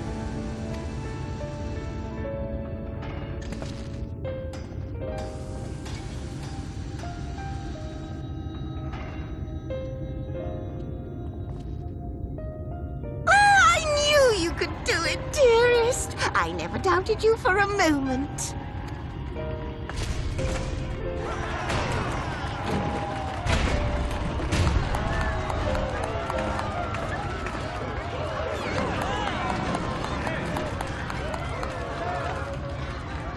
It's alive. I don't know if you remember, but when we first met in this world, I was all but spent. I never thought to wonder why until now.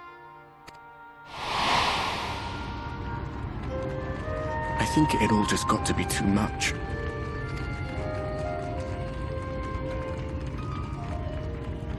The guilt of causing the flood. Knowing everyone hated me. But the worst thing was the solitude. Time wears you down. Solitude eats away at you. It was this close to finishing me off. But as bad as it got, and as empty as I felt, I can't even begin to imagine what it must be like for Emmett's self. All of which is a long way of saying, don't make a choice that leaves you alone. Nothing is worth that. Especially not eternity.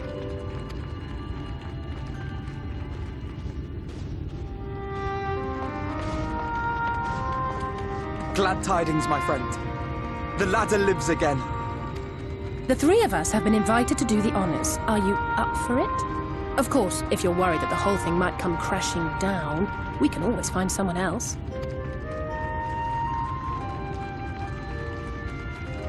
That's the spirit. Come on, then.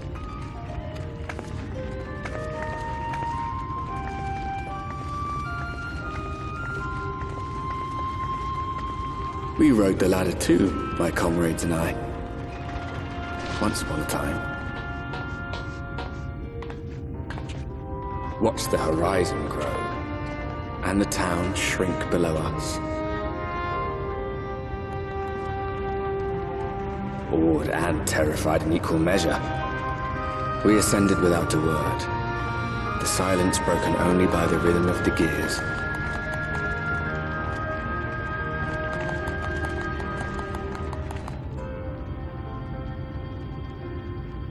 No one but me remembers that day.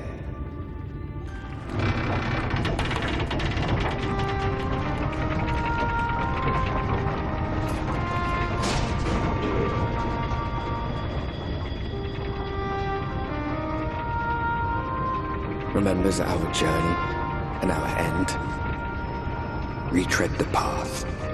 Seek, and you may yet find.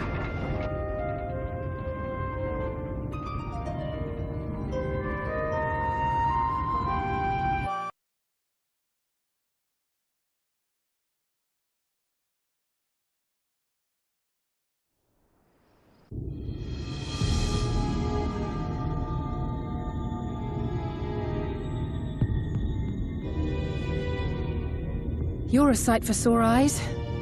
I don't know about you, but I bumped into quite a few sin eaters out there.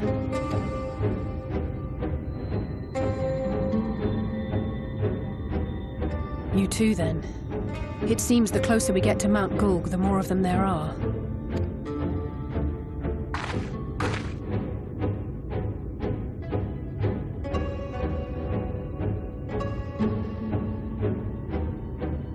Looks a lot bigger from here, doesn't it? If I were Vorthri, the first thing I'd do is surround myself with as many sin-eaters as I could lay my hands on. And judging by the number we've already faced, his lordship is of the same mind. This is going to be a tough climb. But first things first. We need to determine if climbing is even an option. The more I look, the less likely it seems. Y'shtola is right to be worried. But flying may be our only choice after all.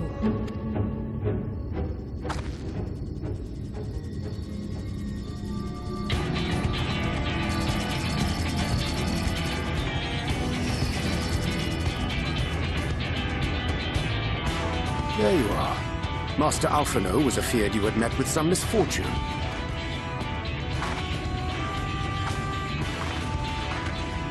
Urianger. And you too, Exarch. What brings you here? I wish to observe the final struggle with my own eyes. I arrived at Bottom Rung too late to accompany you, but I was in time to join Urianger and the others. Come, let us see how this unfolds.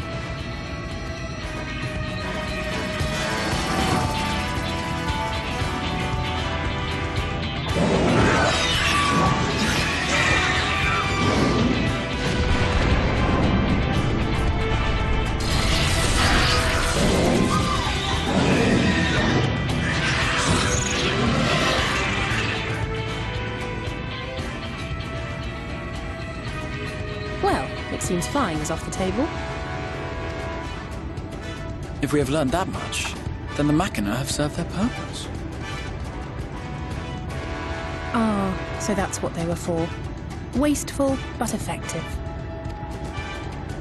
It would seem our foe will not be reached by land or air. We must needs withdraw to consider another course. Master Alphino waiteth for us atop Run. Thither should we make our way.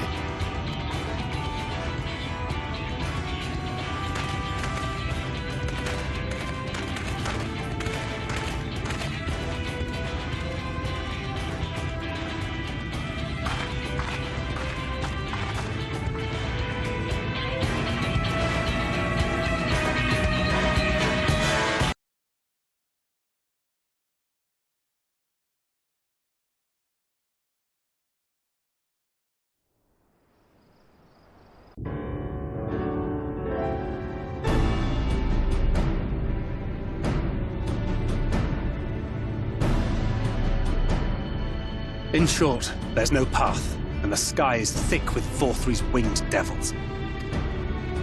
We might consider Amaro, but without extensive training, we cannot hope to contend with the Eaters. Yulmor's airship fleet, meanwhile, consists solely of transport vessels ill-suited for battle. And without the expertise of one such as Cid, we are in no position to attempt a refit.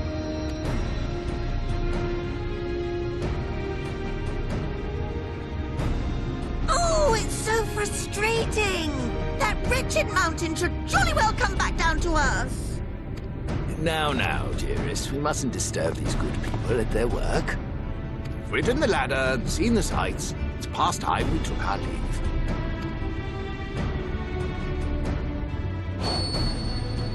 The lady may well have the right of it. Mount Gulg will not soon come down to Earth, nor can we compel it to do so. But if the mountain will not come to the land, mayhap the land may be made to come to the mountain. In the form of a Talos. A Talos large enough to reach out and take the volcano in its grasp. To build such a golem would be an onerous undertaking indeed. Yet the principle seemeth sound in itself. Balderdash!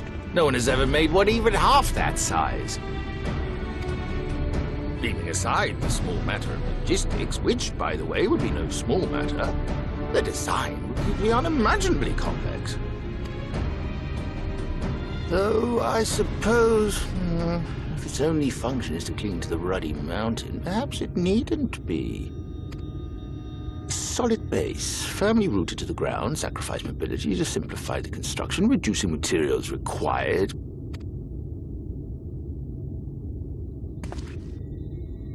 Wait, what am I thinking?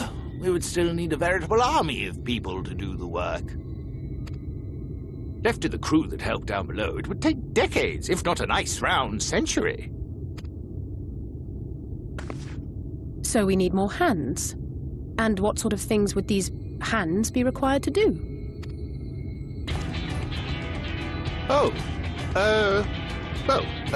Let's see. First, we need people to procure the stone for the chassis. The rock found in the mountain would suit our purposes well enough. It would be a simple task to acquire the stuff, but given the stupendous quantity required, we need all the help we can get.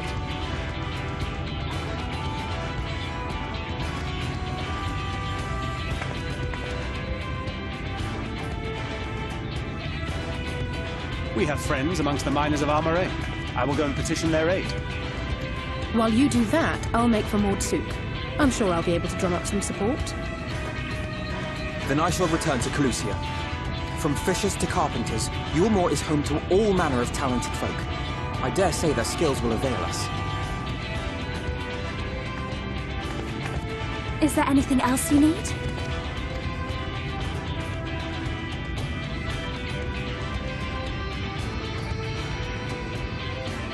Well, yes, actually. Magic. Lots of this stuff, as much as possible. To awaken a Talos of this size would require an entire congregation of mages. Many among the Knights Blessed are gifted in the arcane arts. I will recruit them to our cause. The Fey folk, too, possess surpassing aptitude in magics. Yet they are not wont to cooperate in the endeavors of men. Leastwise, not without making all manner of mischief. That being the case, I would instead call upon the people of the Crystarium, with thy permission, Exarch. We are at your disposal, as are our Amaro and Chocobos. I'm sorry. You mean to tell me you can call on not only the people of Yulmore and the Crystarium, but the Knights Blessed and the Maul, and even those miners? But that's just about everyone in Ballynorvrand. Who are you, people? And how did you come to have so many friends?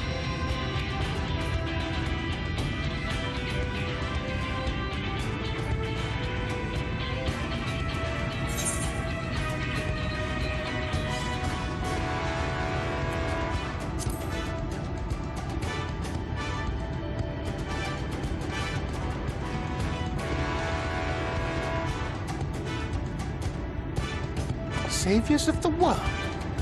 Are you being serious? Of course you are.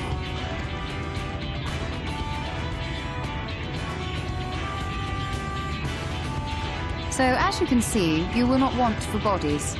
I trust you will have your design ready in good time for their arrival. Norvrant is counting on you, heir to Daedalus Stoneworks.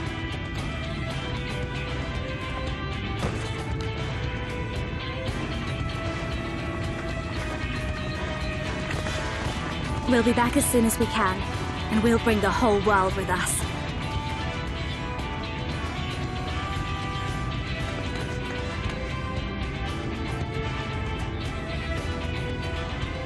I take it we will be assisting Master Chai, though I am quite sure he has everything under control.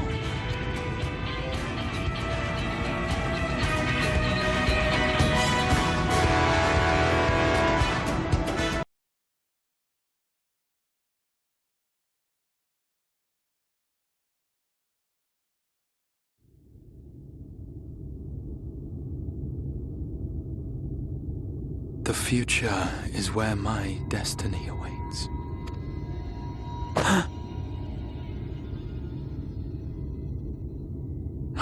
Forgive me, I was lost in a dream. I needed some fresh air and thought to rest for a moment. It would seem I am more fatigued than I realized. Too much time away from the tower, I fear. It drains me, leaves my body frail and weak. Though, in truth, it is debatable whether I can still call this my body.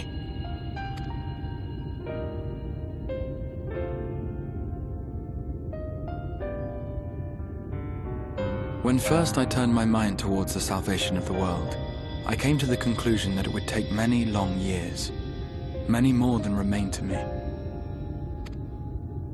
And so I made myself one with the Crystal Tower, that I might live indefinitely. I am but an extension of it now. Hence my weakness the farther I travel, and the longer I am away.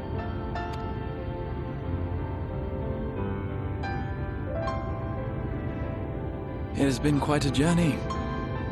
But thanks to you, the end is in sight. My wish will finally be fulfilled. How goes the construction effort?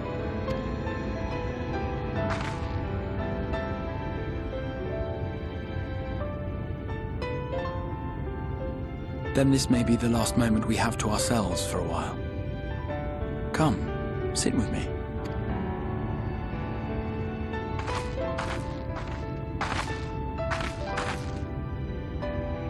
Tell me, when all of this is over, what will you do?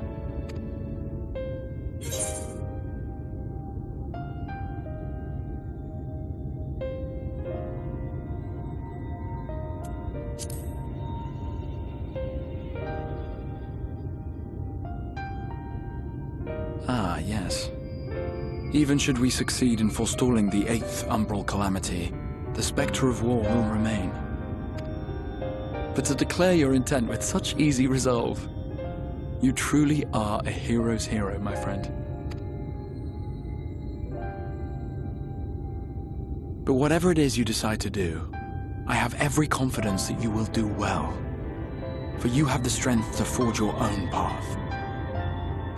You will leave countless lives better than you found them, and the souls you touch will never forget your kindness.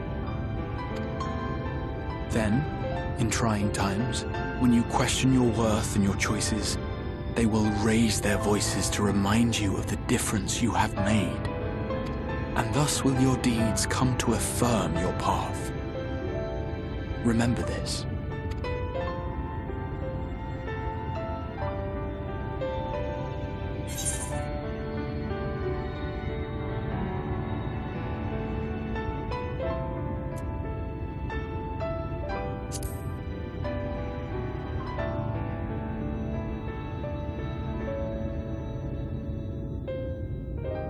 Of me? You mean what I intend to do afterwards?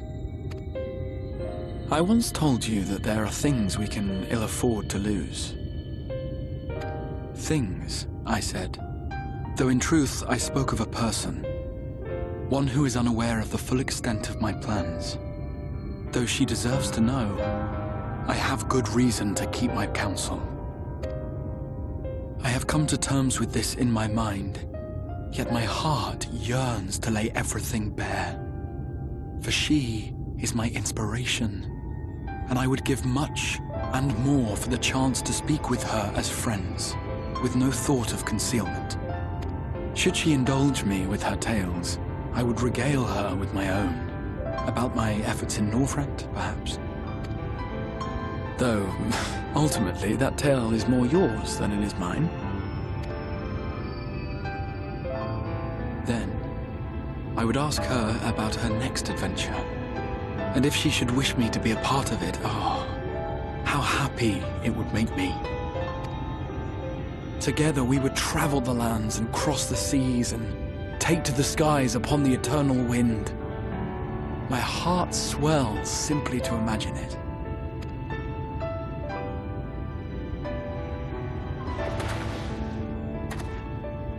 But all of this is contingent upon our victory in the coming battle.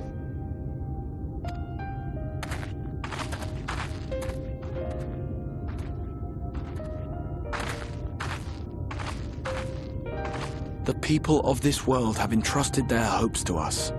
We cannot fail them.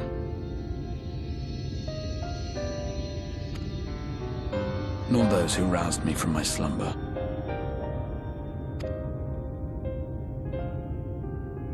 Thank you for your company, my friend.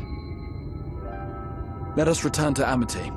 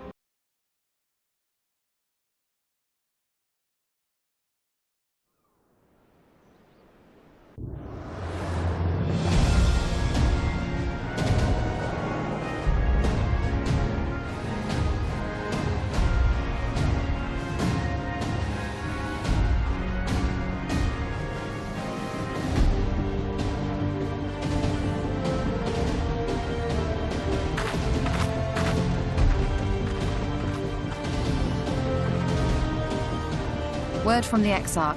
All is set on his side, and we may proceed when ready. Well, we have sufficient stone for our needs.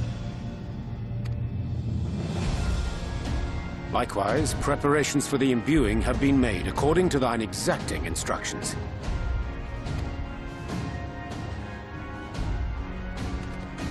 Then you need only say the word. Let us begin. See that everyone is in position. We shall catch Vorthri, mountain and all.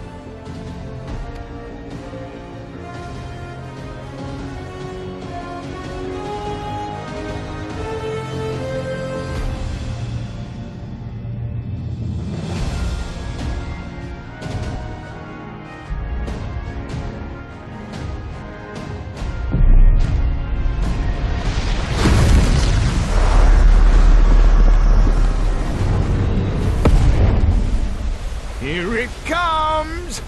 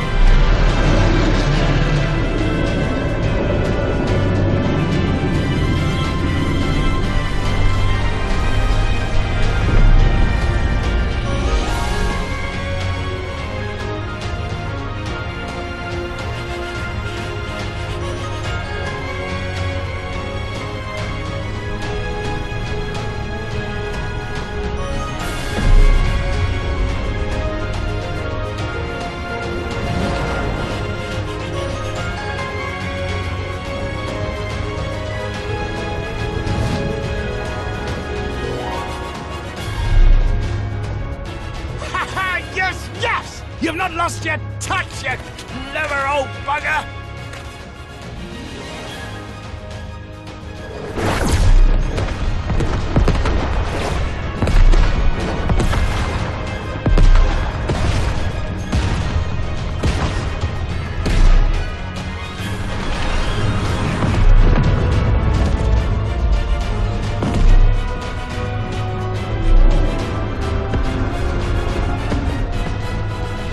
See what they're doing?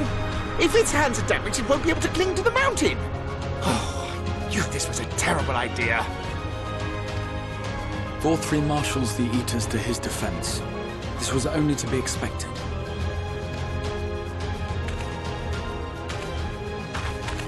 We must try and draw as many of them down to the ground as possible. It may not be enough, but we have no other choice.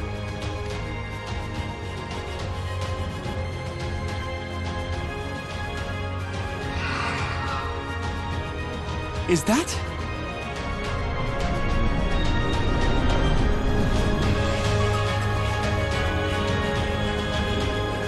Such heartless thing, our sapling. It's cold and cruel and heartless.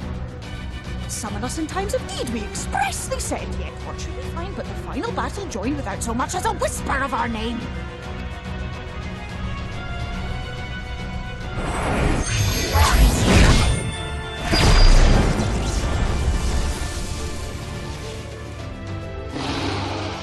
Yes, we may also have said that we fae folk have no interest in the struggles of men.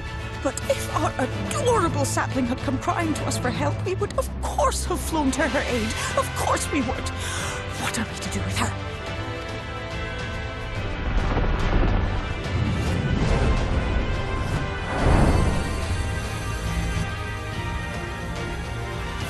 We are so very, very sad. You will play with us. Cheer us up again!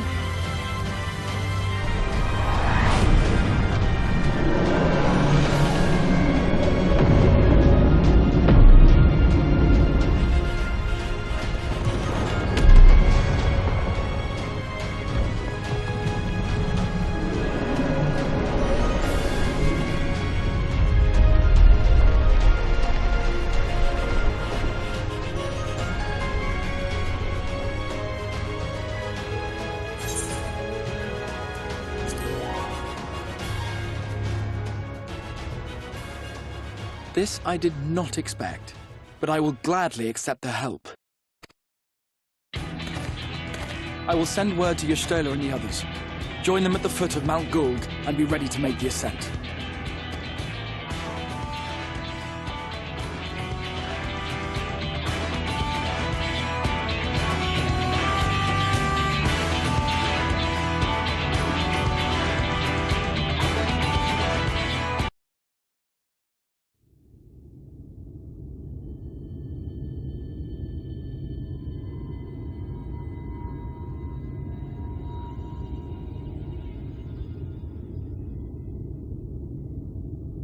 The end is near, my friends. We have found Vorthri's hiding place.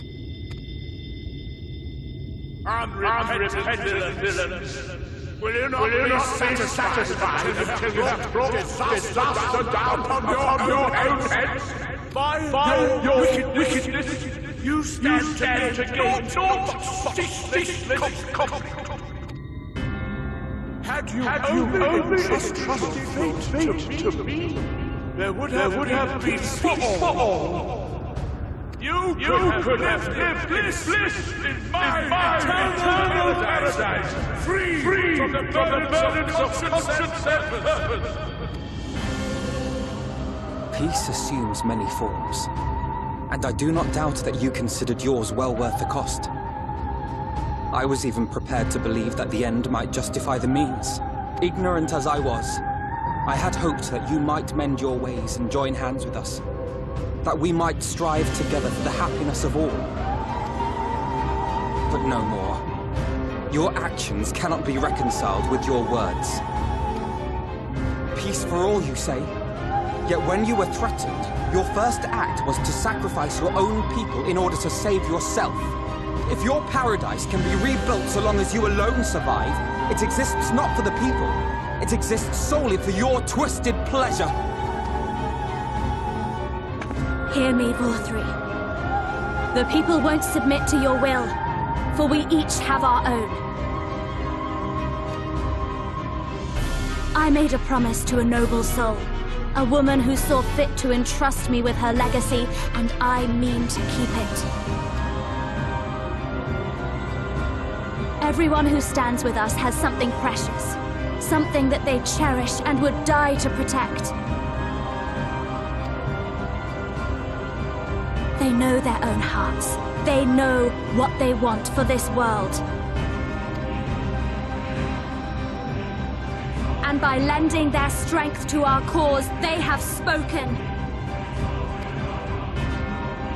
No matter how hard you may try to bend the world to your will, we will never yield!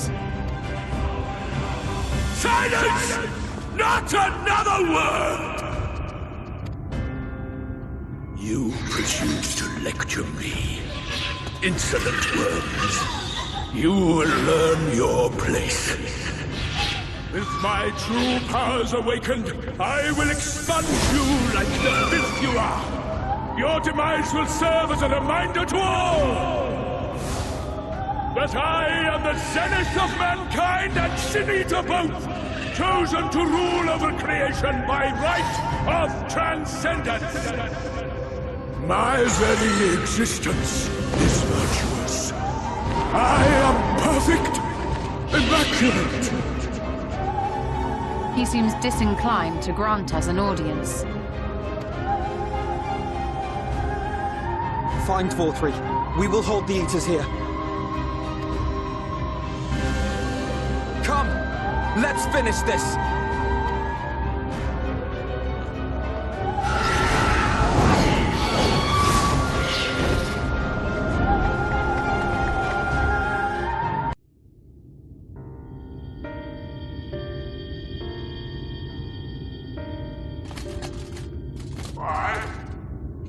am I cast down? But it is you who are the villains.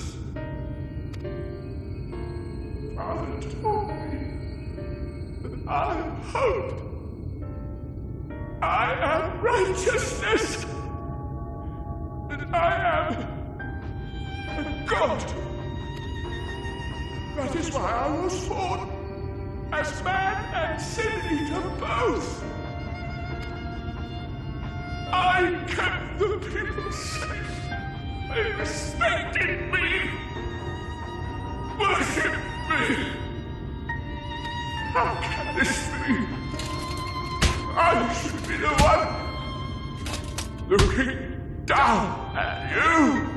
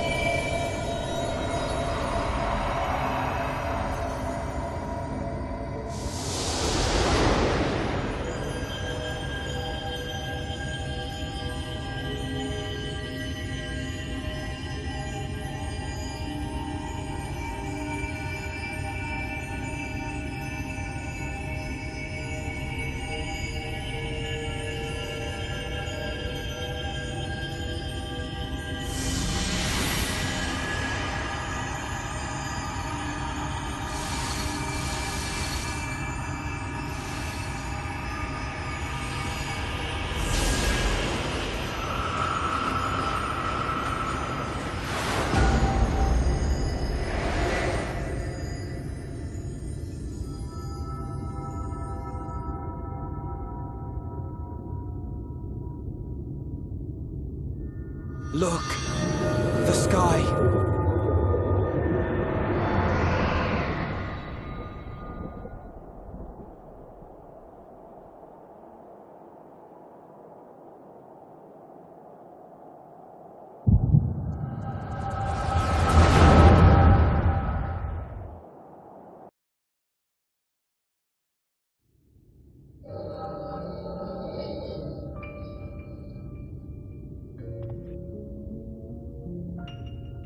Fools! Were it not for my decisive action, the whole city would have been overrun, razed to the ground. Yet they dare to complain about casualties? Spare me. I'll wager they were put up to it by those wretches who seek to usurp me. They're stirring up the citizenry. But if they think I will yield to the likes of them, they are gravely mistaken.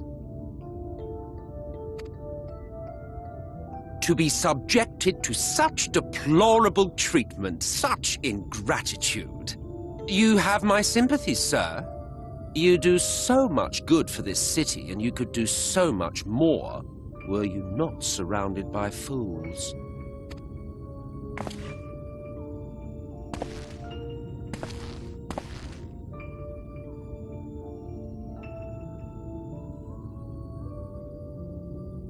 Who are you? You're not supposed to be in here. My apologies for the intrusion, but I come bearing a proposal, one that will ensure the longevity of your reign.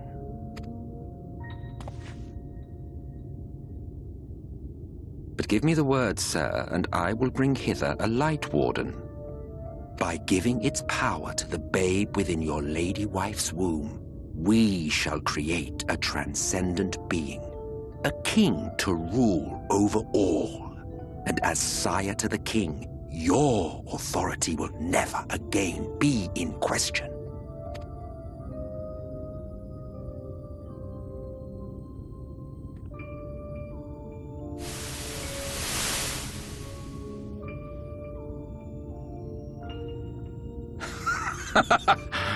Amazing.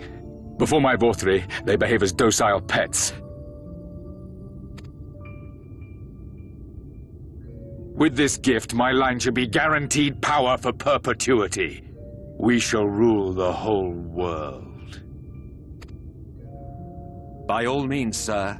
United under Yulmor's banner, men will cease fighting and abandon their ambitions. Thus, they will grow fat and complacent, and in their sloth, seal your supremacy.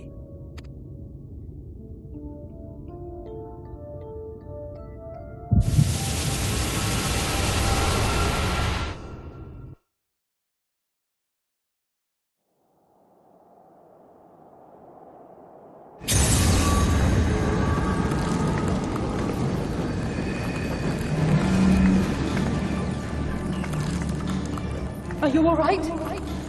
Say something!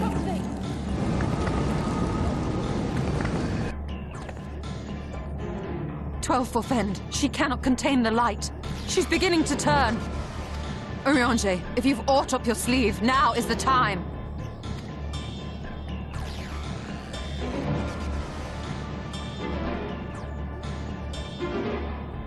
It's changing back.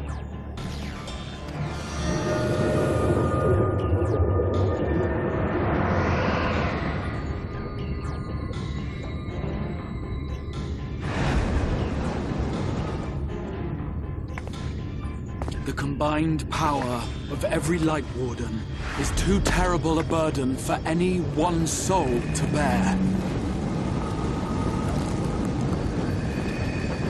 And so I shall relieve you of it.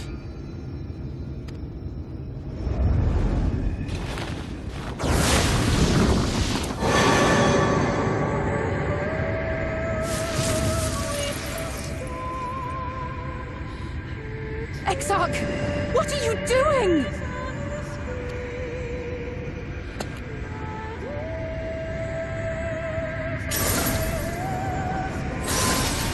I will channel this profusion of power to the Crystal Tower and use it to travel to other worlds. As I have dreamed of doing ever since I first learned of their existence. Who would choose to remain here in this dying realm when they might go elsewhere and begin anew? Not I. And thus did I use you. No, I don't believe you. It doesn't make sense. Damn you! We won't let you do with her as you please. Do not interfere!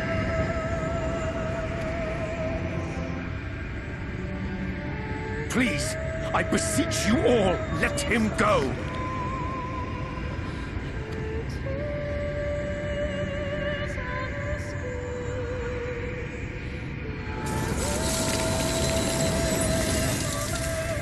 You knew of this, Urianger.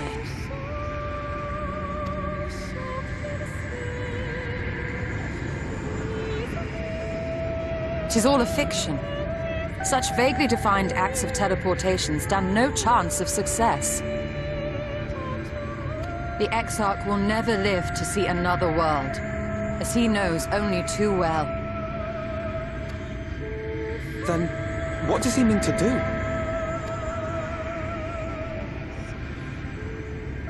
He means to take the light with him into the rift, where he will die. From the beginning, he intended to sacrifice himself to save our friend and Norvrend.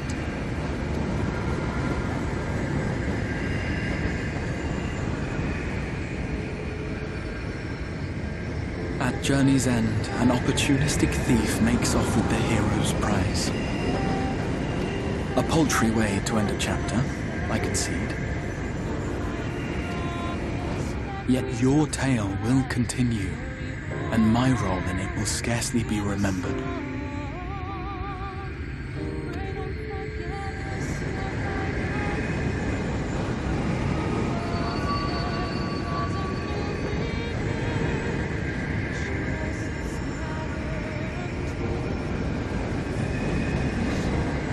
Worry not. Whatever should become of me, I will be happy and free, safe in the knowledge that I have played my part.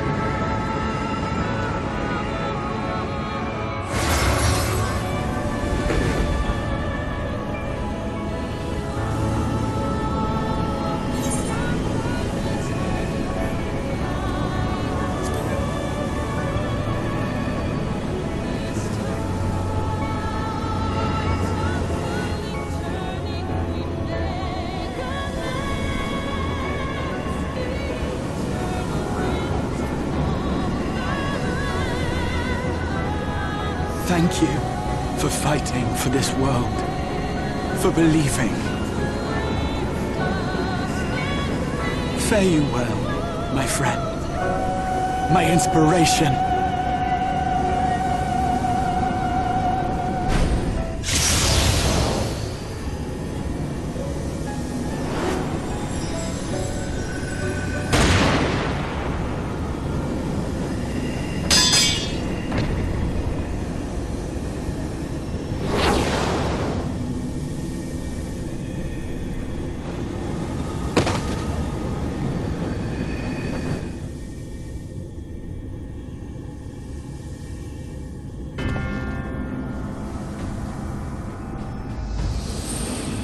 Only those who possess the royal eye of the Allagan Imperial line are capable of controlling the Crystal Tower. Such individuals do not exist in the First. Therefore, in all likelihood, the Exarch arrived here with the tower. This much I had surmised, yet I could not discern his grand scheme. To think that he went through all this trouble for the sake of a single hero. It's almost admirable in its absurdity. Alas, it is not your grand scheme that will succeed, but ours. You bastard! Stay put. Your friend is still alive, but whether he remains so depends on you.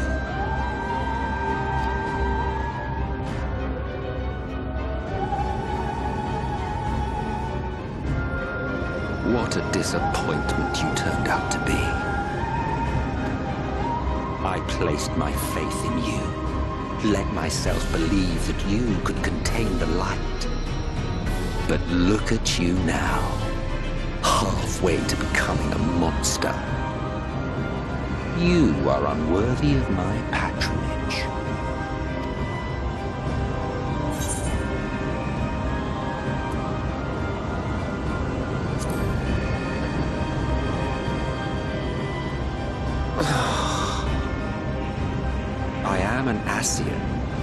My heart's sole desire is to usher in the great rejoining. 100 years ago, I entrusted my comrade Logriff with the task of increasing light's sway over this world. This we sought to do by manipulating heroes. When that failed to achieve the desired result, I created Vorthri. Thanks to your meddling, that too has ended in failure. What was your true purpose in approaching us? By your 12, boy, have I not told you before that everything I said was the truth? You were specimens by which I might gauge man's potential as it stands. I genuinely had an interest in you, genuinely considered taking you on as allies. Provided she could contain and control the light. If not, then she, and by extension you, would be of no use to me. 'Twas as simple as that. So, we've been found wanting. How disheartening. But even had we fulfilled your conditions, there was no guarantee that we would cooperate. What then? Then I simply kill you all. At the very least, it would restore the world to the way it was before you went about trouncing Light Wardens willy-nilly. Suffice it to say, it would be most inconvenient to have all that light taken away. And I would be lying if I were to claim his actions didn't have me worried.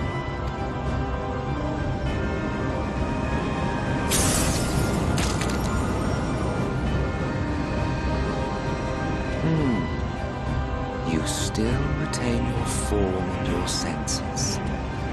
But you have all but become a sin-eater. Whether you will it or no, your mere existence will serve to engulf the world in light. Those in your company will likewise turn into sin-eaters, and in time you will succumb to your base instincts and hunt innocents to feast on their sweet, sweet ether. Those few with the will left to fight may rise up against you, but before your absolute might, they will quickly know despair. There is no hope. We are finished. Mankind is finished. Ah, the irony. What Forthry achieved through bliss, you achieved through despair. But I have overstayed my welcome. I shall look forward to seeing you bring the world to its knees, hero.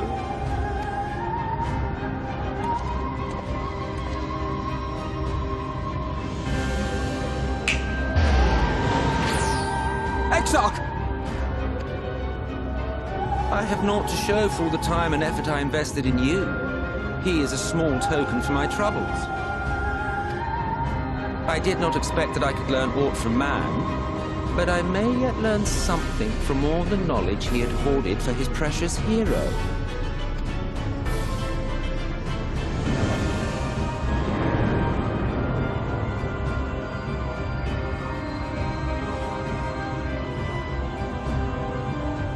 I pity you, I do.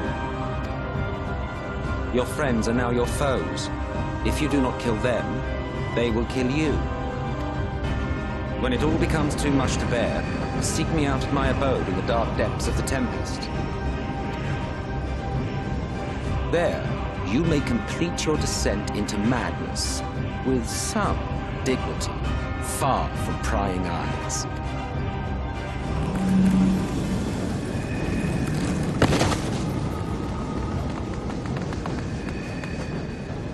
Till then, I bid you farewell. Eater.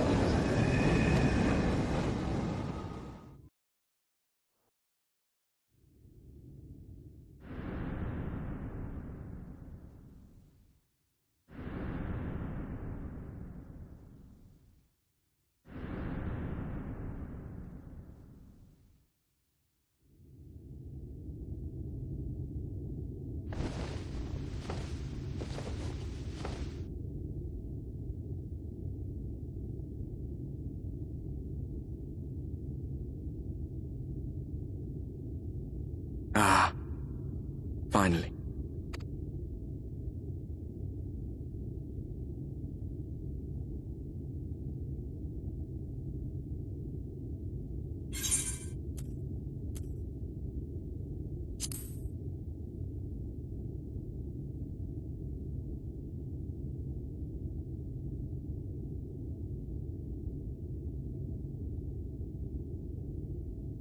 After you collapsed, Emmet's self vanished.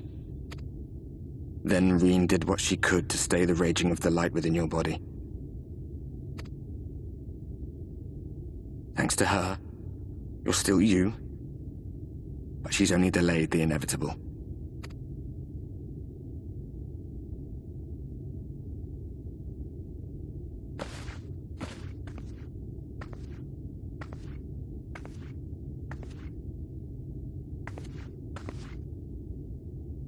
You're not going to like what you see, but you still need to see it.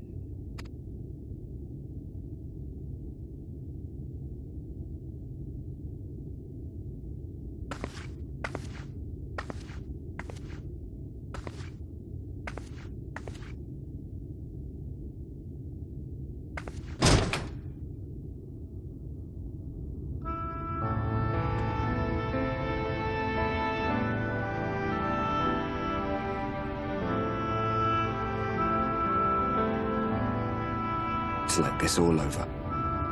The whole of Northrend is shrouded in light again. And it's because of you, and the power you absorb from the Wardens.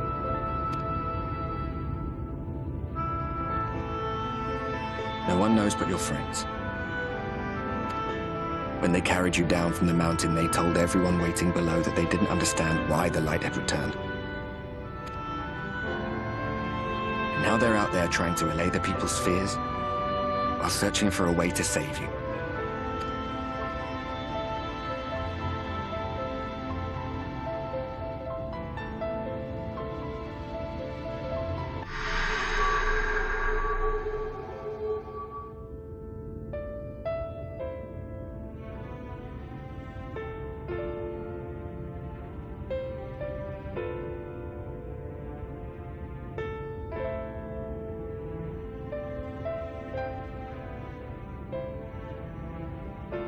If you're well enough to be up, you're well enough to get some fresh air.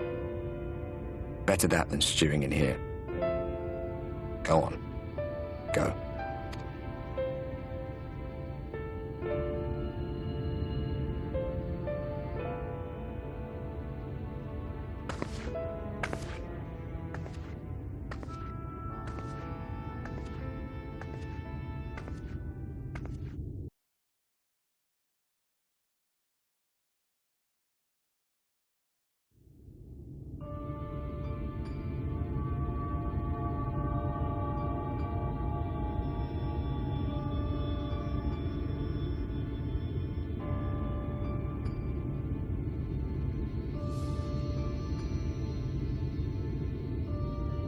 The people of this city have spirit, I'll give them that.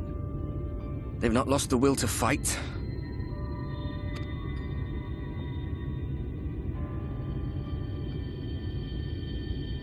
I can imagine how torn you must feel, looking at that sky, knowing what it means to everyone, and that you're responsible.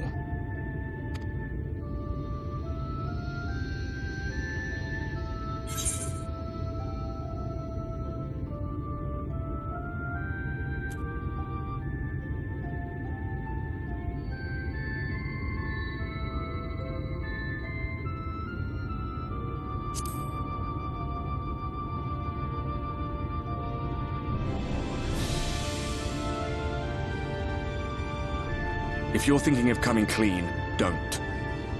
It might make you feel better, but it would make things 100 times worse for them. They're better off not knowing.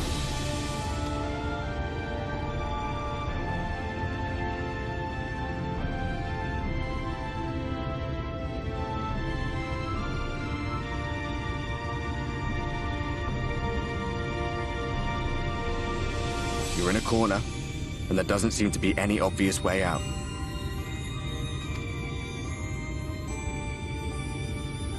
That doesn't mean it's over. However hopeless it seems, you haven't lost yet.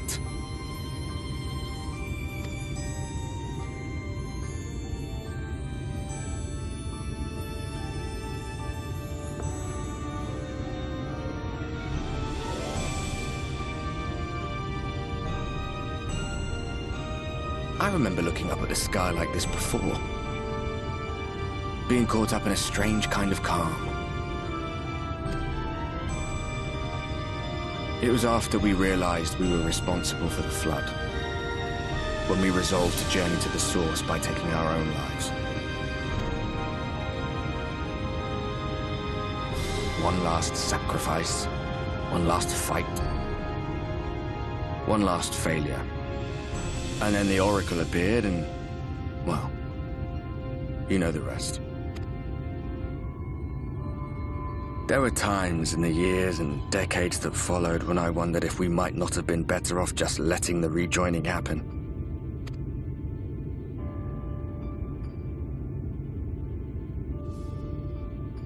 That we'd made one last mistake. But seeing that giant Talos stir to life cured me of any doubts I still had. Always we took the burden of fighting upon ourselves. That's what heroes do, isn't it? And so we never had the chance to see anything like that. Our people coming together as one.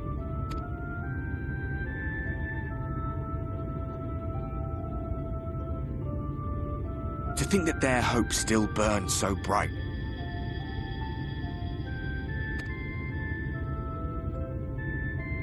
That they were still so eager to live, they would lift up their fellows, one on top of the other, till they reached the sky. No. We made the right decision. And I can finally feel proud of the part we played in helping this world survive.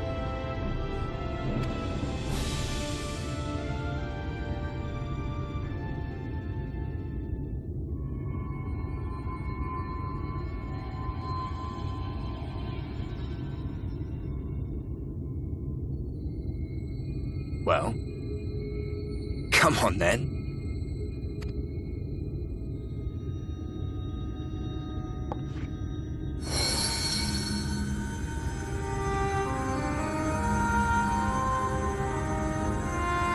As I thought.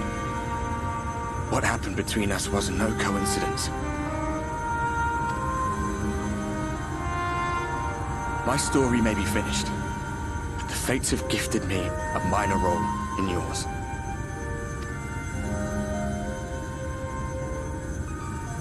I suspected as much the moment I realized you could hear me.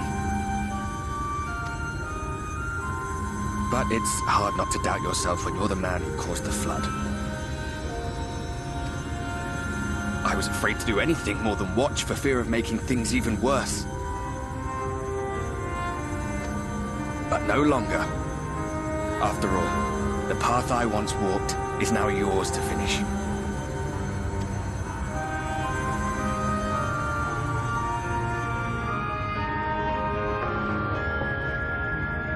For what it's worth, I cast my lot with yours. If you need a push, I'll be right there behind you. If you lose control, I'll do my best to stop you.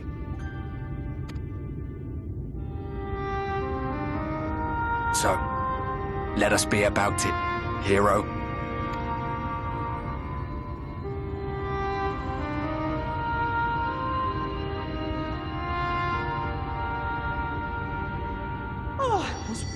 You were up here all alone, brooding and fretting and wallowing in your woes. But look at you, grinning at nothing like a pollen-drunk pixie.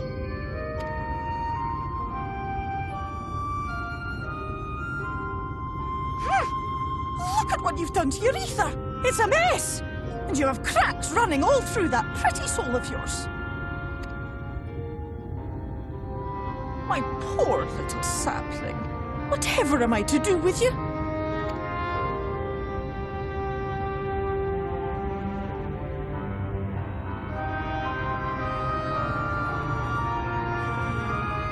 Shall I yield up my throne? You could claim it, cut ties with the mortal world, hide away in the castle.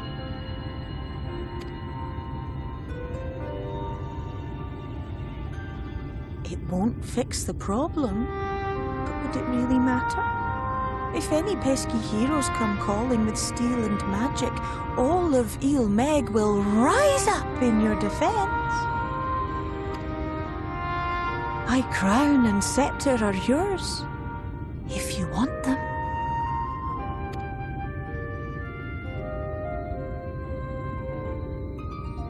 What? Don't give me that look! Of course I knew before I asked that you'd never ever heed such a wicked suggestion. And besides, what would become of my precious and ephemeral flower?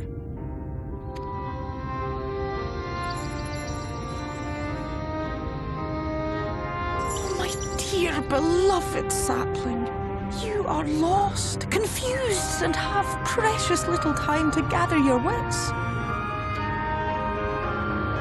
Your kind is always so preoccupied with what lies ahead, and so we muddle your vision with fog and glamour. But such trickery is easy to see through. Stand very, very still. Think not of where you need to go, but where you are right now at this moment, at this time, in this place.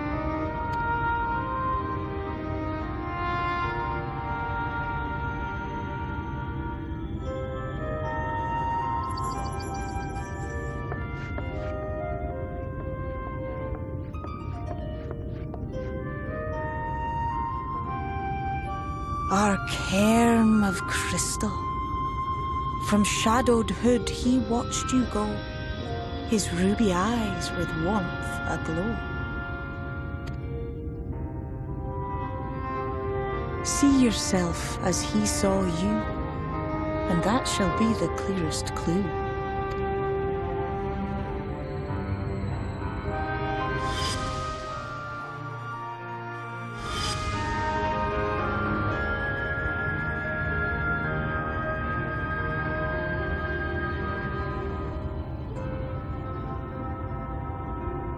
You stand in his garden, dear sapling.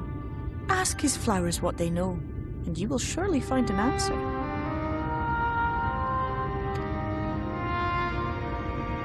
But what will you do with it, I wonder? I'll be watching and waiting. Waiting and watching.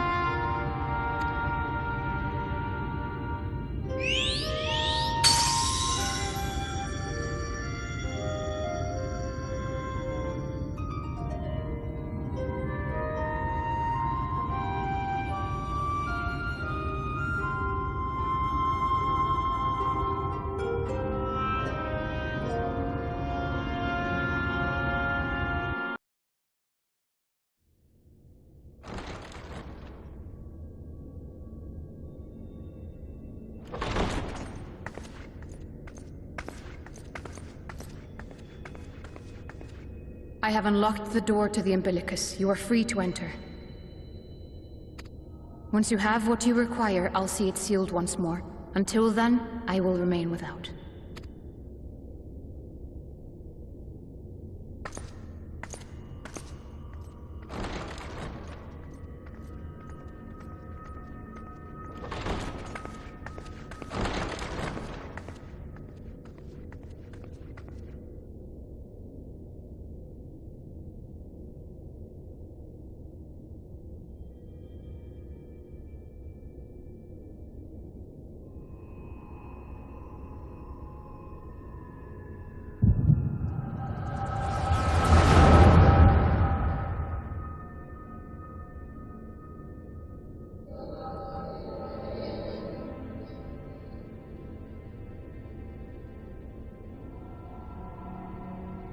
A moment to collect my thoughts, I prithee. Thy true name is Grahatia, then?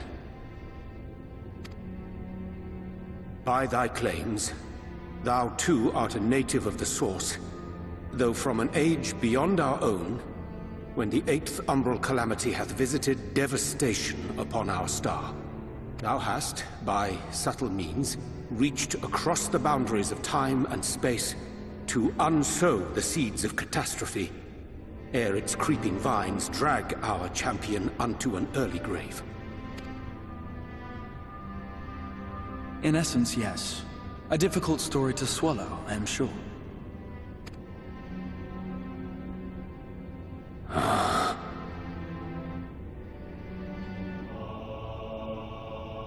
I doubt not the veracity of thy words, not the account of thy coming, nor that of the fated calamity.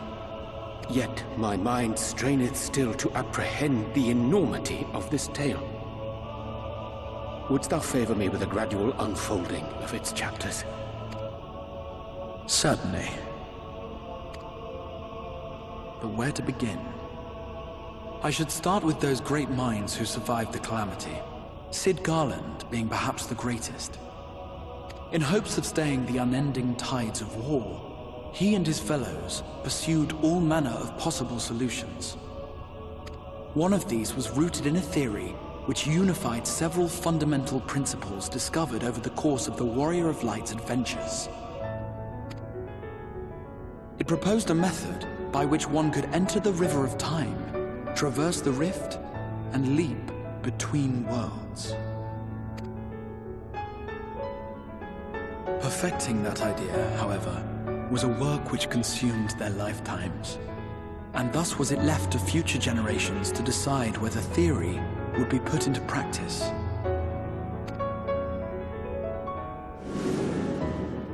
But all the while, the world continued to burn. Hope was a feeble outpost, beset on all sides by thievery and misery and murder. People cried out in despair, "There is no hope!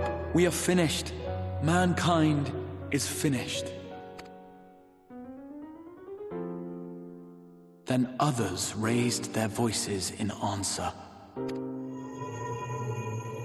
Though we be beyond salvation, those who came before may yet be saved. We will forge a crossroads and pave the way for a different future. By the wisdom of our forebears, we will prevent this calamity from ever having come to pass.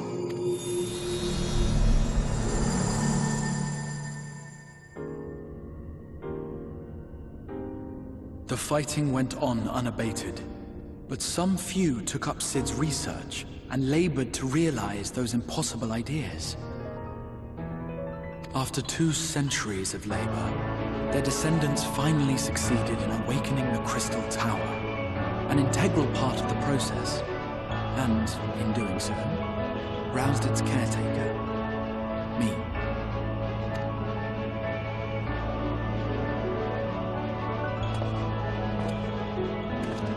By this stage, scholars had largely established the phenomena underpinning the rejoining, and identified the first as the shard which precipitated the 8th Umbral Calamity. This grand structure was already capable of storing the energies required to attempt the translocation. All that remained was to augment some few of its functions based upon the theoretical models of Sid and his compeers. And by means of such technologies didst thou effect thine arrival in the first, to an age before this star had joined with the Source.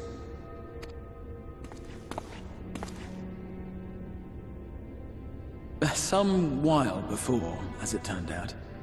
'Tis all but impossible to predict how time will flow between one world and the next, and we missed our mark by almost an entire century.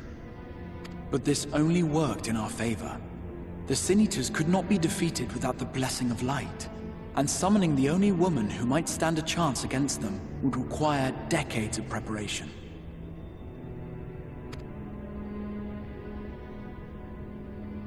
An undertaking of scarce credible endurance. That thou hast kept thy plan from falling into disarray these many years bordereth on the miraculous. Yet howsoever history be rewritten, thy present self was shaped by events which followed the calamity. Should said catastrophe be averted, the very skein of thine existence will unravel. Surely thou hast foreseen this. I am aware of the consequences. 'Tis for that very reason Sid and his colleagues bequeathed their legacy as an offering, and not an edict. To give all of oneself for the happiness of others, and with no promise of reward, 'tis a hard thing to ask. Harder still for those condemned to survive in a world which pitted brother against brother. Indeed, you are right to call the execution of this plan miraculous, though the force which held it together was nothing so inexplicable.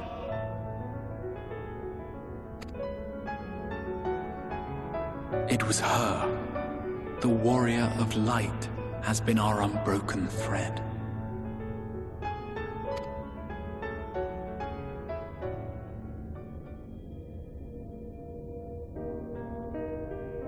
Where others would stumble and fall, she would rise above.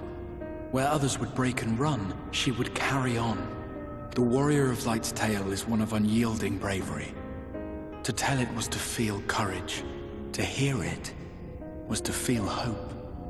It was a breath of inspiration in an age of suffocating shadow. In the histories of a fallen nation was our hero hailed as its greatest ally.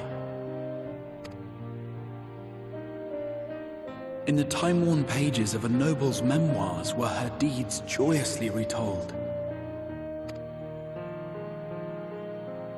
For many, these stories were the flame which warmed them through the coldest of nights.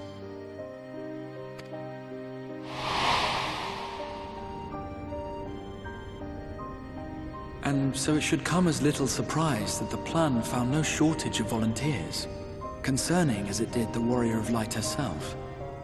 It was their chance to add their own verse to the hero's saga.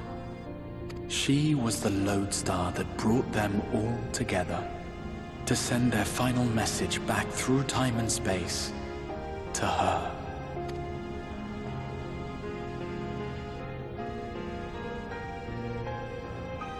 The light of your legacy was our torch in the darkness.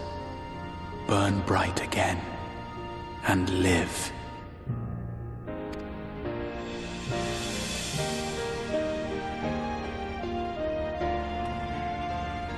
I am merely the bearer of that wish, come to ensure it is safely delivered.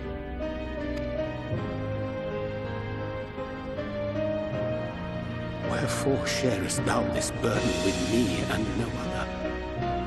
What wouldst thou have me say? That you will be my accomplice? 'Twas you yourself who convinced me of your suitability when you spoke of how you learned of the Flood, and of your part in arranging Minfilia's journey to the First. Your actions showed uncommon resolve. 'Twas clear you were committed to the cause of saving this world. I knew I could trust you to choose the right path forward, even if that choice came with a heavy price. What price?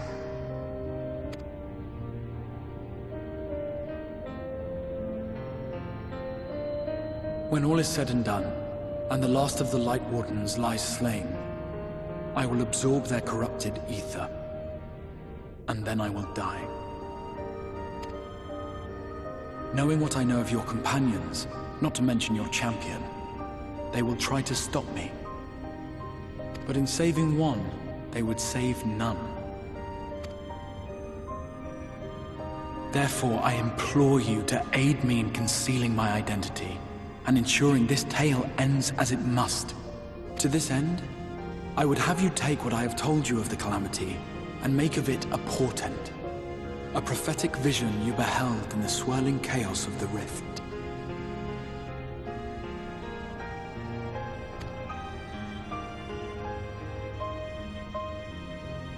Is this truly thy wish?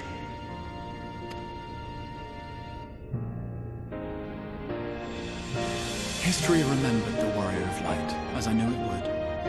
And I will suffer no other to rescue the champion whose star has charted my course.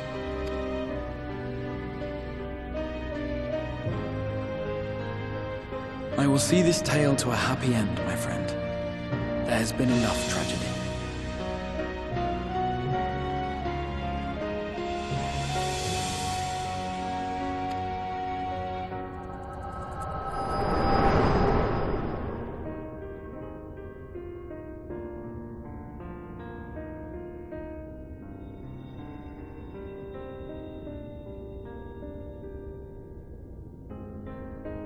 Careful now.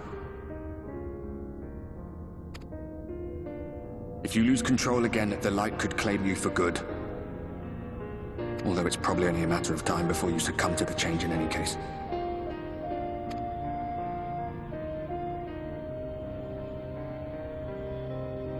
What do you mean to do?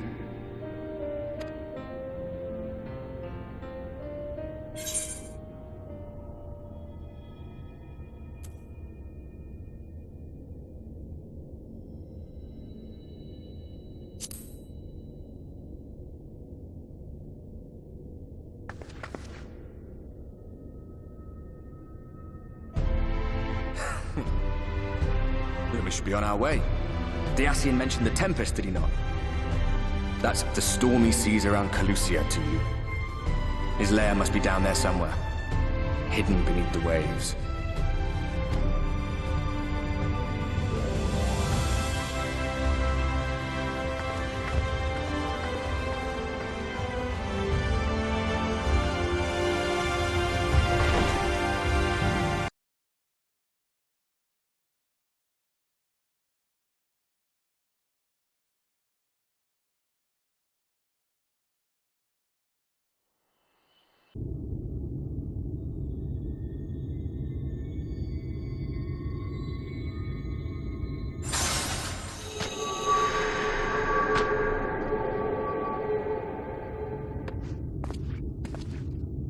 Ah, we have found thee.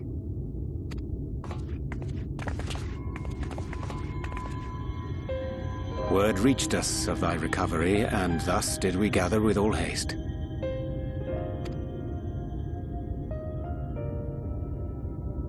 Ah. By thy looks, I gather thou hast gleaned that which I came to tell thee.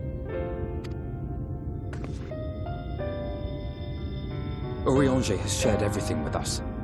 The Exarch's true identity and purpose.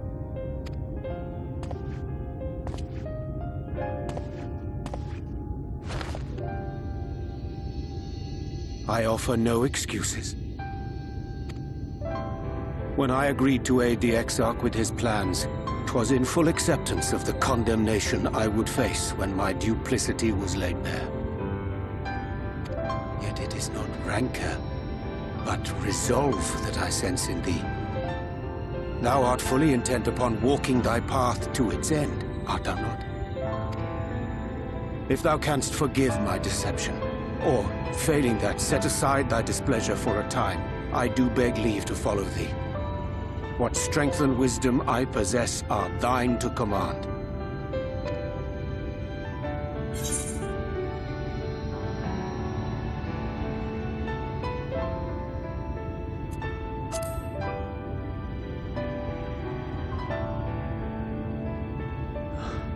I thank thee. Doubt not but that I will do all in my power to repay thy kindness and fulfill the Exarch's wishes.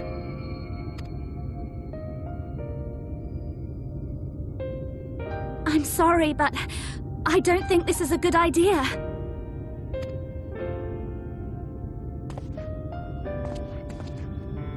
Leaving the Crystarium, I mean, with or without Urianche.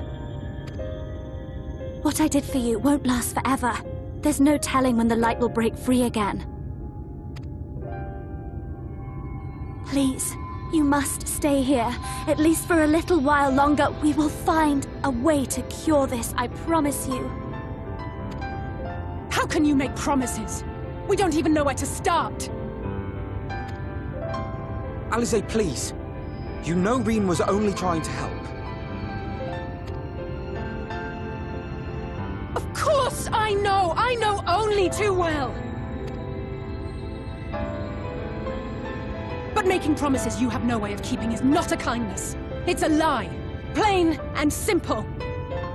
We've all searched high and low for an answer, and every one of us came back empty-handed. I am not about to stand in her way now. Not after failing her in her hour of need. No, the least we can do is...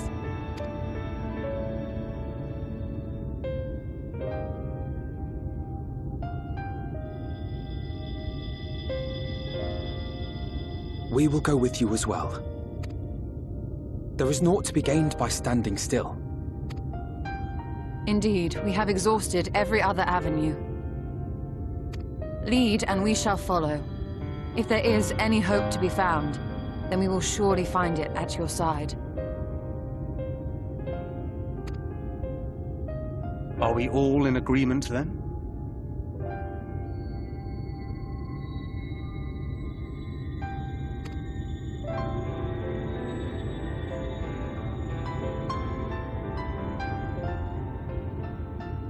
Is there aught we can do to help?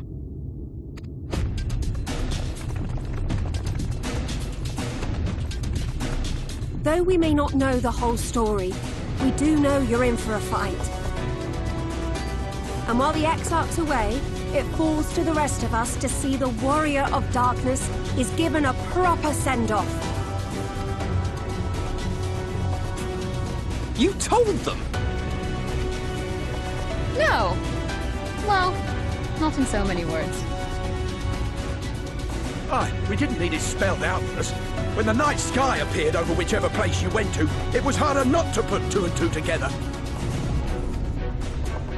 From the moment I heard that you and the Exarch shared the homeland, I had my suspicions. Long had he been waiting for a certain someone to arrive, and I knew at once that it must be you. Exactly. When he went up to meet you, it was clear it was no ordinary visitor. That spring in his step spoke volumes. I could feel his excitement. Eat him!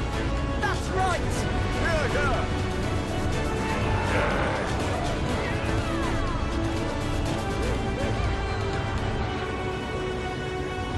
We do not fully understand where you or the Exarch hail from, or why you've all done so much to protect us. But we are deeply grateful nonetheless. So, if there is anything at all we might do to aid your journey, you need only name it. What would you have of us?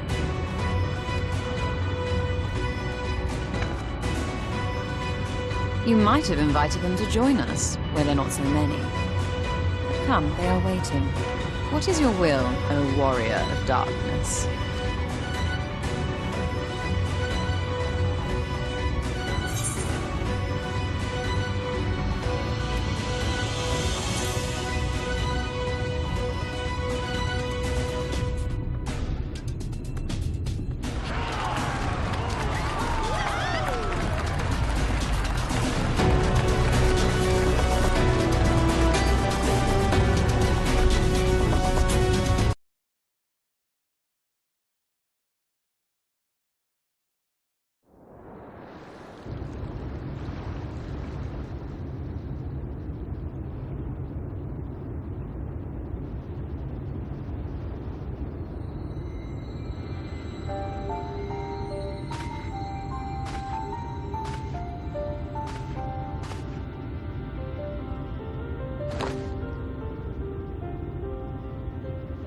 Wir Sach, Bilan Bismail.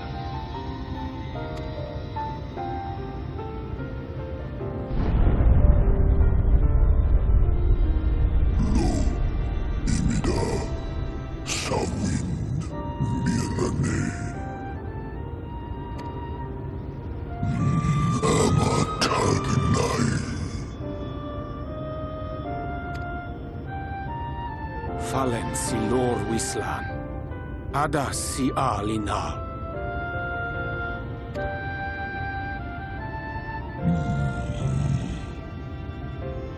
Van urs atslir, olfod thim, iri guath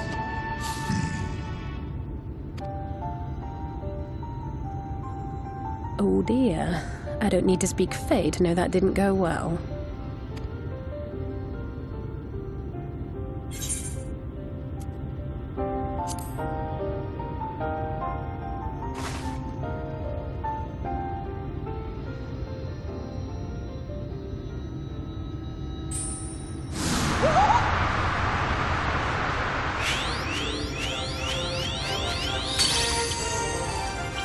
Oh, my snake, Yak!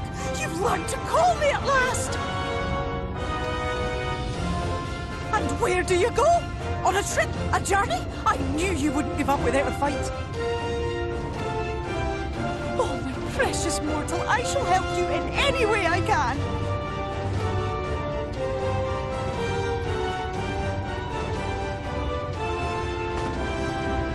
Yes, Bismail win picked. Van dromi drom Jacob. Van red rithje.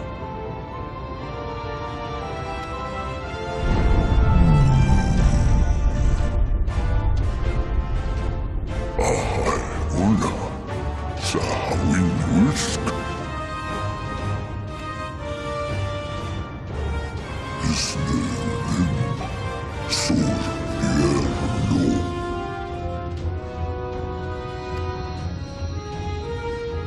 Be sure to scrub this one's teeth for him upon your return. It's only good manners. It will be done, Your Majesty. Our deepest thanks for your timely intervention. An agreement is reached and your departure is at hand. You wingless ones best hold on tight. May the blessings of the Fae keep you safe, Inba.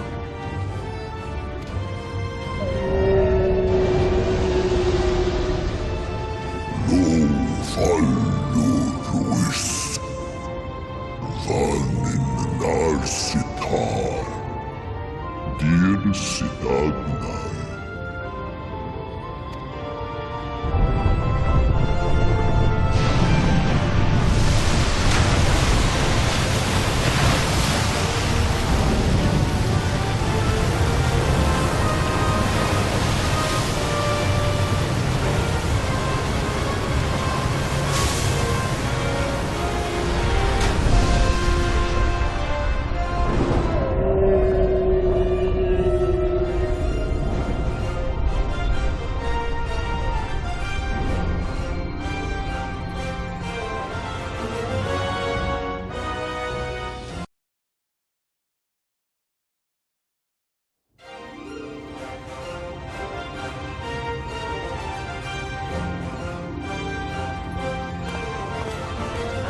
And just like that, it's all gone back to the way it was. What was you expecting? 100 years of honey and rainbows? Seeing them Yulmore types wake up and smell the ashes was miracle enough for me. Ah, the magic in the air when that ladder started moving. And when that great hulking Talos rose up. Gods. I could live 1,000 years and never behold anything so amazing.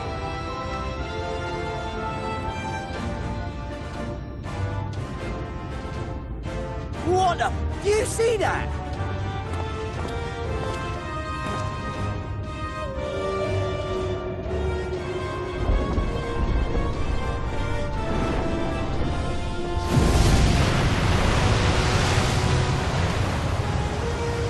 What a monster! Where did it even come from?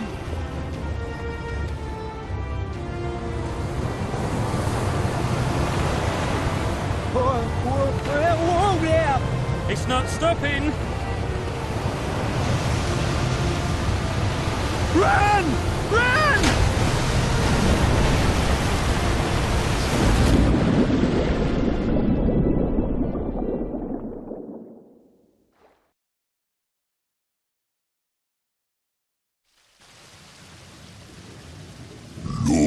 Vanana Anna Tilden Sito Iri Halsi Funne Aktva Von Jasni Tagnai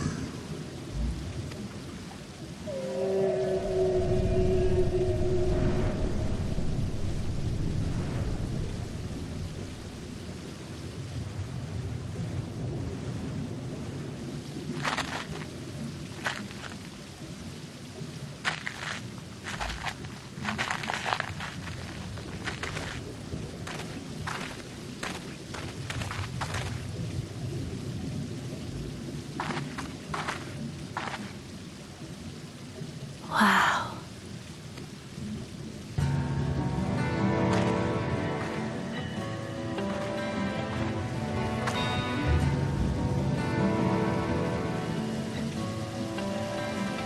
The breath of Bismarck.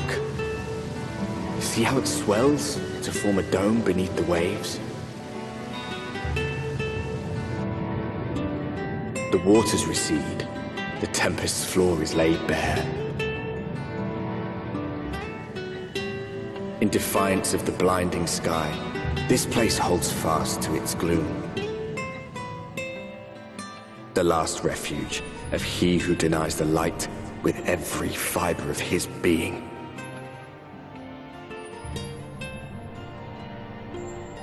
You stand at the precipice, hero.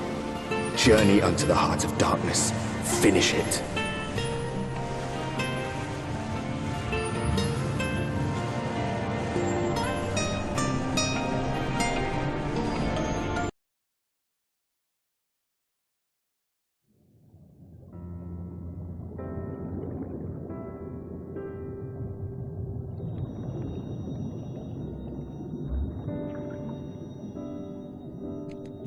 O stewards of the Ondo, we offer up our light in answer.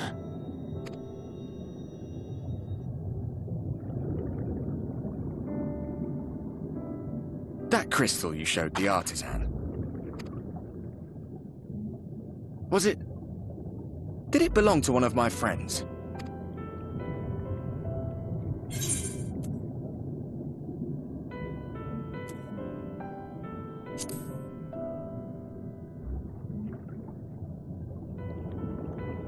I tried to give you a measure of privacy. No one wants a spirit looking over their shoulder every moment of the day. So tell me, if you would, how did you come across that crystal?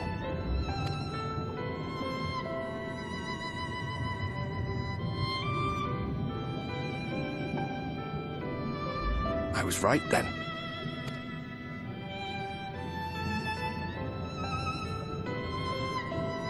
Strange that I should learn such things now. after they're long gone.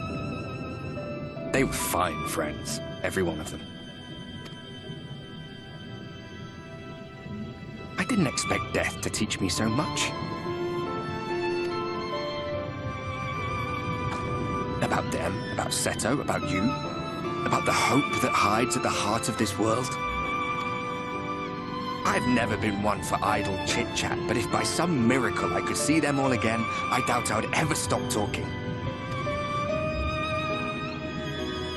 I'm grateful I got to bend your ear at least. And just for that, I reckon I'll stick with you to the very end.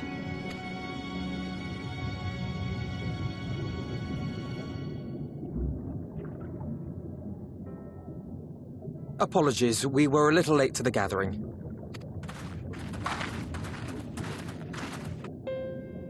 It seems we've succeeded in gaining their trust. The delay wasn't exactly welcome, but at least our many hands made light work.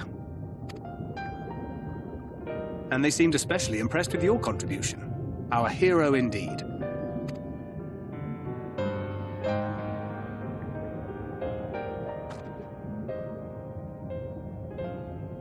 Y'shtola was telling us those structures may date back to the age of the Ascians.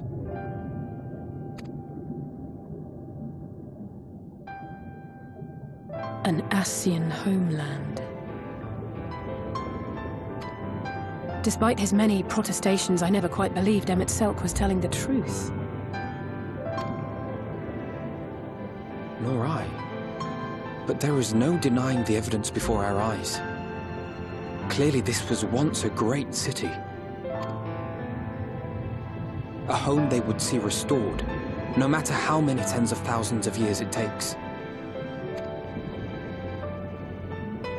It's a hollow dream when you think about it. Even if they manage to rejoin all the worlds, they'll never bring back the ones who were lost. But would I have done any different?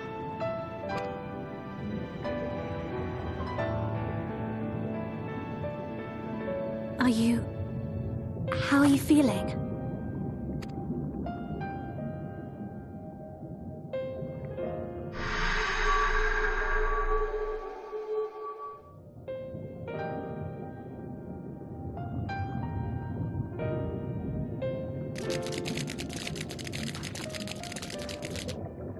You have completed your devotions?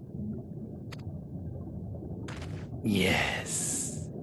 To the honored ancients have we offered up our prayers and our gratitude. You too have our thanks.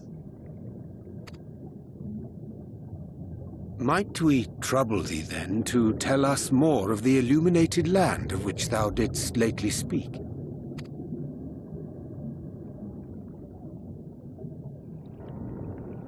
To the west of here lies a great trench. Some days ago, a light appeared in that endless darkness. Curious, we ventured closer and discovered in the depths an entire city.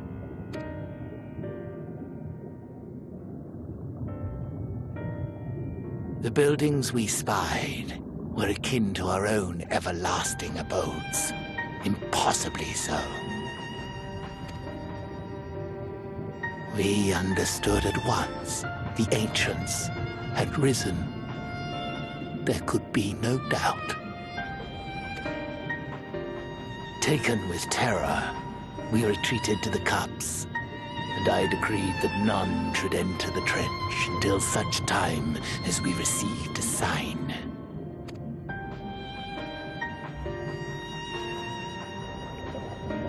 Might it still be possible to reach this city of the ancients? With no water to drown you, a finless one could now travel there. Yes.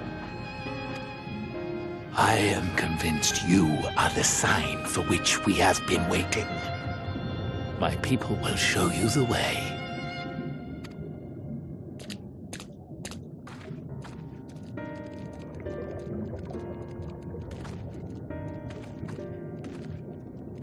Shall we?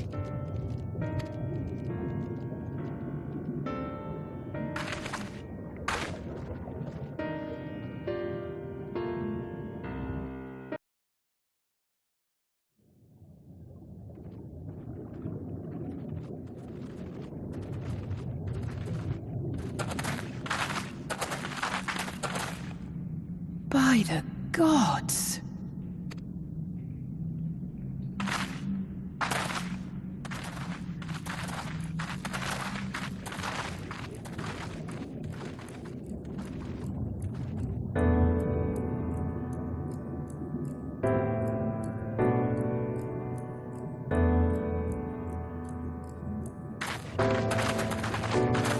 When the Ondo spoke of a city, I did not think they meant an actual city.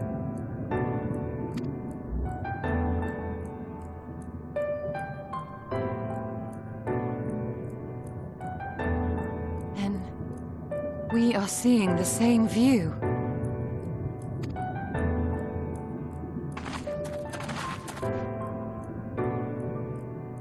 The remnants in the Ondo settlement were solid, material structures.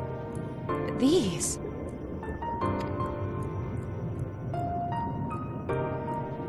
everything here pulses with ether. 'Tis an enchantment on a monumental scale.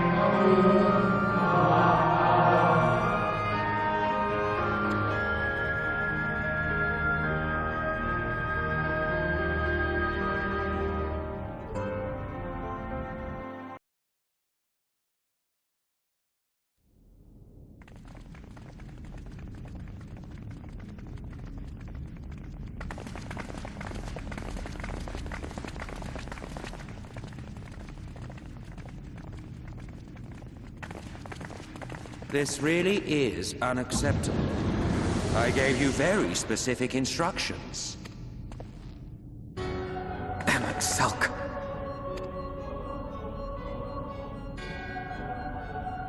My invitation was for an abomination, ripe with the power to bring about the world's annihilation. Not this half-broken thing. Whatever am I to do with you? And I see you insist on keeping the same familiar company. Are you so lost without them? It is not she who is lost without the familiar. Not content with remaking an entire city, you aim to fill it with the reconstituted souls of the dead.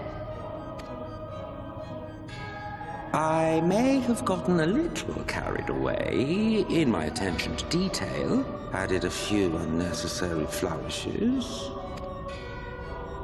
Well, there's no point trying to hide it. Yes.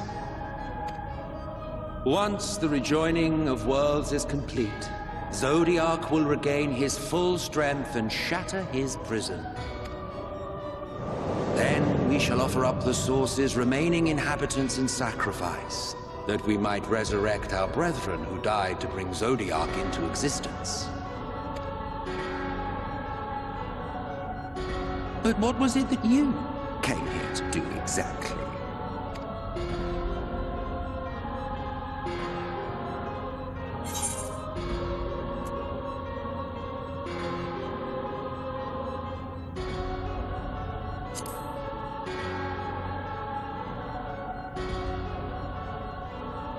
Well, you can't have him. The wisdom that man guards may open up new worlds of possibilities.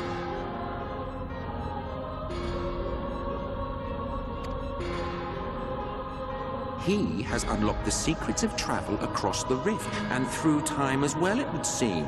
Quite an accomplishment for one of his incomplete nature. I must explore the limits of his capabilities and harness that power for the Ardor.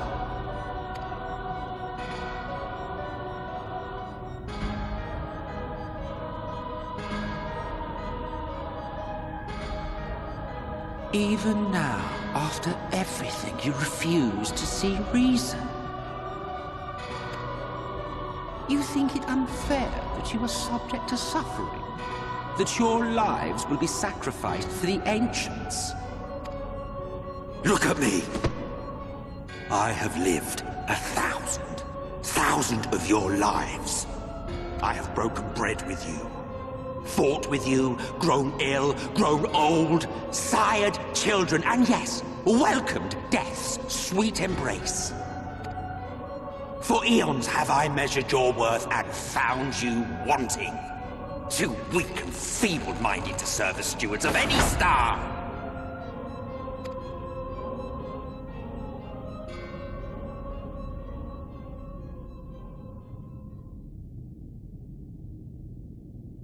Have your recent spats with Vorthri and his Sin Eaters taught you nothing? Have you not learned that your ignorance and frailty beget only endless misery?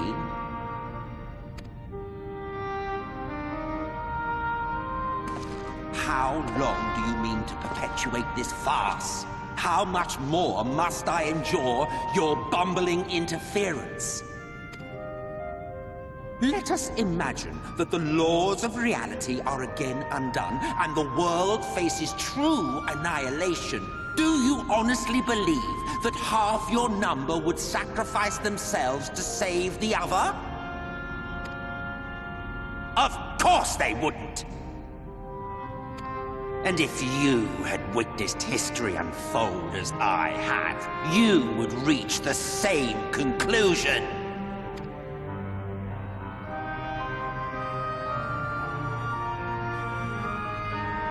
You cannot be entrusted with our legacy. I will bring back our brethren, our friends, our loved ones. The world belongs to us, and us alone.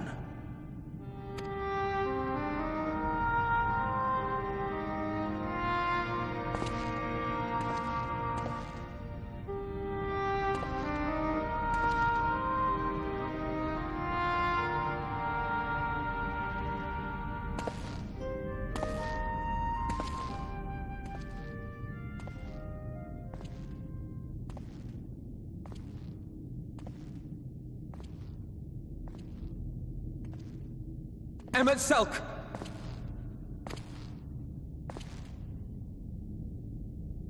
We understand, truly, but it makes no difference. The ones you love are in the past, while ours are here in the present. One day, we too will be ashes and dust, but not today. Our time is not yet finished.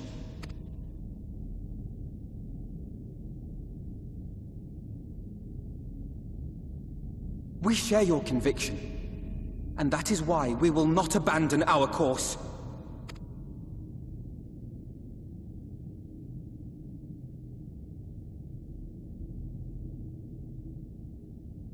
You think us the same? You think your tattered soul of equal worth to those I lost? Then come. Earn your place. Prove yourselves worthy to inherit this star.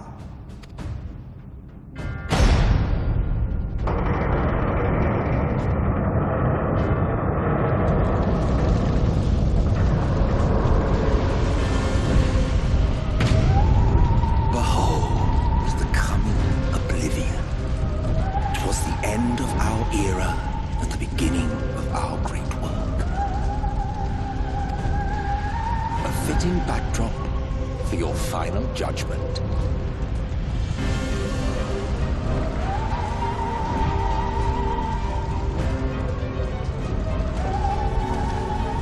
I shall wait within, but do not spend too much time on your preparations. There's no telling how much longer the guest of honor will last.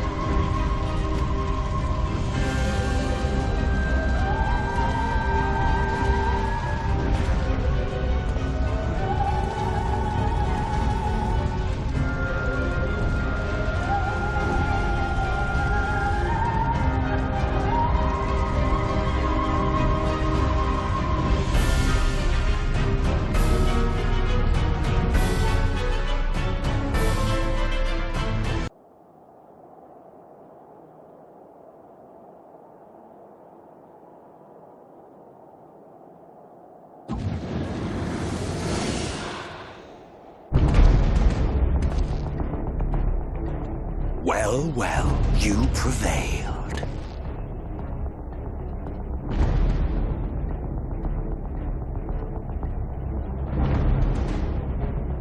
Nevertheless,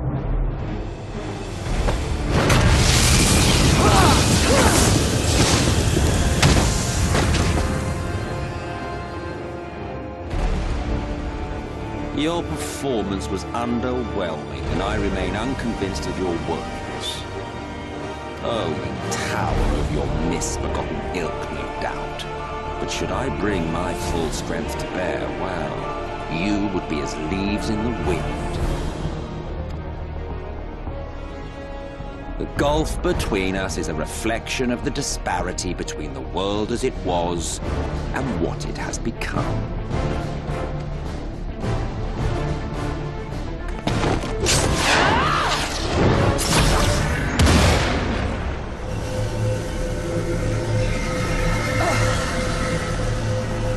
Our worlds may not live up to your lofty standards. But they are our worlds, our homes, full of life and love and hope. And we won't stand by and let you destroy them!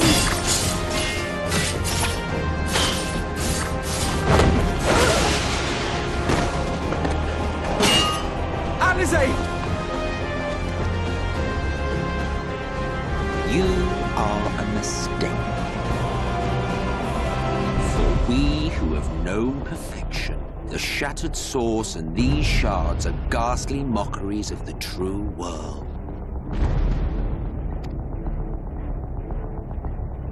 The ephemeral lives you exalt are pale imitations, utterly devoid of meaning.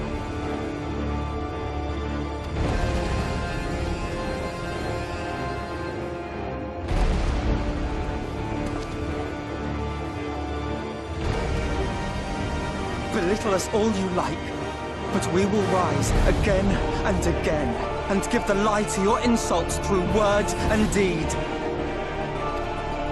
We define our worth, not the circumstances of our creation. more prattle.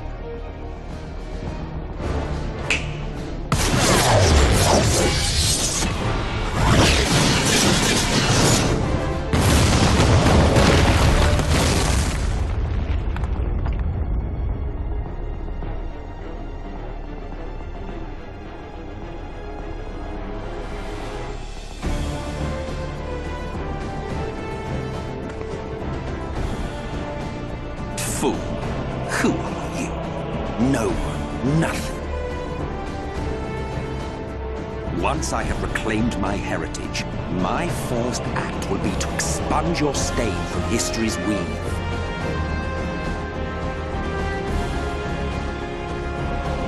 My world will have no need for heroes.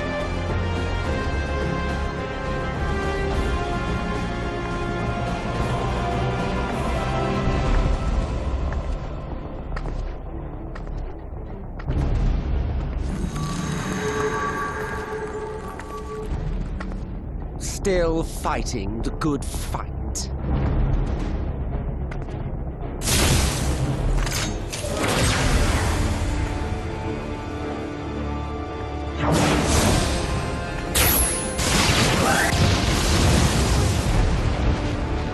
It is true that all we hold dear is fated to fade away. But that is no reason for us to forsake it. To take what steps we may, and thus mark the road for those who would follow. To strive for the best of all futures. Be this not also thy purpose?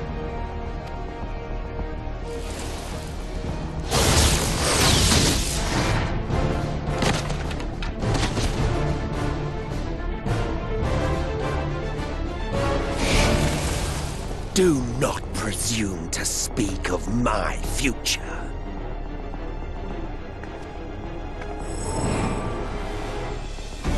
And you? Why waste your final moments in futile defiance? Weary wanderer, you've no fight left to fight, no life left to live.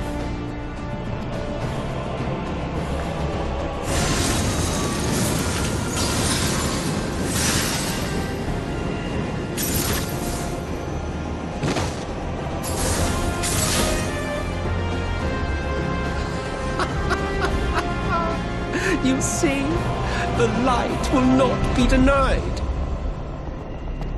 Surrender to your fate, and let the transformation take you.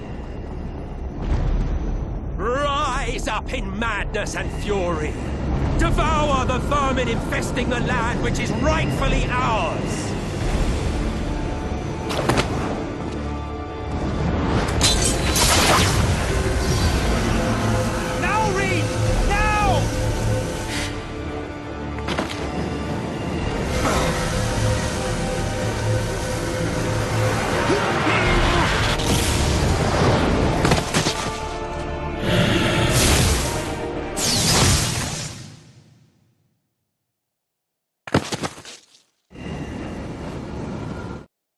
Fight it. You have to hold on.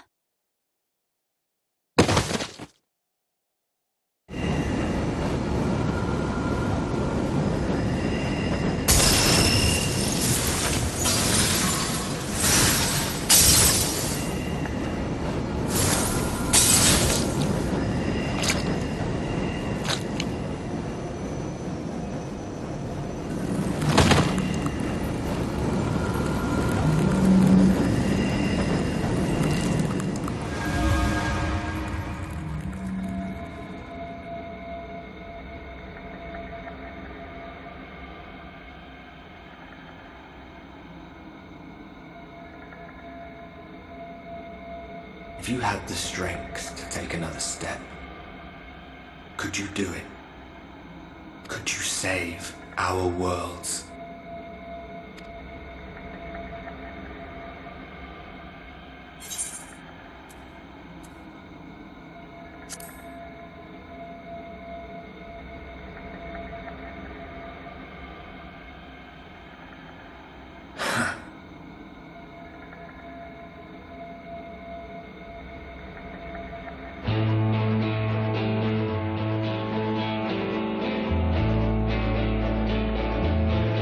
Take it. We fight as one.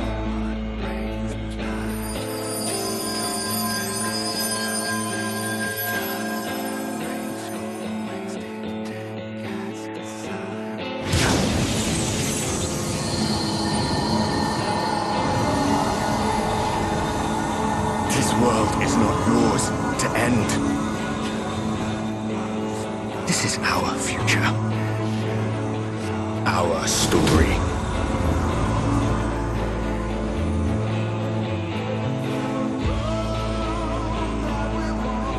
No, it can't be.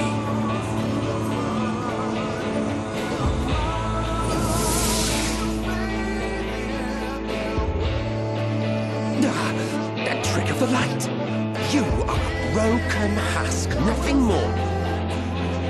How can you hope to stand against me alone? We stand together!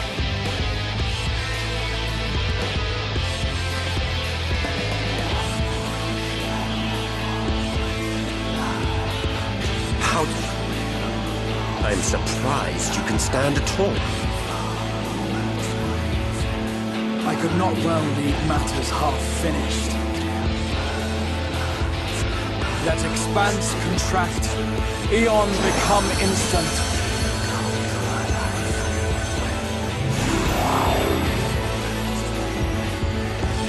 Champions from beyond the rift, heed my call!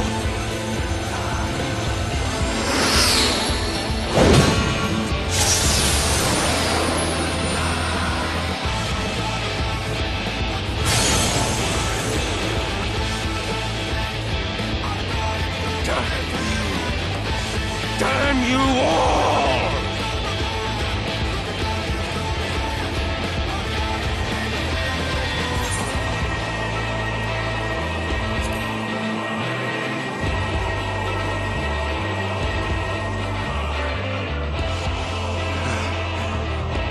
Very well. Let us proceed to your final judgment. The victor shall write the tale, and the vanquished become its villain.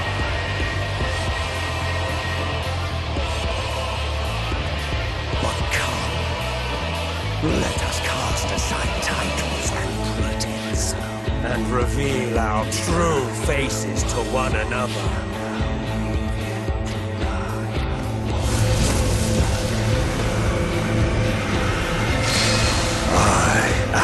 Hades, he who shall awaken our brethren from their dark slumber.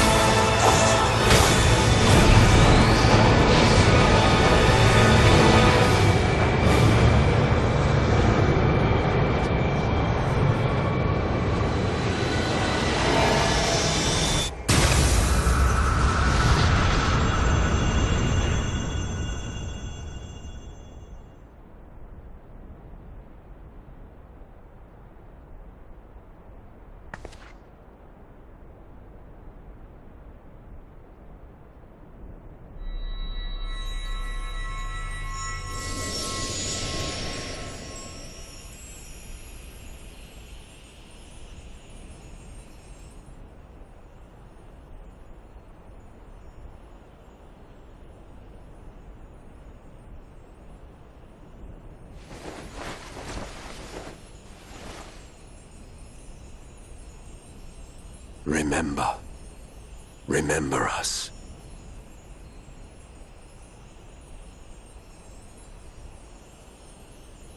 Remember that we once lived.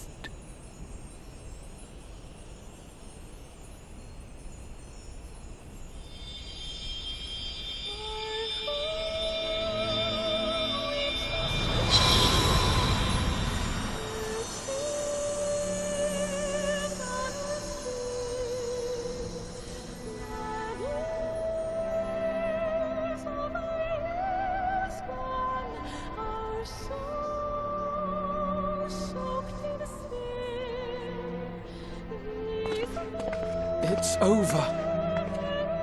Emmett Selk is no more. More importantly, how do you fare?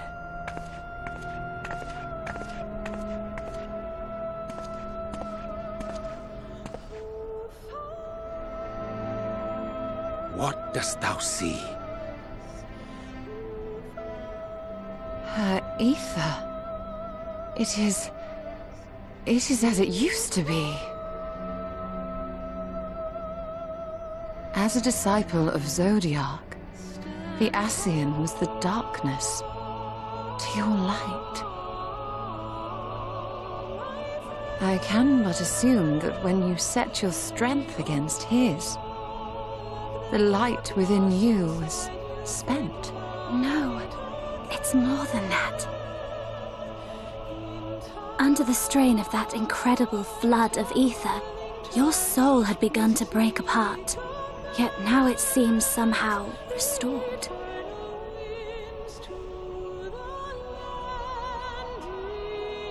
I tried to help you before the battle, but Emmett Selk stopped me.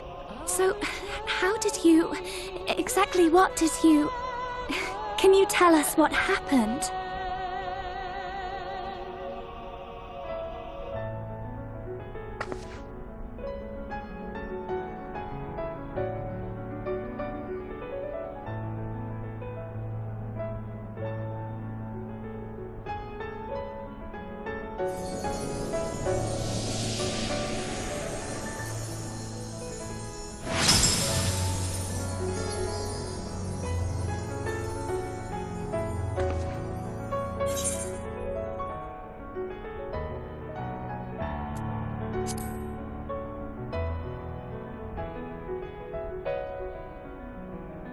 I see.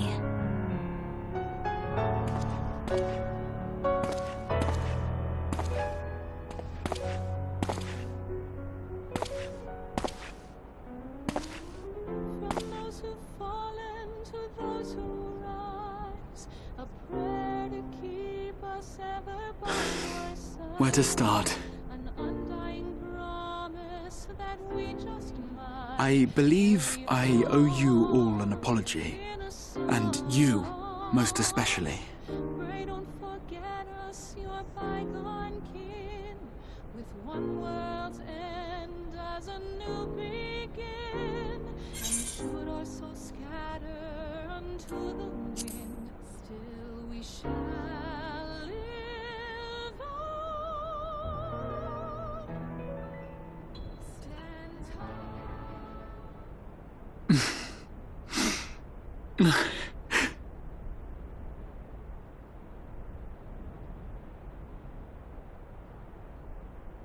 Well, 'tis good to be awake.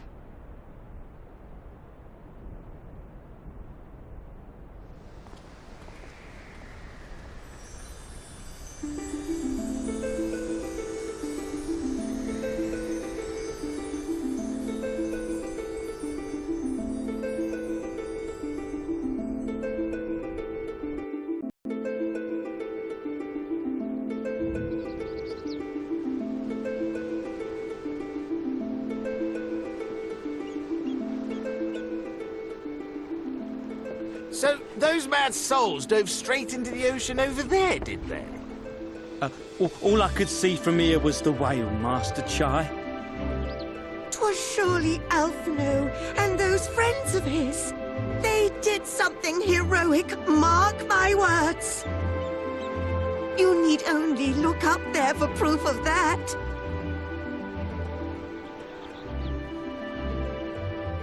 As you say, my love. They're sure to be back. Any moment now. Any moment.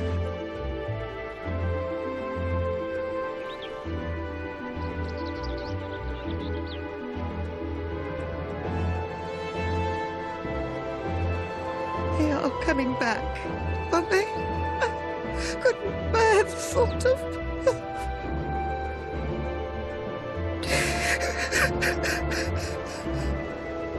They're there, dear. Everything will be all right.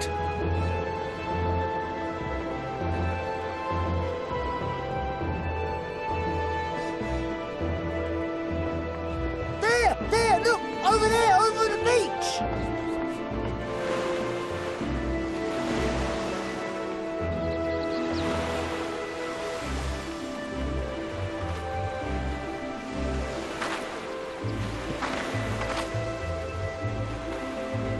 Ho there! Greetings! You all right? Welcome back!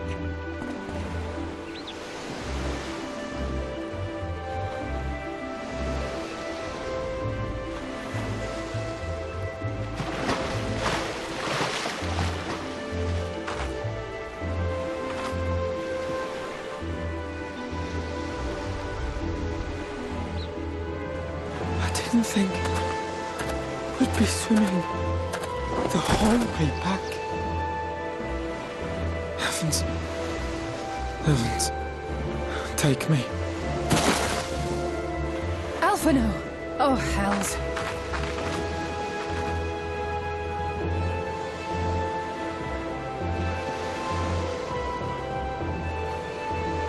Wait! Where's Oriange? He must have fallen behind. But shouldn't we look for him? He'll wash up, sooner or later. For the love of... Alphino!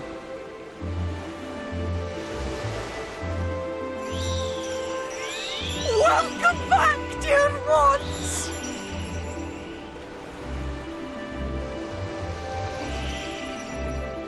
And thus did salvation come to the first.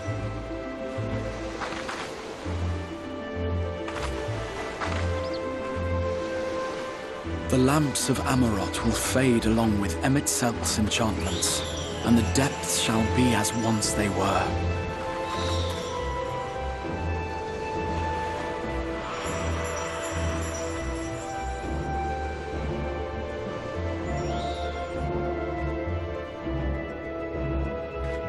Mount Gulg will one day fall, and the Talos below yield to wind and rain.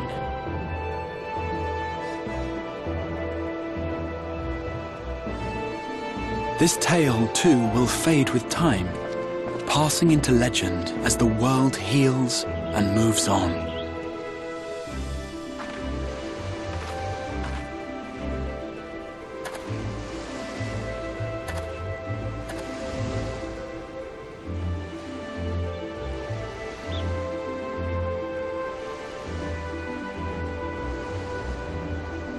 Nevertheless,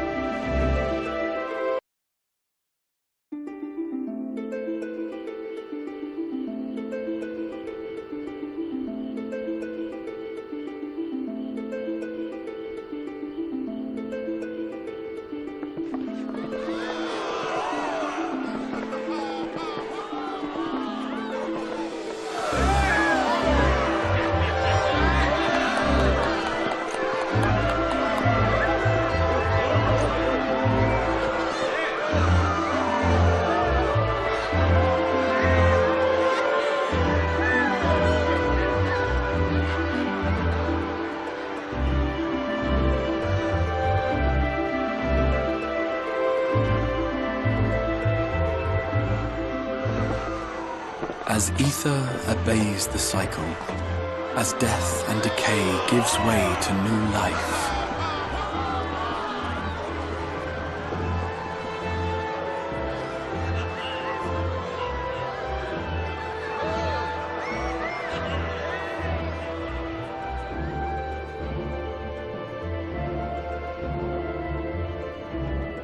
so too do the memories we share inspire others to rise to greatness.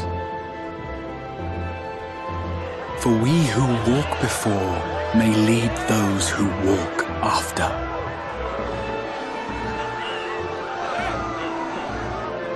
Your road goes ever on, as does your story, as does your legacy.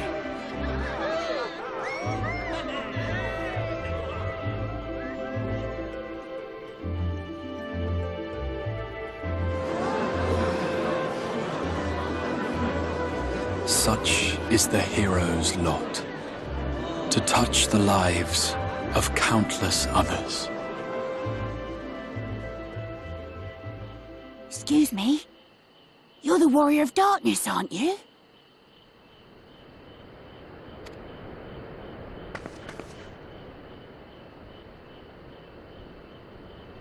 Where are you from, really?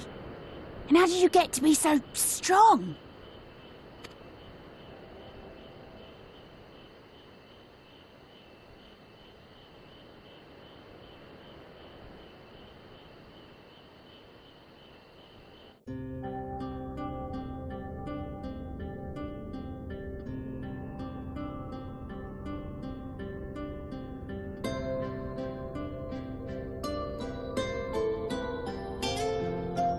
By your deeds has the blinding light been banished from these skies, and the Sin Eaters driven to retreat. Although our many hurts will be years in the mending, I have faith that this world and her people will one day be whole once more. With no rejoining in prospect, the Source need no longer fear the coming of an 8th umbral calamity.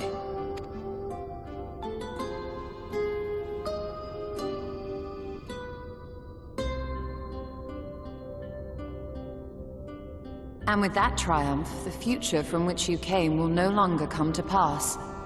Yet here you still stand. So I do. I wonder if that other age continues onward somehow, cut adrift from time's flow. Or have I simply etched myself a place upon this new block of history? Either way, this is an unexpected development. As the summoner of your souls, my death was meant to release you back to your world. Yet I am very much alive, and you are still stuck here in the First.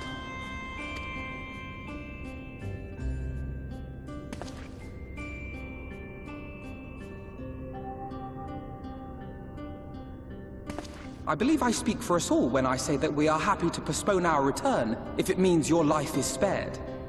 We will seek out another way.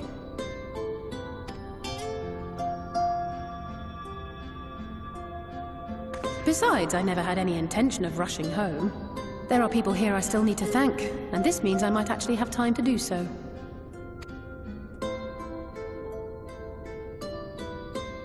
Yet we dare not neglect our comrades in the Source.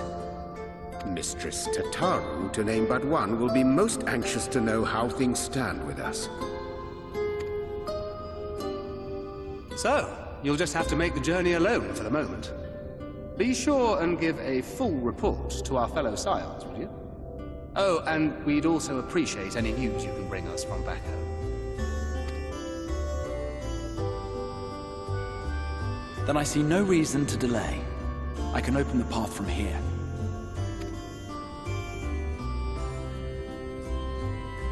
I imagine we each have matters demanding our attention, so let this be a farewell for us all.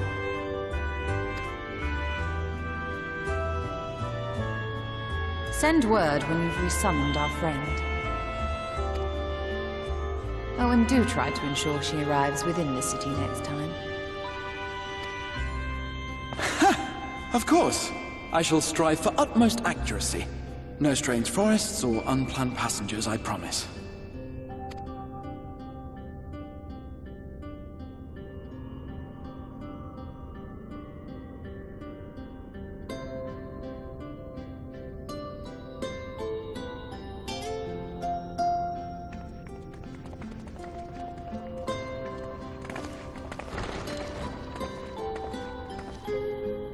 I'm a little relieved, to be honest. I I would have been terribly lonely if everyone had suddenly disappeared.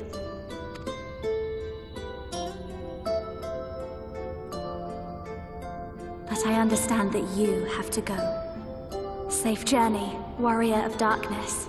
I hope to see you again soon.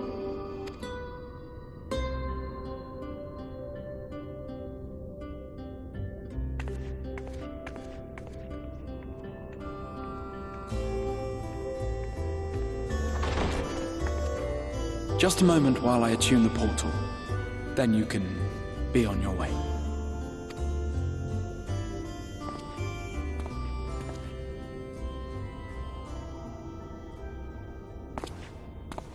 When I was a boy, many long years ago,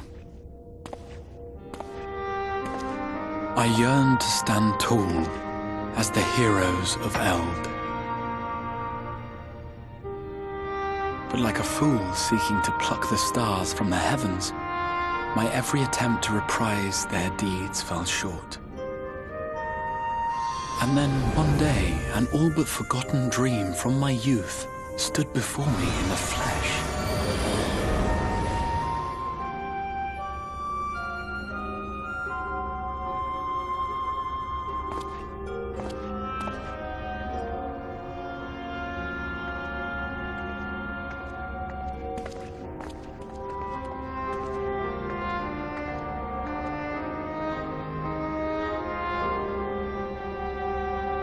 A hero who looked at the horizon and beyond and saw I knew not what.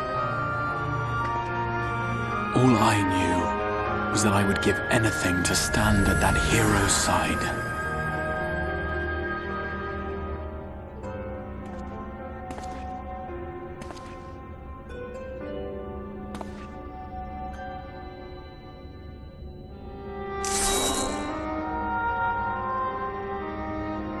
Would that it was so easy.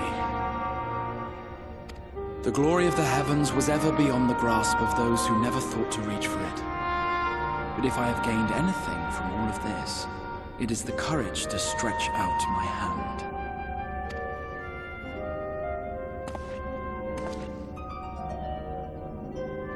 Do you hear me, Grahatia? This is no time for sleeping.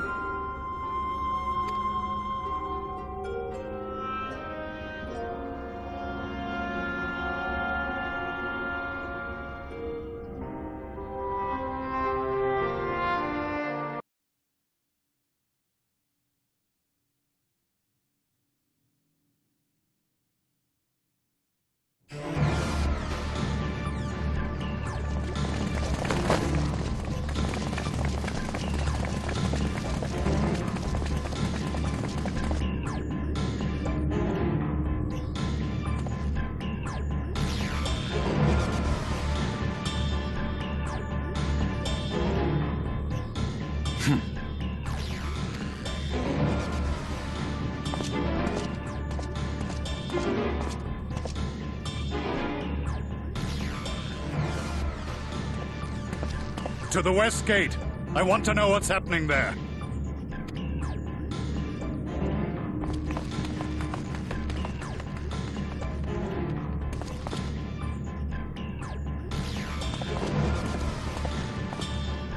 Same as the others, struck down with a single blow. An unfortunate day to draw guard duty.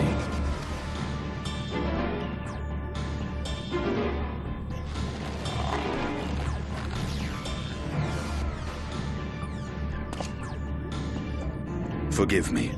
These were your people. We took advantage of this slaughter to slip into the palace. 'Tis not for me to grieve them.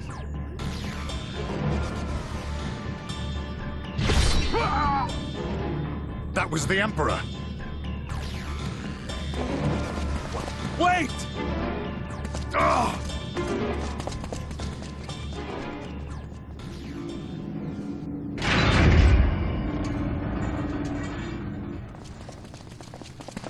Your Radiance!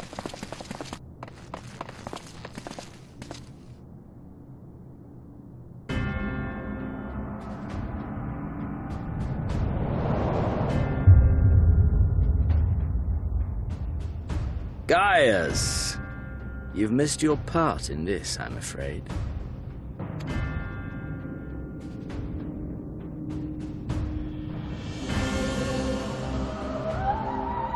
Identify yourself, demon!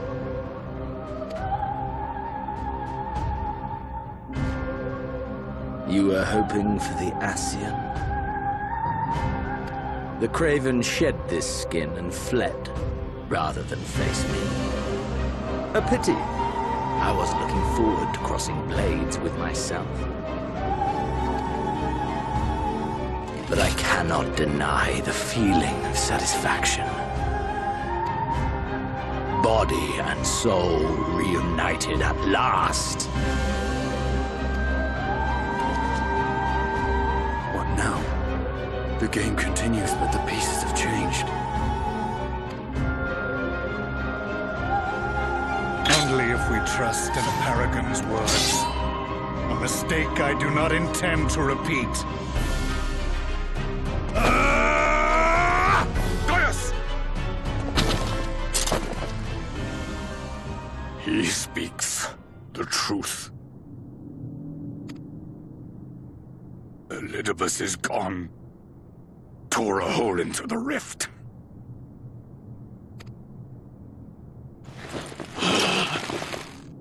Xenos, my foolish, greedy son. Was a second life not enough? Was the Empire too rich a prize to ignore?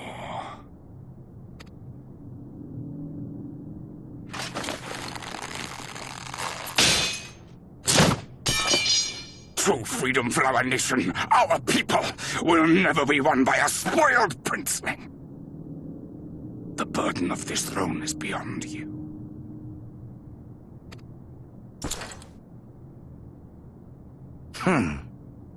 'Tis you, father, who have struggled with this burden. Simply holding the Empire together has occupied your limited faculties. But you may take comfort in knowing that I have no intention of pursuing your tedious agenda. Nor am I interested in ruling over the Empire's lands. I came only to remove that which ruins my sport. I will not have my prey stolen by your petty wars and cowardly weapons.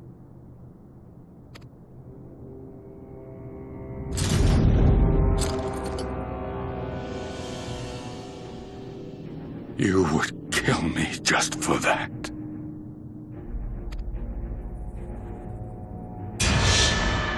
I need no other reason. Any and all who interfere with my hunt will not do so twice!